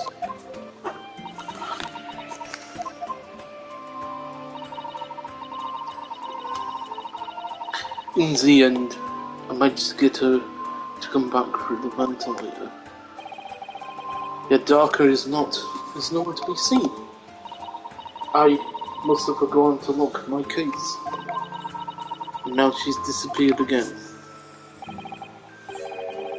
Gracious, that cat is insufferably restless and silent. Well, he knows something about himself at least. When I woke this morning, I heard that a young man in the cabin next to mine had died.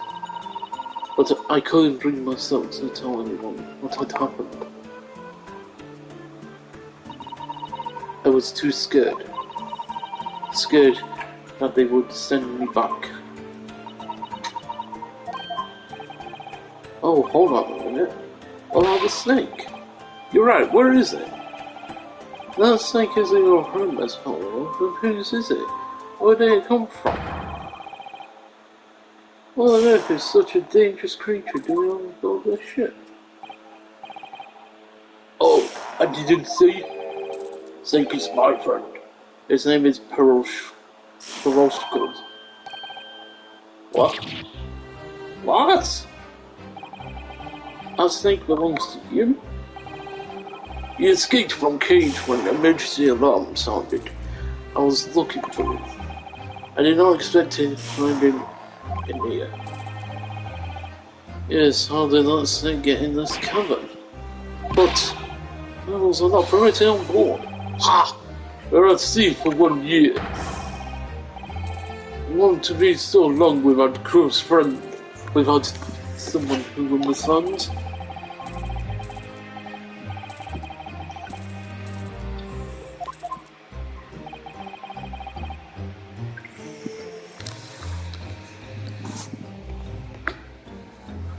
But my dear Burley, how?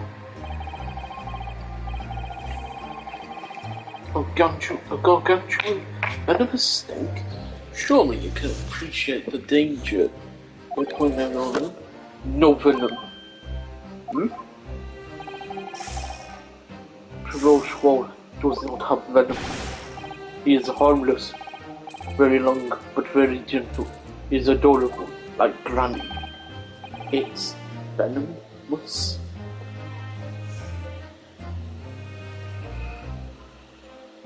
Yes. Yes, now he is hungry, so he's in bad mood. But once I feed him, you'll see a big smile. And you feed him what? Milk, I suppose? Like they say they milk chickens, ridiculous things that drink milk are only stupid stories. Peroshkos eats mouses, big fat round mouses. Oh, so is that what the mouse trap in the passenger over is for? Of course, I was gonna cut my friend's favorite snacks. My friend says stuff in the food chain like the one couldn't go to friends right now.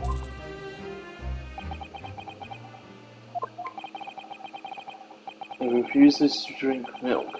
Can't hear a whistle. Can't call up outside the windows. How the deuce did something so nice land the starring role? It's not my fault. I do not make up stories. My Peroshkos has nothing to do with this incident. So that's what happened. That's the truth behind my best friend's tragic death.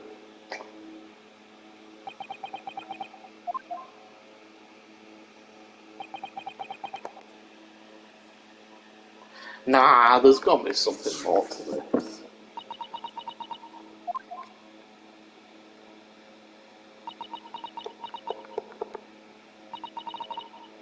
Miss Pavlova, I understand the difficult situation you find yourself in. I do sympathize. But please remember this. A young man lost his life. If you're going to attempt to cover up your guilt and lies, then no matter what the circumstances, I cannot forgive you. But when you talk about this, Mikotoba, what lies? This will just confess everything. It was just a series of unfortunate events, an accident.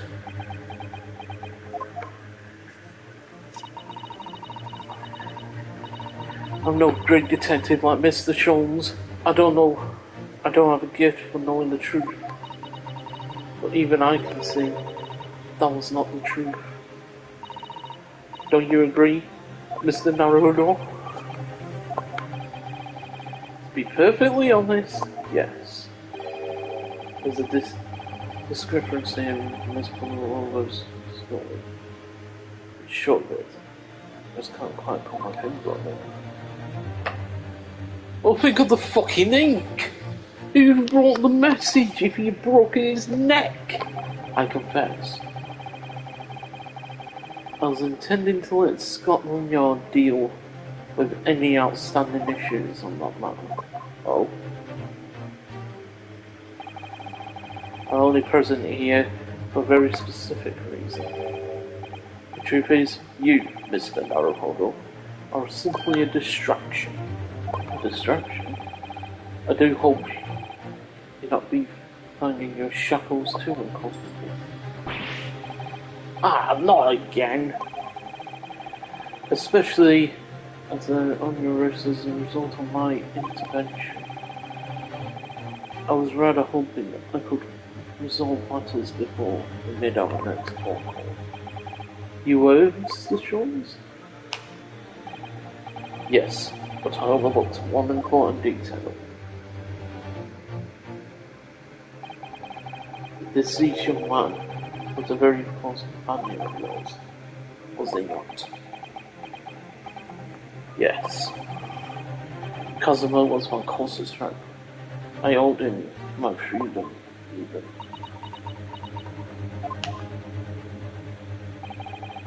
In that case, we must follow this to its conclusion.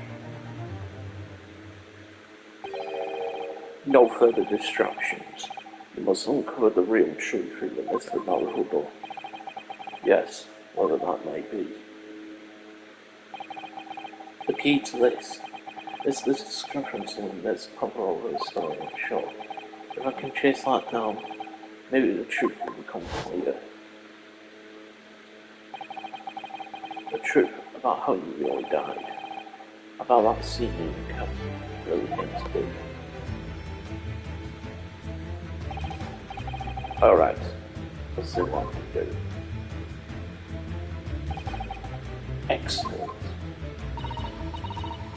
Thank you, Mr. Naruhodo. So then, shall we begin? Yes. But we should ponder first. Is the victim who lost his life in the cabin that was blown shut from the inside. Was this really an unfortunate accident? Or was it, in fact, no accident at all? That is what we must establish in the first instance. But we've already established it, haven't we? Van tripped over the kitten man, climbed in to the cabin via the ventilator trap. Yes. Wait, let's take a step back. It doesn't make sense if that's really what happened, does it? I'm going to have to ask you to spell it out for me. Right? Yes, science fiction.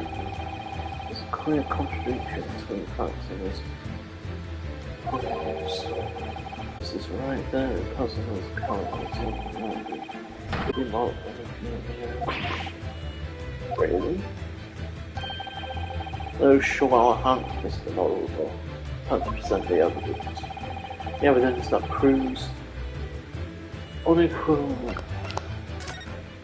Like, it's these. It's all about these. It's like, why? Ow! He broke his fucking neck. The truth is clearly recorded in the photographic prints. There's no way that Mr. Zombie could have left this message on the wall.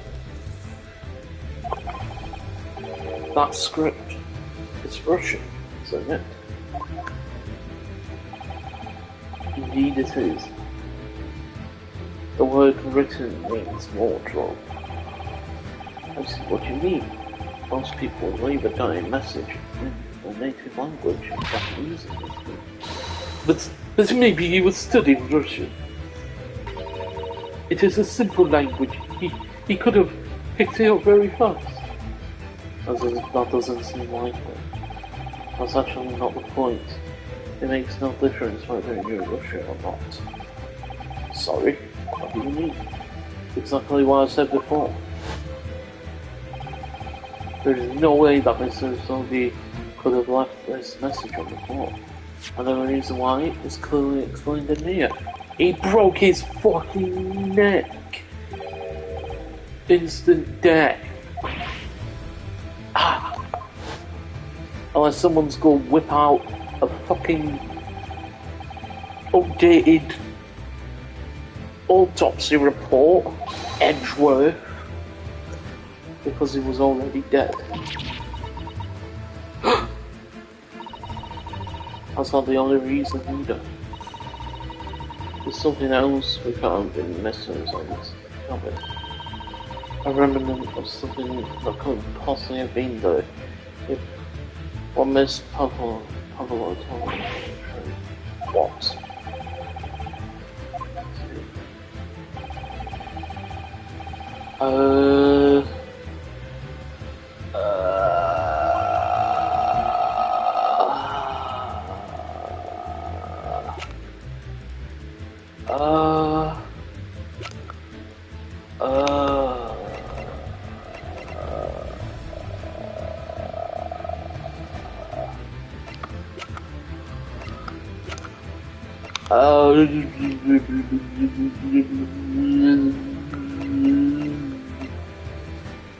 I do not. I do.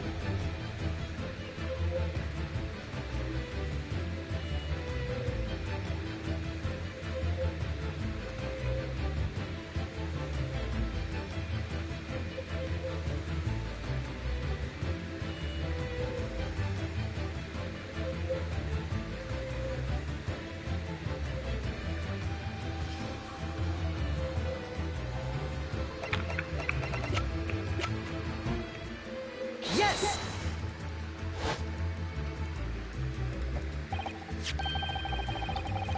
This is a piece of broken glass next to the mark on the floor.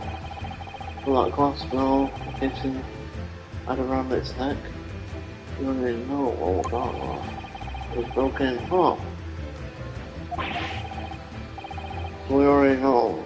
So we already have this explanation. Unfortunately, there's a green ball. What? What's really what happened? And how did one half of the bell end up back here in the cabin? Ah! Yes.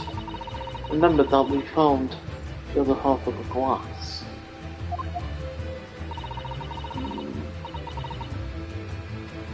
Would you care to explain this, Miss Oh no. Both of these pieces of evidence clearly point to the same conclusion. That when Mr. Azoli died last night in his cabin, there was someone else in the room. That same person deliberately arranged the scene to disguise the truth in order to cover up his or her own guilt. Yes, there was someone else present in this moment. You're wasting time. Someone else was there? Yeah, of course. You know who it is. What are you talking about? Bulkhead was bolted shut from inside. There was no way in or out. Oh yes.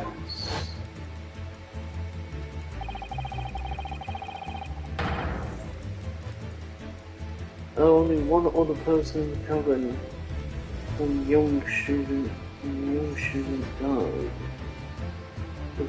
I see. And only other person in the cabin, one young student died. Yes! Was you? Yes. It's true, I was in the cabin on the wardrobe.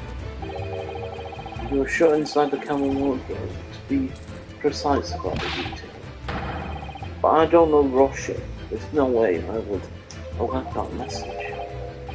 Not ordered. There's no way you could have left that message. To leave us some proper details. Would you mind? Ah ha ha ha. Forgive me, my dear fellow. As I was saying, person in question wrote the word wardrobe in Russian on the floor. It intended to incriminate me for the crime, even though I had been asleep in there the entire time. And then the same person picked up the broken glass door and fell on the floor. The fear of it becoming evidence that could have shown them something in there. But why weren't the person taking all the pieces of that leaving half behind? Was it always going to raise question? Yes, well, it was past 1 o'clock in the early hours of the morning. The cavern would have been quite dark. The single small lamps suspended on the ceiling would barely have cast any light on the floor.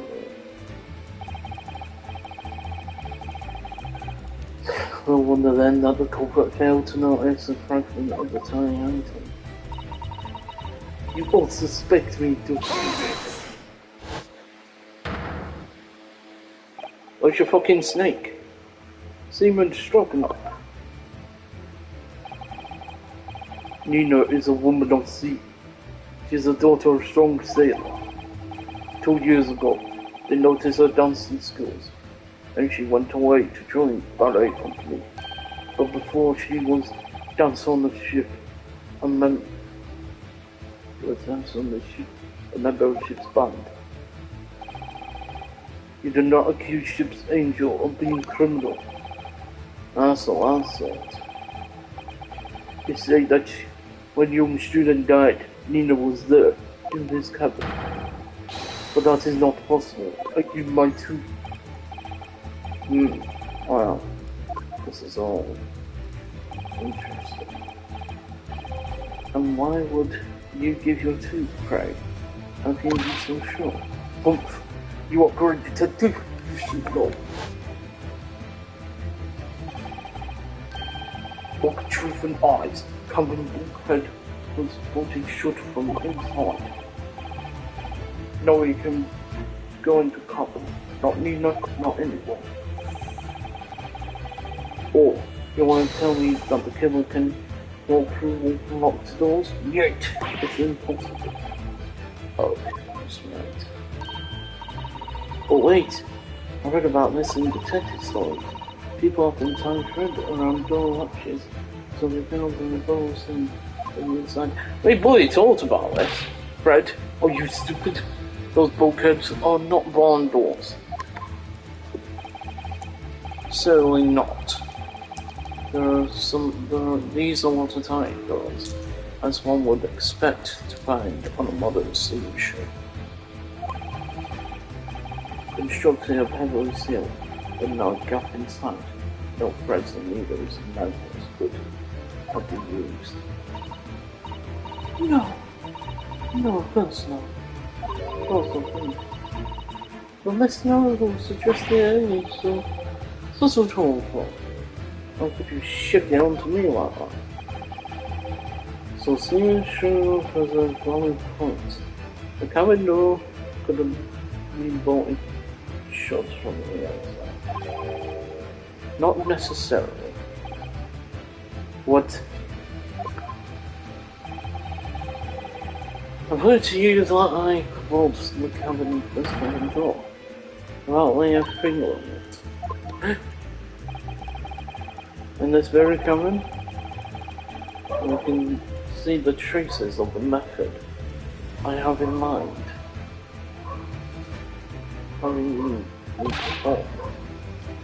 I don't believe it.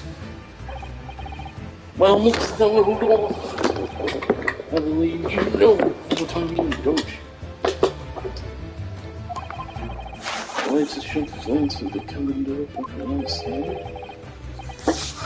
One way to speak my own place. Yes, it's us review. Because we've seen it happen. Indeed we have. So would you care to be the honest listener and more? Point out the telling signs and nothing.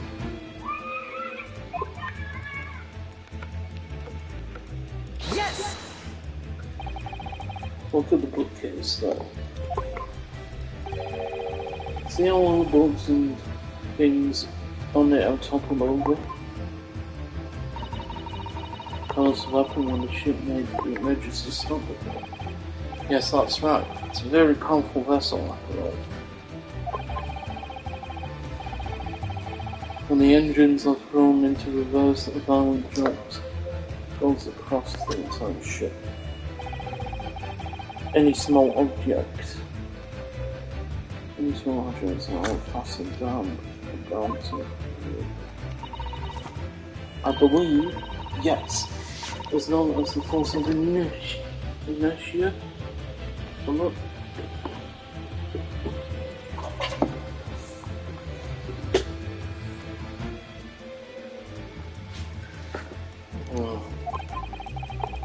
Is there nothing to something I'm thinking of? Or is there any bookings? However, it's called the same force from force that pushed over the books in the bookcase.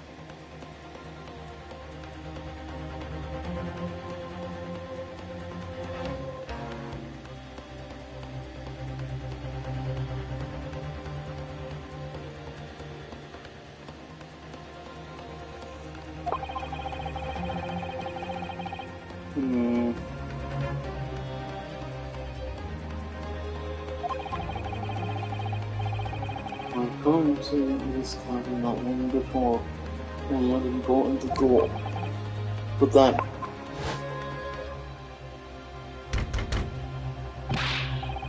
I always remember shout if you need assistance.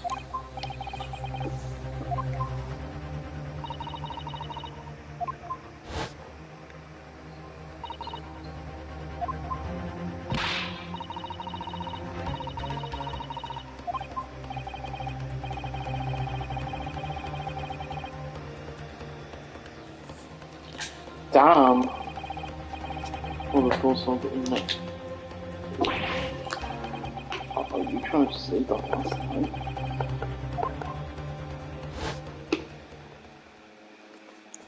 Is that like everyone has a headache?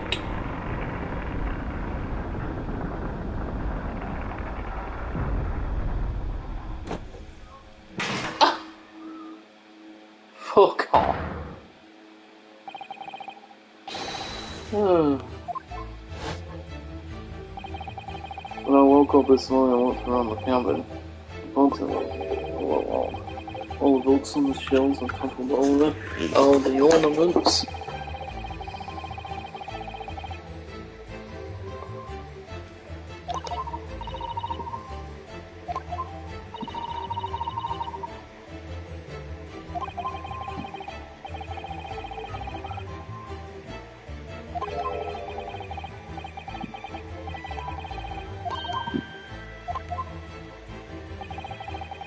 Do you have anything to say about this, Miss Paparuga? Are you out of your mind? You say Burya made the emergency stop. It does seem a little far-fetched. How could that possibly have happened? But you're saying that the culprit is actually someone from the engine room. Oh, it is simple enough.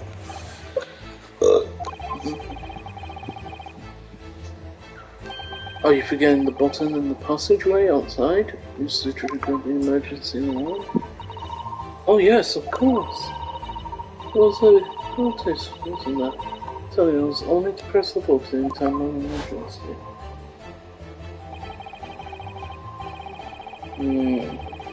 On a dark night when the fog is dense, the captain cannot afford to rely on the eyes of his companion.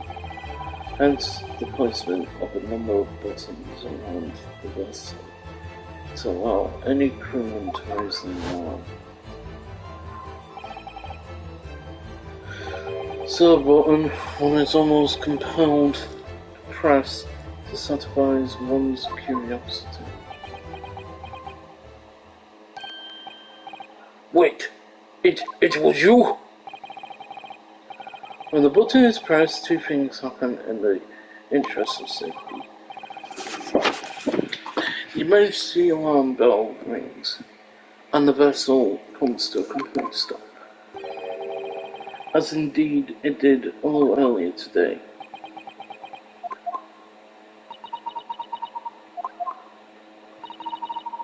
Mr. Shawns, surely it wasn't you who... As I always say, a button has but one purpose in life. To be pressed, whatever the occasion.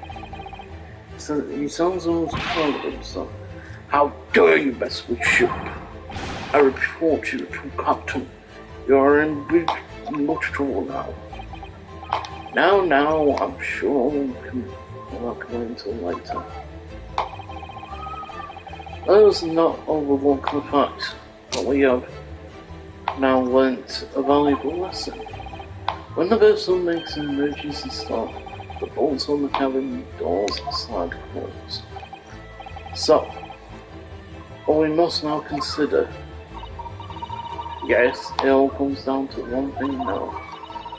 Last night, after what happened to Mr. Zombie, did the ship make an emergency stop or did it not? You are idiots! Burya is for the ship, which with many passengers. If we make emergency stop even in the middle of night, there would be chaos everywhere. What are your thoughts, Mr. Naruto? Well, certainly possible that some kind of emergency happened last night. We have evidence to support that idea. Really? What evidence, Mr. Naruto? Fascinating. Do show us, my good man. What evidence promotes the theory that some emergency wrecked the vessel last night? The fact that there was nothing... He says that there's nothing to report, but then from 2 all the way to there. Yes! Seaman Stroganoff, it's your duty to patrol the first class area of the ship, isn't that right? That is correct. Fine. And the ship's log here? This would be where you record the details of your duties. What are you doing with that? That is mine. You're around a cursor left at the top. The little makeshift bureau in the passageway up there. Those responsible passengers, we took it into our care, with a mind to return it to you later. I left it there on purpose. That is where I put it always. The point is, looking at what you usually report, it's clear that under normal circumstances you write the phrase "nothing to report" every 13 minutes. But from 2 o'clock last night until first light this morning, nothing was reported at all. Nothing reported in the log? That is, because nothing happened. But if nothing happened, we'd normally write nothing to report, would you? No. Indeed. So, which tells us that shortly after 2 a.m. something happened here aboard the SS Boomer. Something sufficiently significant to make you forget to fill in the ship's logs and fact. Are you suggesting that the ship really did make an emergency stop in the middle of the night? Stop talking rubbish.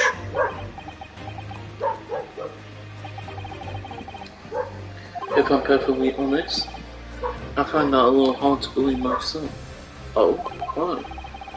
Well, because if something as emergency stop really had happened, surely all of us would have noticed. That's very true. Thanks to the emergency stop we experienced earlier, we all would have felt it. The ship glitched so violently, and the alarm bell so loud. You're all experiencing a headache! Someone think! Well, no, that's a good point.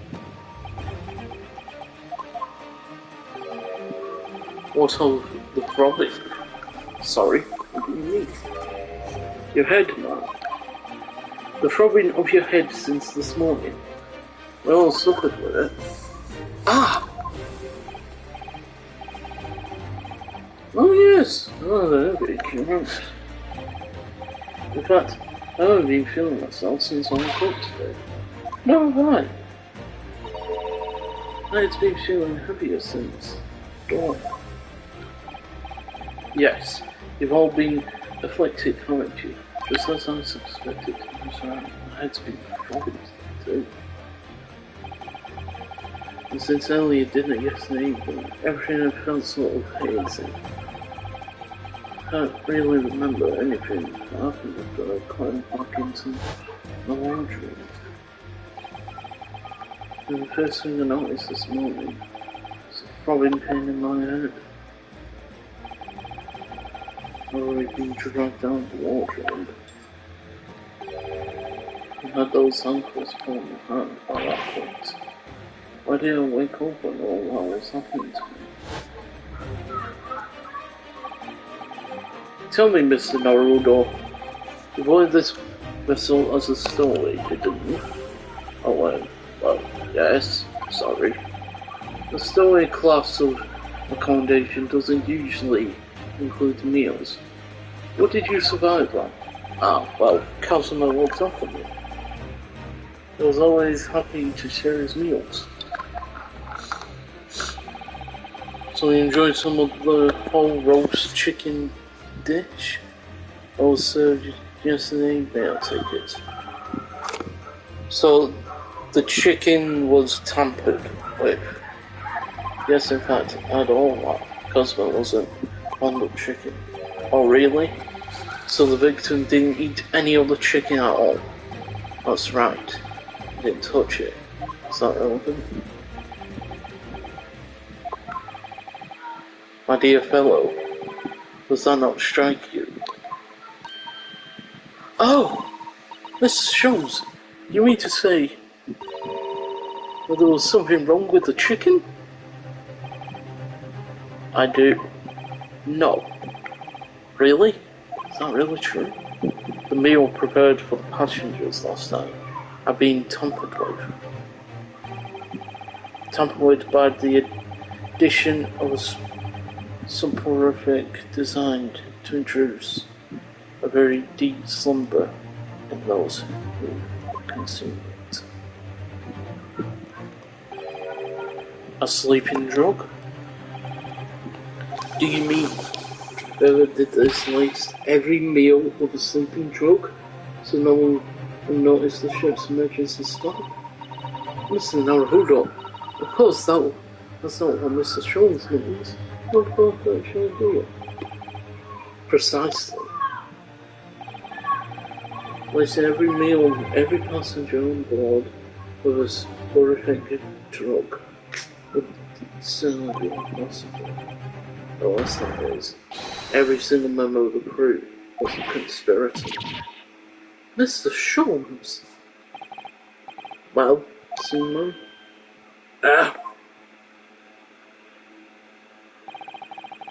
I'm sorry to say that any more deception in this matter will get you nowhere. If you refuse to talk, there will to be an inquiry made through the shipping company firms. And when that to happen, every member of this crew and the captain himself will be hauled over the coals. For aiding and abetting a renegade.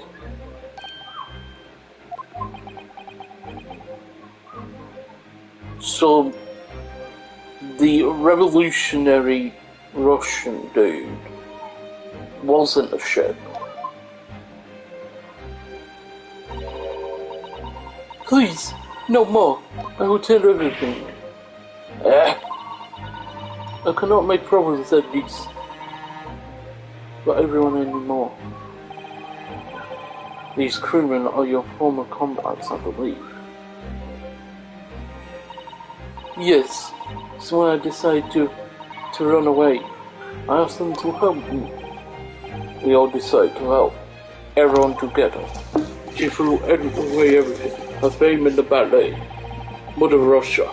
We went to help our angel. I don't believe it. You are right.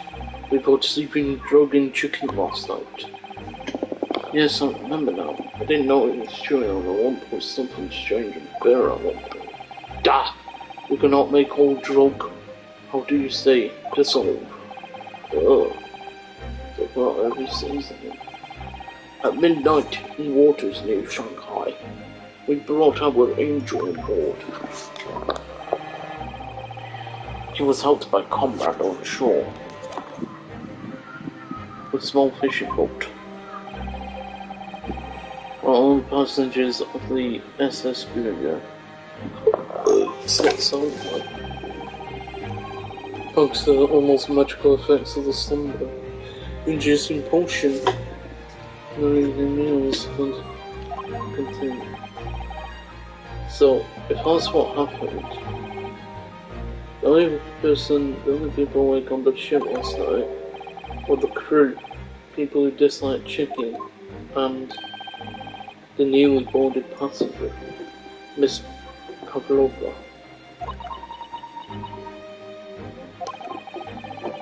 And that means it would have been possible for you. You could have used the emergency stop trick to lock customers coming door.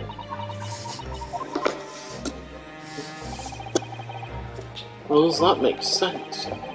Surely every cabin door would have ended up locked in that case, and there would have been complete chaos. Oh, I won't say so. What? Oh, of course. Just like all the passengers would have eaten a meal of chicken in their cabins. After which they would have been overwhelmed by time bags because of the sleeping drug. Quite. And accordingly, all passengers were already in the cabins for that night. Yes! The overwhelming majority of the passengers would a bit too between sleep the cabin doors forward anyway. And so not one of them would have found it remarkable to find the door locked. In summary, in order to fasten the bolt on the single cabin door on the ship, the culprit brought the entire vessel to an emergency stop at the early hours of the morning.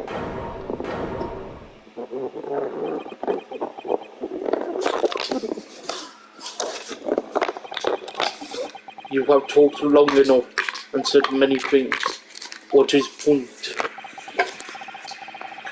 The point is what I said earlier. There was somebody else present on the scene when the victim lost his life or so. Someone who left a message in Russian on the floor in an attempt to incriminate another. Someone who tried desperately to hide the broken fragments of glass that would reveal the culprit's identity. And someone who abused the ship's emergency stop procedure in order to lock a door. All told, a busy night. But I don't know about any of this. I'm just a little girl. You like to speak with your long English words, explain your clever ideas. But I am sailor, and sailors don't listen to long boring stories. We don't believe. Sailors like me, we truly only what we see with we trust only what we see with our eyes. A laughable trait, a laudable trait. What? I am quite of the same disposition, my good man. Observation to me is everything. Mr. Naruhodo. Oh, yes. Do you hear it? The hushy cry of guilt and ruin? What hushy cry of guilt? Sorry, you lost me. Crucial involvement, man, but you can't hear such a call with your ears. No, you must hear it with your eyes. Observation to be. Observation is the basis of deduction. What are you talking about? I believe that the time has come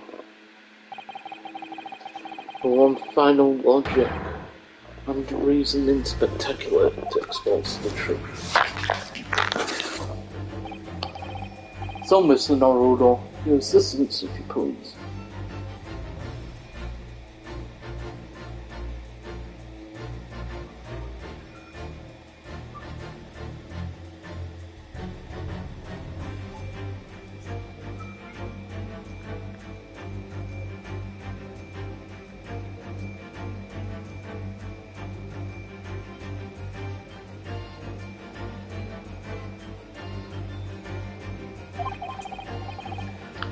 What exactly, Mr. Schultz?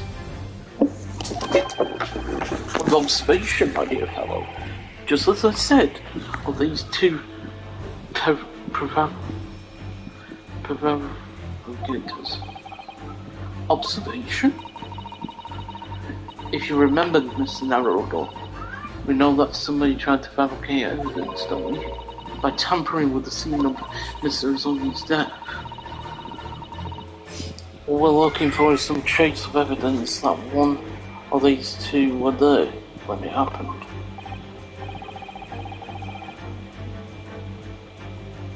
Precisely. You're delightfully quick to grasp my meaning. Alright, let's see what I can say.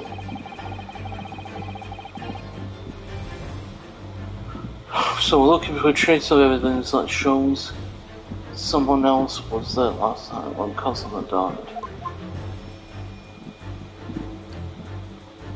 Oh,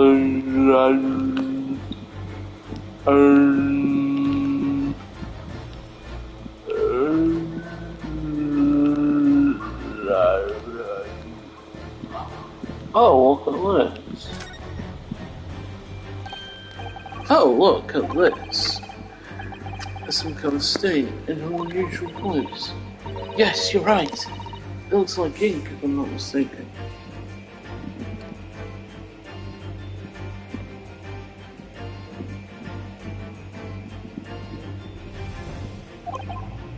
Ink. I've got the concept clear where it's come from. Yes!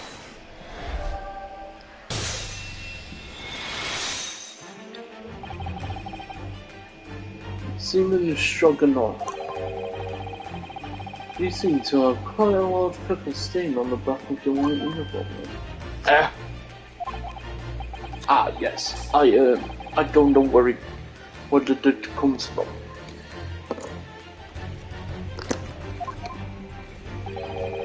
So nothing in particular comes to mind about the scene.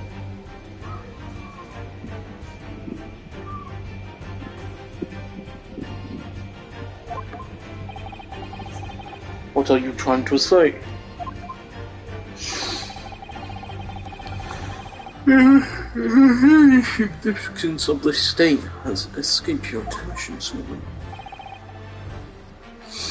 Allow us to make it plain. It's a very large purple stain on the back of the ceiling. Stroganoffs.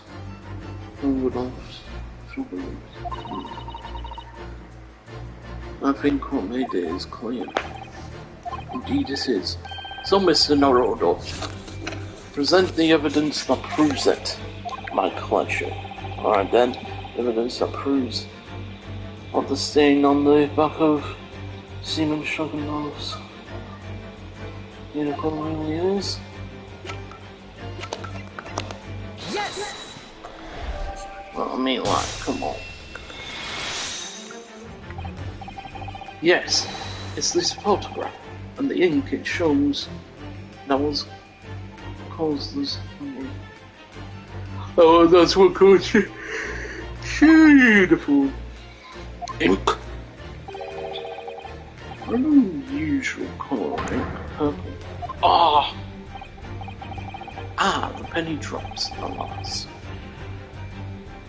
You see the significance. The Russian word on the floor next to the victim's body was written in purple ink. And the stain on the back of your uniform is ink, and it's exactly the same colour. If that ink has been dry, it couldn't possibly have stained your uniform, which means you must have been present in the cabin in the moments immediately after the ink was spilled. Alright, yes, it was me. I did it. Everything. I arranged everything in dead student's cabin to make it look like Wardrobe Man did it. Then I pressed button to make the emergency stop and bolt cabin door shut. I did everything so no one would suspect our angel. Biff, please. Don't worry, Angel. Let me do talking. It was after 1 in the morning. I was on duty patrolling passageway. Then our angel came to me. She was white like shit.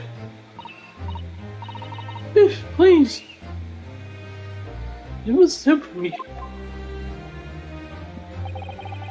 I went with her. Then door to cabin number 1 was open. When I looked inside, I saw student boy on the floor. But what happened here? Please, don't tell anyone. My little one. My little fairy friend. But where's the cat? Where's the kitten? Everything that happened in cabin is likely to inform you. The kitten escaped through the ventilator into Mr. Zombie's cabin. And he tripped over it and broke his leg when he fell. Yes, that is right. So after the incident when the cat ran away, Miss Pavlova then visited the cabin next to us. I need to find it, and it's a occupant lying lifeless. She said she was very worried when she heard sound of something falling on the floor. That's when she looked. No, Angel.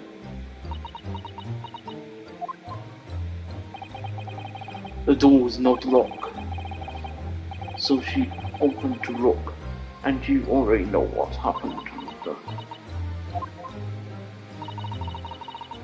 There's just one thing, if you wouldn't mind. What? When you went to Mr. Solly's cabin, Miss Pavlova, was he already dead? Why? I already told you. When Nina opened the door, I was asking Miss Pavlova.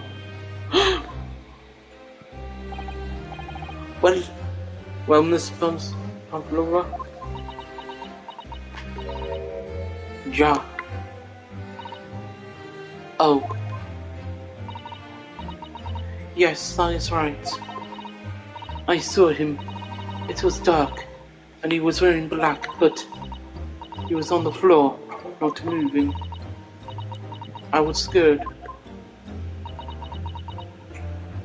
Boy, how did they even find out about the wardrobe?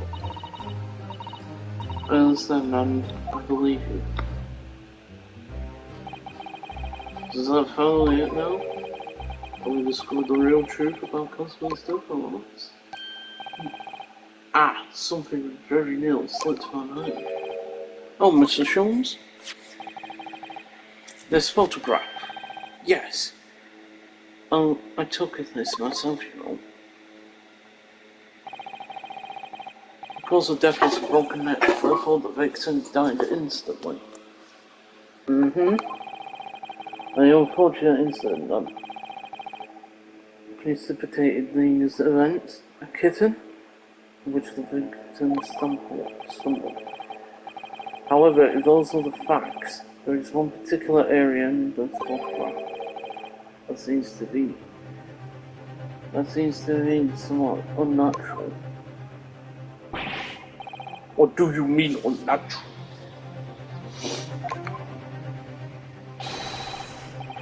What are your thoughts on the matter, Mr. Morrill?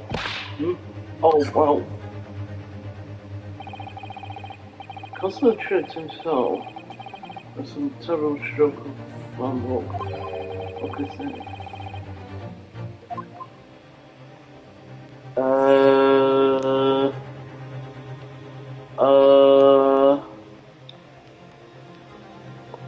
Yes!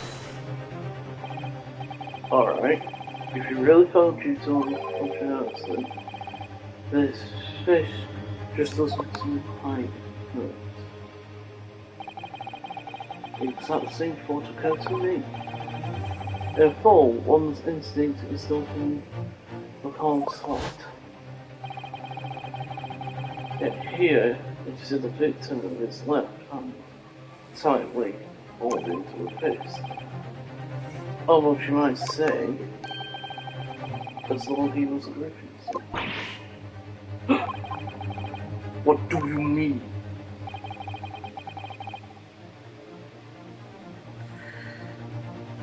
I simply I took the liberty. Oh, God. Of investigating the victim's fist a short while ago. You did? And to what pray do you imagine I found there, my dear fellow? Mr. Sholmes, show us, please. Well, of course, my dear madam. Would I keep you in suspense? This is what I found. Oh, a crescent moon. A small gemstone in the middle. Yes, you're right, a crescent moon. It's very pretty. But what does it tell us? Humph, it tells us nothing. I'm not so sure that Chris knows. But to be honest,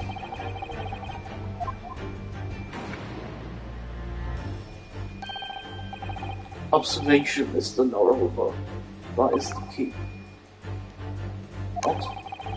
The truth is now fantastic.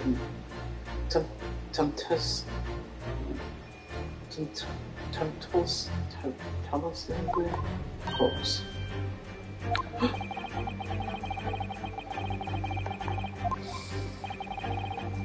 This is the final clue, the last piece of the puzzle. Ask yourself, what does the person mean?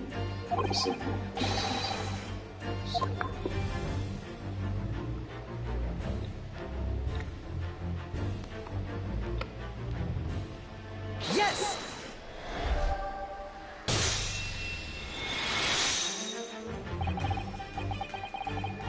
There's powerful overall on your ear, Lynn.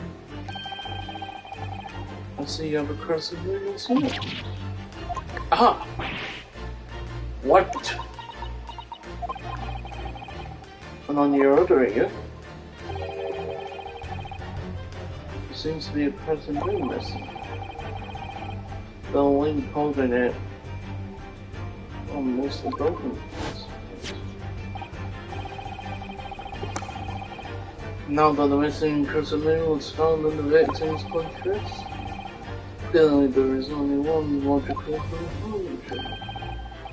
Will you agree, Mr. Narwhal? Yes. Miss Pavlova. Mr. Zombie must have grasped that crescent moon and pulled it from the idea. Perhaps just moments before you got to it.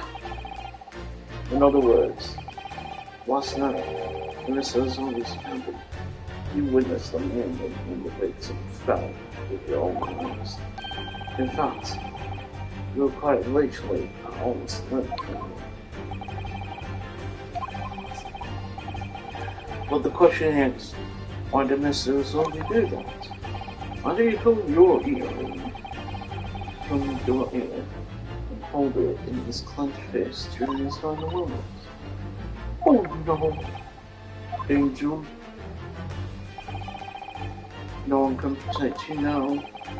Please, Mr. Pavlova, tell us the truth. What did you do to Cosima?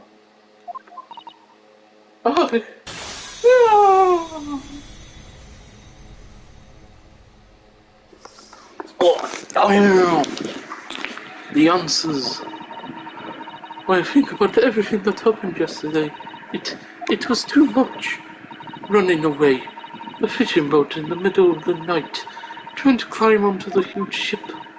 And then, when I was at last in cabin and could relax after that horrible long day. Becca, what?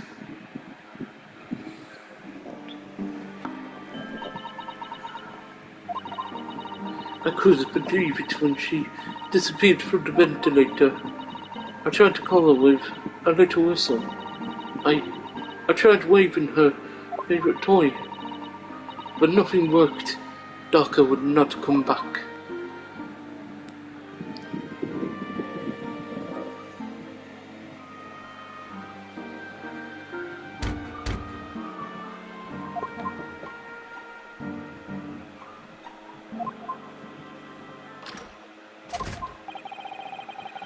What are you doing here at this time of the night, Inspector? Oh, I'm sorry. I thought it was a friend of mine.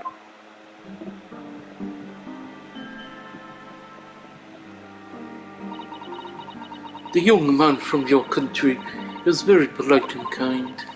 He helped me to find Docker, and he promised not to tell anyone. But then, when I had my friend in my arms again, I was going to leave the man's cabin.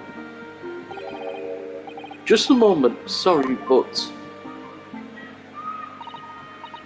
Oh, yes? I'm sure I know your face. I've seen you somewhere before. Ah! Of course, you're Nikolina Pavlova, aren't you? Russian ballerina. Huh? Oh no, I don't know that name. I nearly stopped when you said that. You knew who I was. How could this man from a land in the faraway east be a Russian ballerina? Yes, I saw your performance in Japan. The beauty of the ballet made a deep impression on me. But, what are you doing on this ship? I'm sure I read that your ballet company was performing in Shanghai at the moment. I can't fool him. I have to tell him the truth, and hope he doesn't tell anyone. I have no choice. I see. So you're a runaway. Please keep my secret. Don't tell anyone. Give me a moment. I could use another opinion here.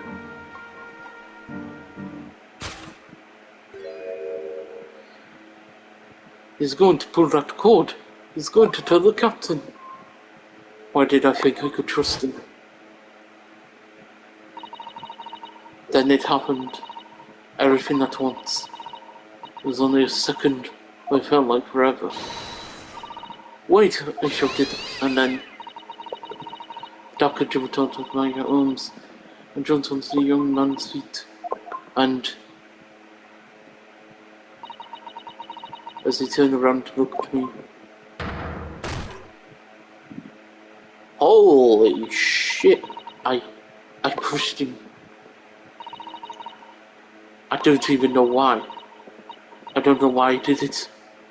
I was just so scared, and I had to stop him from telling anyone about me.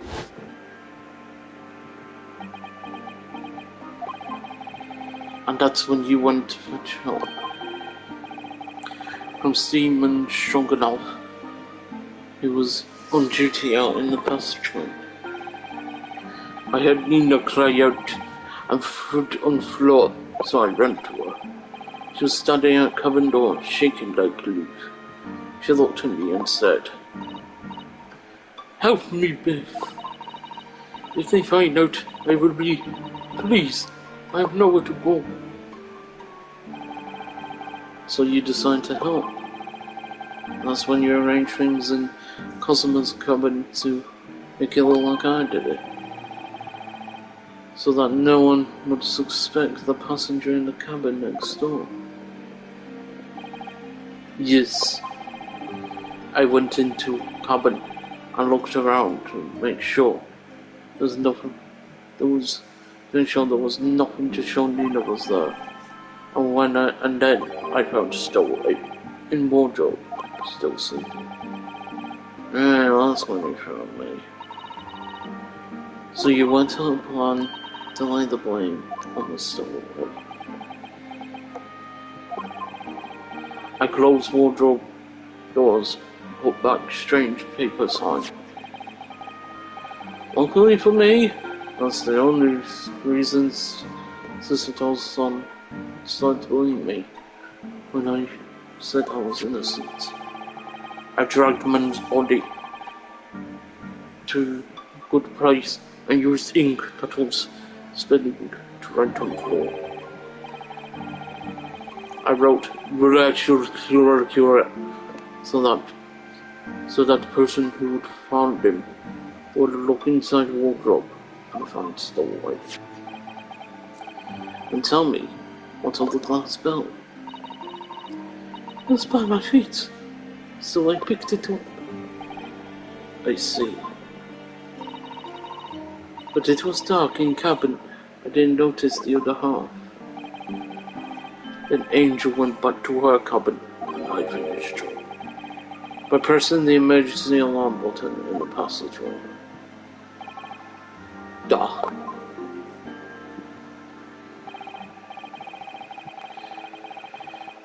Accordingly, the SS did indeed come to an emergency halt at a little after 2 a.m. Thus untightening the bolt of the cabin door to slide shut, creating the locked room mystery.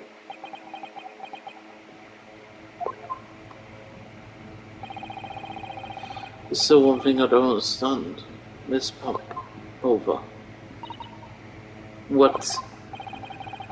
Well, you said that you told Consular rather Patrick to run away from your homeland.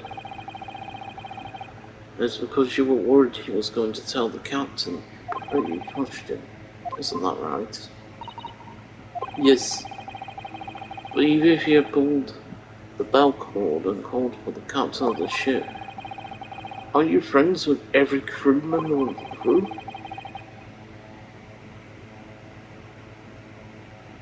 Why would they ever be the problem? It was that he said first that made me scared. Wait, something else.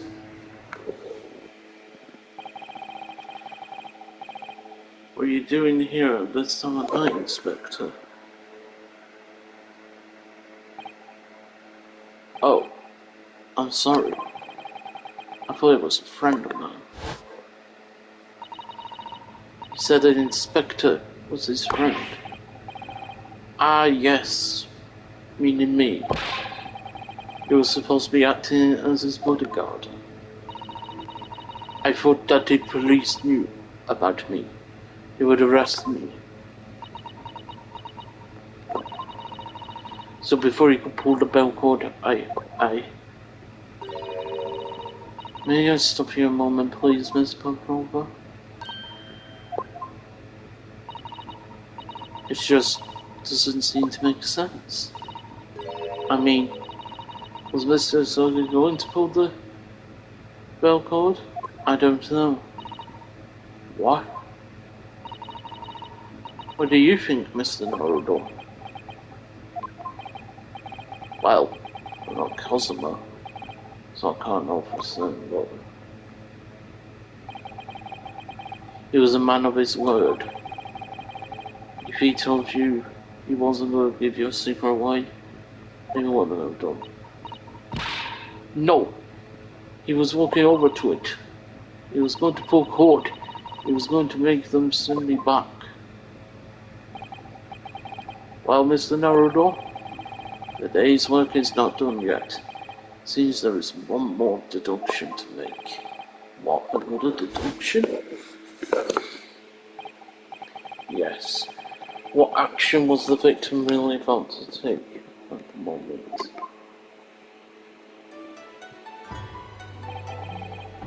Can we determine whether the young man's gaze was directed? First, consider the victim's location where his camera. Was he going to...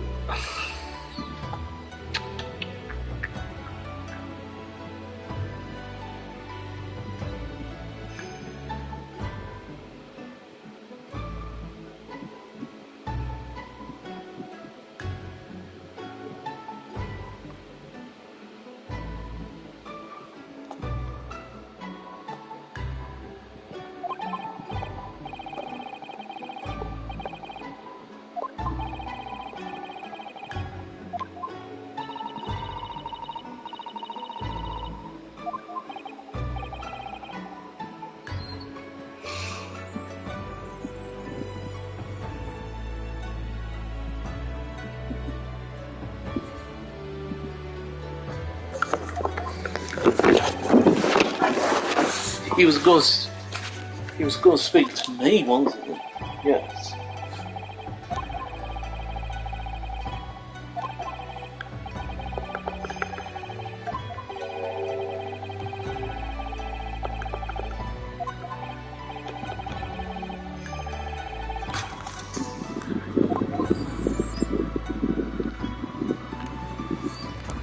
Nah, he was just going to go to bed. His bed. I remember him being annoyed about the pillow. Said it was too thin. Did he pull that big thick block of Japanese lawn underneath his head?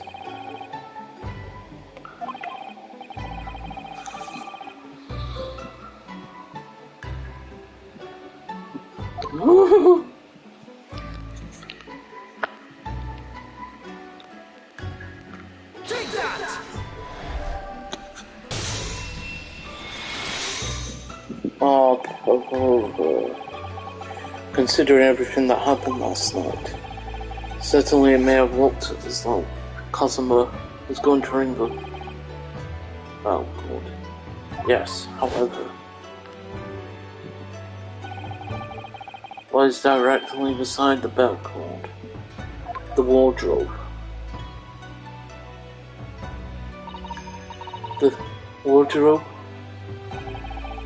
And more importantly, what was inside the wardrobe?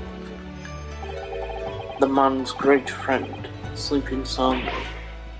Ah! Miss Pavlova, please think back very carefully. All I miss is these exact words last night. Give me a moment. I could use another opinion here. Another opinion? Yes, but not from a member of the crew. No, Mr. Zogi intended to consult his close friend on the matter.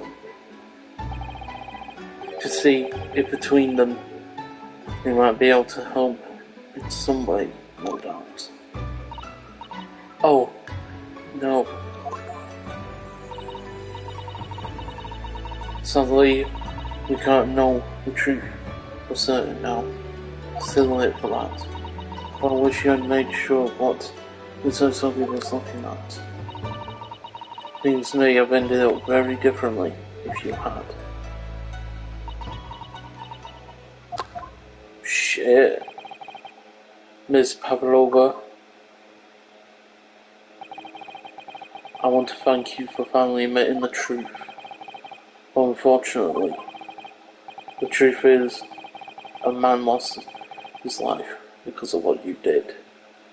And that will never change. I hope you will never forget that. Oh God, that is brutal. I'm sorry.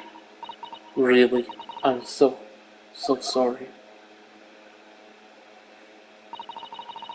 What have I done?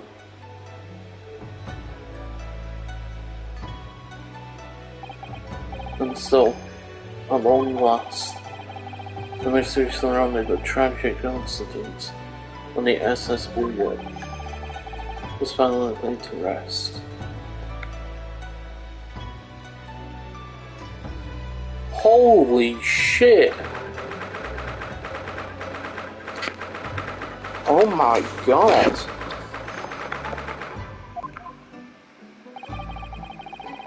What will happen to Miss Pavlova now then? Once we reach Great Britain, she'll be handed over to the British police at Scotland Yard. What about the fact that she ran away from Russia? When the Russians tried to rape her? Apparently, the English detective can speak to the immigration officer and sort all that out. Mr. Jones can do that? So she won't be going back to Russia then? No, I don't think so. Even if she wanted to return in the future, Dalton would be able to. She ran away, so now she's an exile for life. I see. I'm sorry. So not strong enough. I wanted to help our angel, no matter what. But I didn't think about you, about how you lost good friend. I will go with Nina. I will give you, or give myself to you. It's kind of you. In the meantime, thank you for letting me go pray again. Cousin's death feels like such a waste, but well, do what you can for Miss Pavlova, don't you? Da. Well, I'm afraid you need to pack now. We're due to arrive in Hong Kong tomorrow. As much as it pains me, I'm going to have to hand you over to the consul to arrange your passage back to Japan.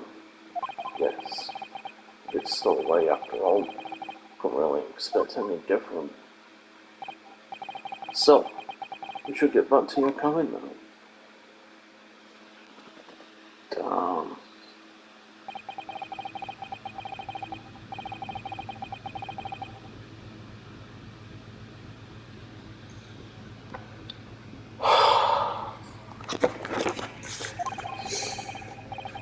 think that's only days ago. Only days ago, Casimir and I were laughing together about how we tilled the streets of London. Seems like a distant memory now. Oh, what's that? Is it someone weeping?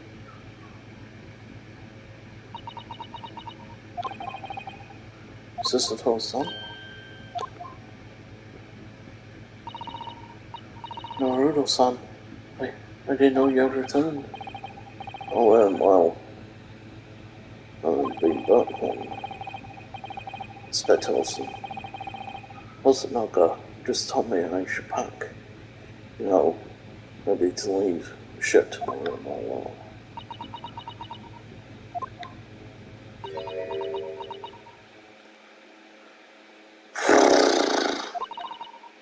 I still can't believe this has happened. I can't believe someone's life can be over just like that. Suzuto-san.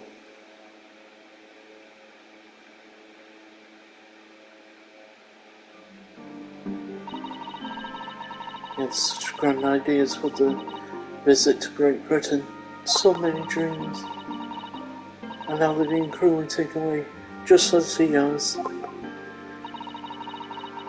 I thought I could never forgive the person responsible, but now we know the truth. It was just an accident. Just a silly series of mishaps. It's just too much, Naruto-san. It's just too much. Yes, I know. I wish there was something I could say. Inspector, my duty is to see Asogi-san safely to Great Britain, but I failed, and caused his two closest friends great pain and suffering as a result. I'll let everyone down, and I will do anything to make up for my terrible blunder. Nobody believes you, Inspector. And I'm free again, now at least. Huh? Ah! Surprise, Mr. Naruto! What is the meaning of this? Oh, a trifling matter. Simply that in my head, I think I shall always picture you wearing those shackles. Without them, the balance seems all wrong. It's distracting. Sorry. So I decided to restore them for old time's sake, shall we? Say you are a stowaway after all.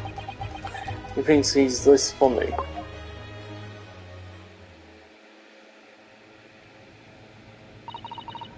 Mr. Sholmes? We do appreciate all your assistance. I'd like to thank you from the bottom of my heart. Not at all, not at all. And though it's a little late, may I offer my sincere condolences. The loss of your companion is truly heart-rending. Hope that you will be able to fulfill some of his aspirations. I'm afraid that won't be possible. We shall be disembarking at the next port in Hong Kong. We have to return to Japan and make a full report about everything that's happened. What? Wait a minute. Just be does. That's gone back, isn't it? I mean, I was the stowaway.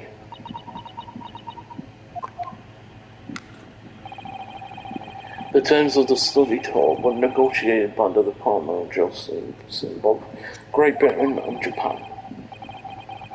It was to be one lawyer and one assistant. Was to be.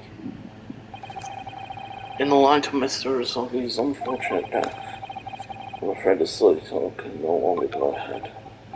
Oh no. Don't care for me, but bosses told him. My dear fellows, the majority of problems have extremely simple solution, you know. All you require is one lawyer, and a study tour can continue shortly. But there is no one else with the necessary qualifications, Mr. Schultz. You know, no other lawyer.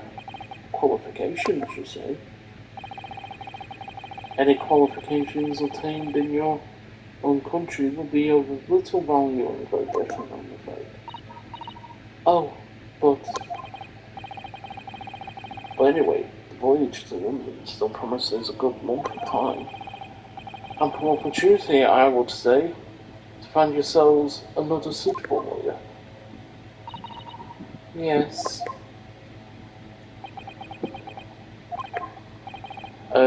Mr. Sador? Yes?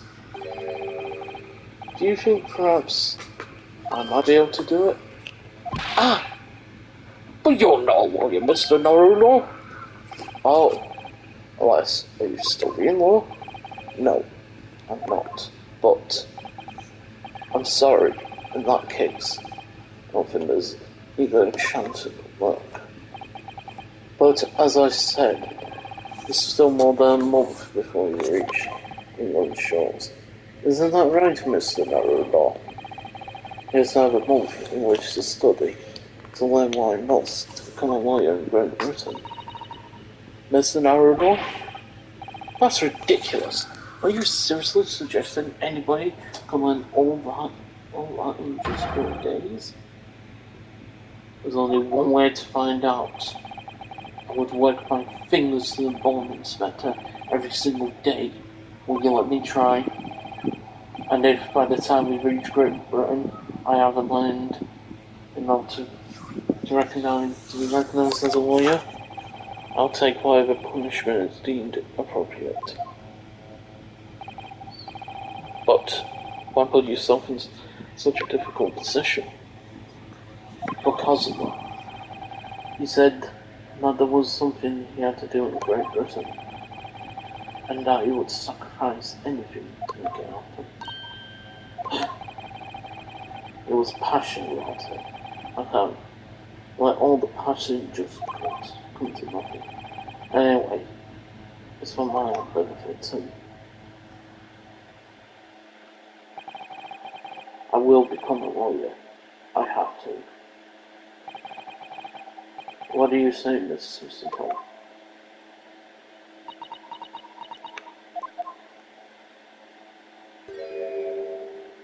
Oh my god. That is the perfect smile I've ever seen. I think it's a wonderful idea. Thank you. That smile was beautiful. So what does our bespectacled inspector friend say? Are you serious?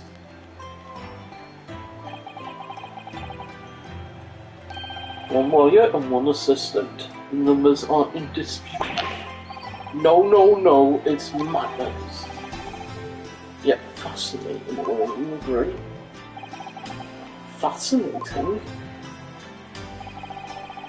Duty and rules of the dual routine of existence that we all adore. Give us interest, give us fascination. Speak for yourself. Besides, qualifications are no measure of a man. What matters is his character. And you've witnessed ample evidence of this man's exemplary character today with your own eyes. From the early hours of this morning until this very moment now. Despite contending with the passing of his close companion, and despite the accusation of guilt, this man has shown resourcefulness, intelligence, and above all, courage.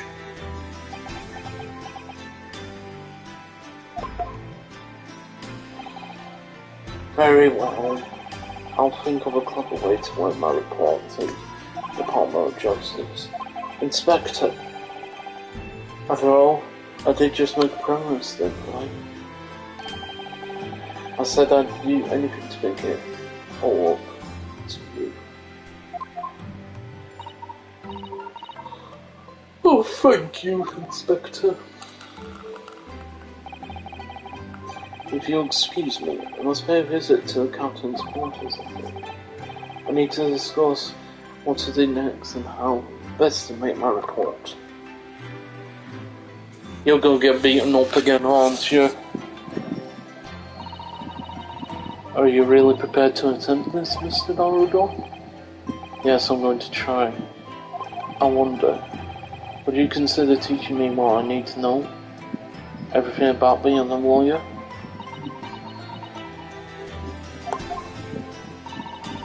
Oh my god, that smile. I will be delighted to help you.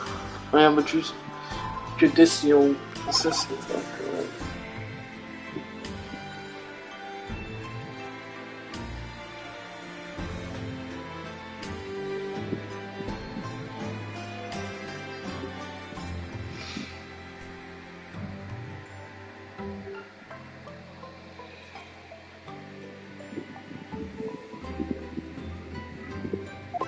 Thank you. And, Mr. Naruto, I'd like you to take charge of this. What? Me? Are you sure? I'm sure it was Cosmo-san would have wanted.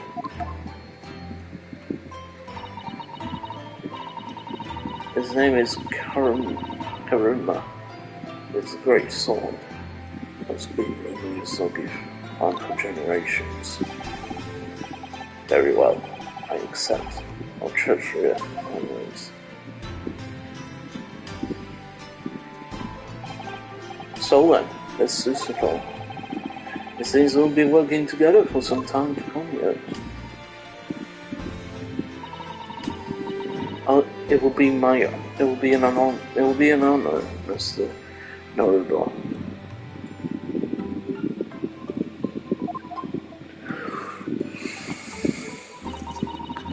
And for the next 40 days, I shall grant you a single minute of freedom. We shall fill every spare moment with study. Yes, that's exactly what I need. But, before we begin, I have an earnest favour to ask of you two. Goodness, what is it? Please throw me to the ground 3 times. What? I should never have doubted you. You were Cosmo-san's closest friend. Of course you would never have done anything to hurt him. That should have been obvious to me at the start. But I allowed suspicion to get the better of me. And no matter how upset I was feeling, I was completely unforgiving. No, you were in shock. You just found out about me being stolen.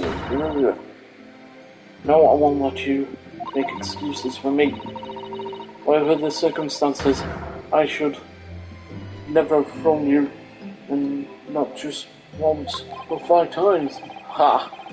That never keeps creeping on, doesn't it? Please, you must. Just take hold of me and throw me. Do it. No, don't even. No, how? I've never thrown anyone in my life. Very wise, Mr. Naruto. It isn't a skill one requires without considerable training. Oh, Mr. Jones. I observed you throwing technique several times with great interest. I confess, I was most intrigued. Interesting. I didn't see why. I assume that would be a form of Japanese wrestling? Oh, well, in a way, it's not wrestling, but more an interpretation of an ancient jujutsu technique. Apparently it's called the Susato takedown. It leaves your head swimming, believe me. How big are wings? I am a practitioner of the combative arts myself. I am somewhat of a accomplished boxer. There it goes, don't say around again. I wonder if you'd be so kind to instruct me on how the technique of your arts. Yes, I'd be honoured. Then let us not delay. Demonstrate, my dear madam. Oh, of course. Are you ready, Mr. Narador? Sorry. Hiya! Why? As you can see, you fall from the abdomen. Oh yes. Wrestling indeed. And that is what you're to the societal takedown, is it? Actually no. That was a societal squash. And as I lay down like this, I am now dead. In my groggy state of consciousness, a scene from an evening recently spent with Cosima flickered into my mind.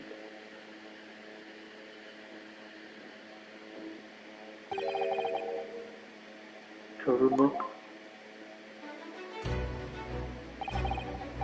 That's right, it's pride sword has been passed down through generation of the Azoki clan. I can't believe you managed to get permission to bring it with you. I mean, taking a katana on a study tour is more than a little irregular, really. A Japanese man's sword is his soul rather risky. I can't be parted from my katana. Karuma guides me. I truly believe that. So his name compels his wielder to slice evil in two. Not that you would need much compelling. On that subject, there's something very important that I have to do in Great Britain. I will sacrifice everything to make it happen.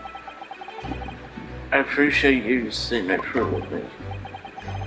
Of course, I will. Where it is, I'll see it through to the end with you. I knew you wouldn't let me down. That important thing that you had to do. I still don't know what that was. But I'm going to see the place for myself and work it out. In Great Britain's capital, London.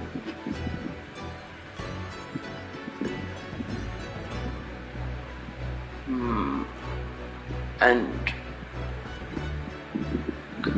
oh, thank God. That was amazing.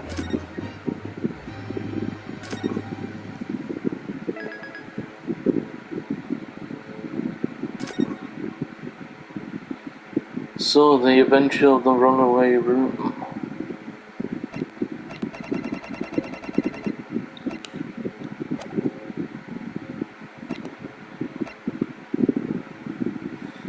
So that will be episode 3.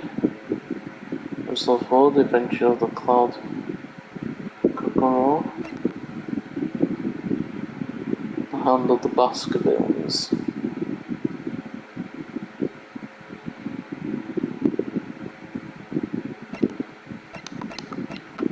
But we'll figure we'll do episode 3 next time.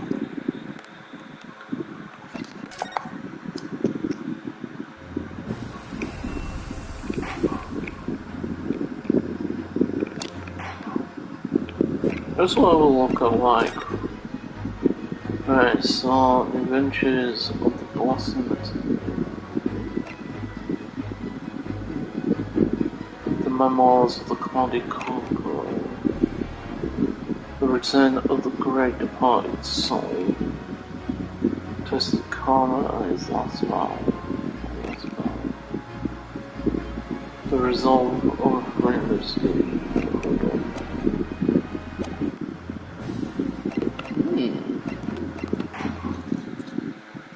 It gets interesting and interesting.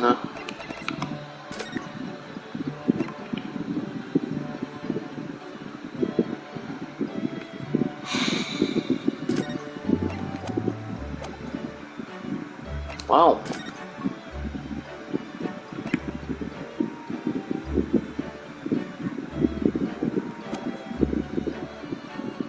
Until next time.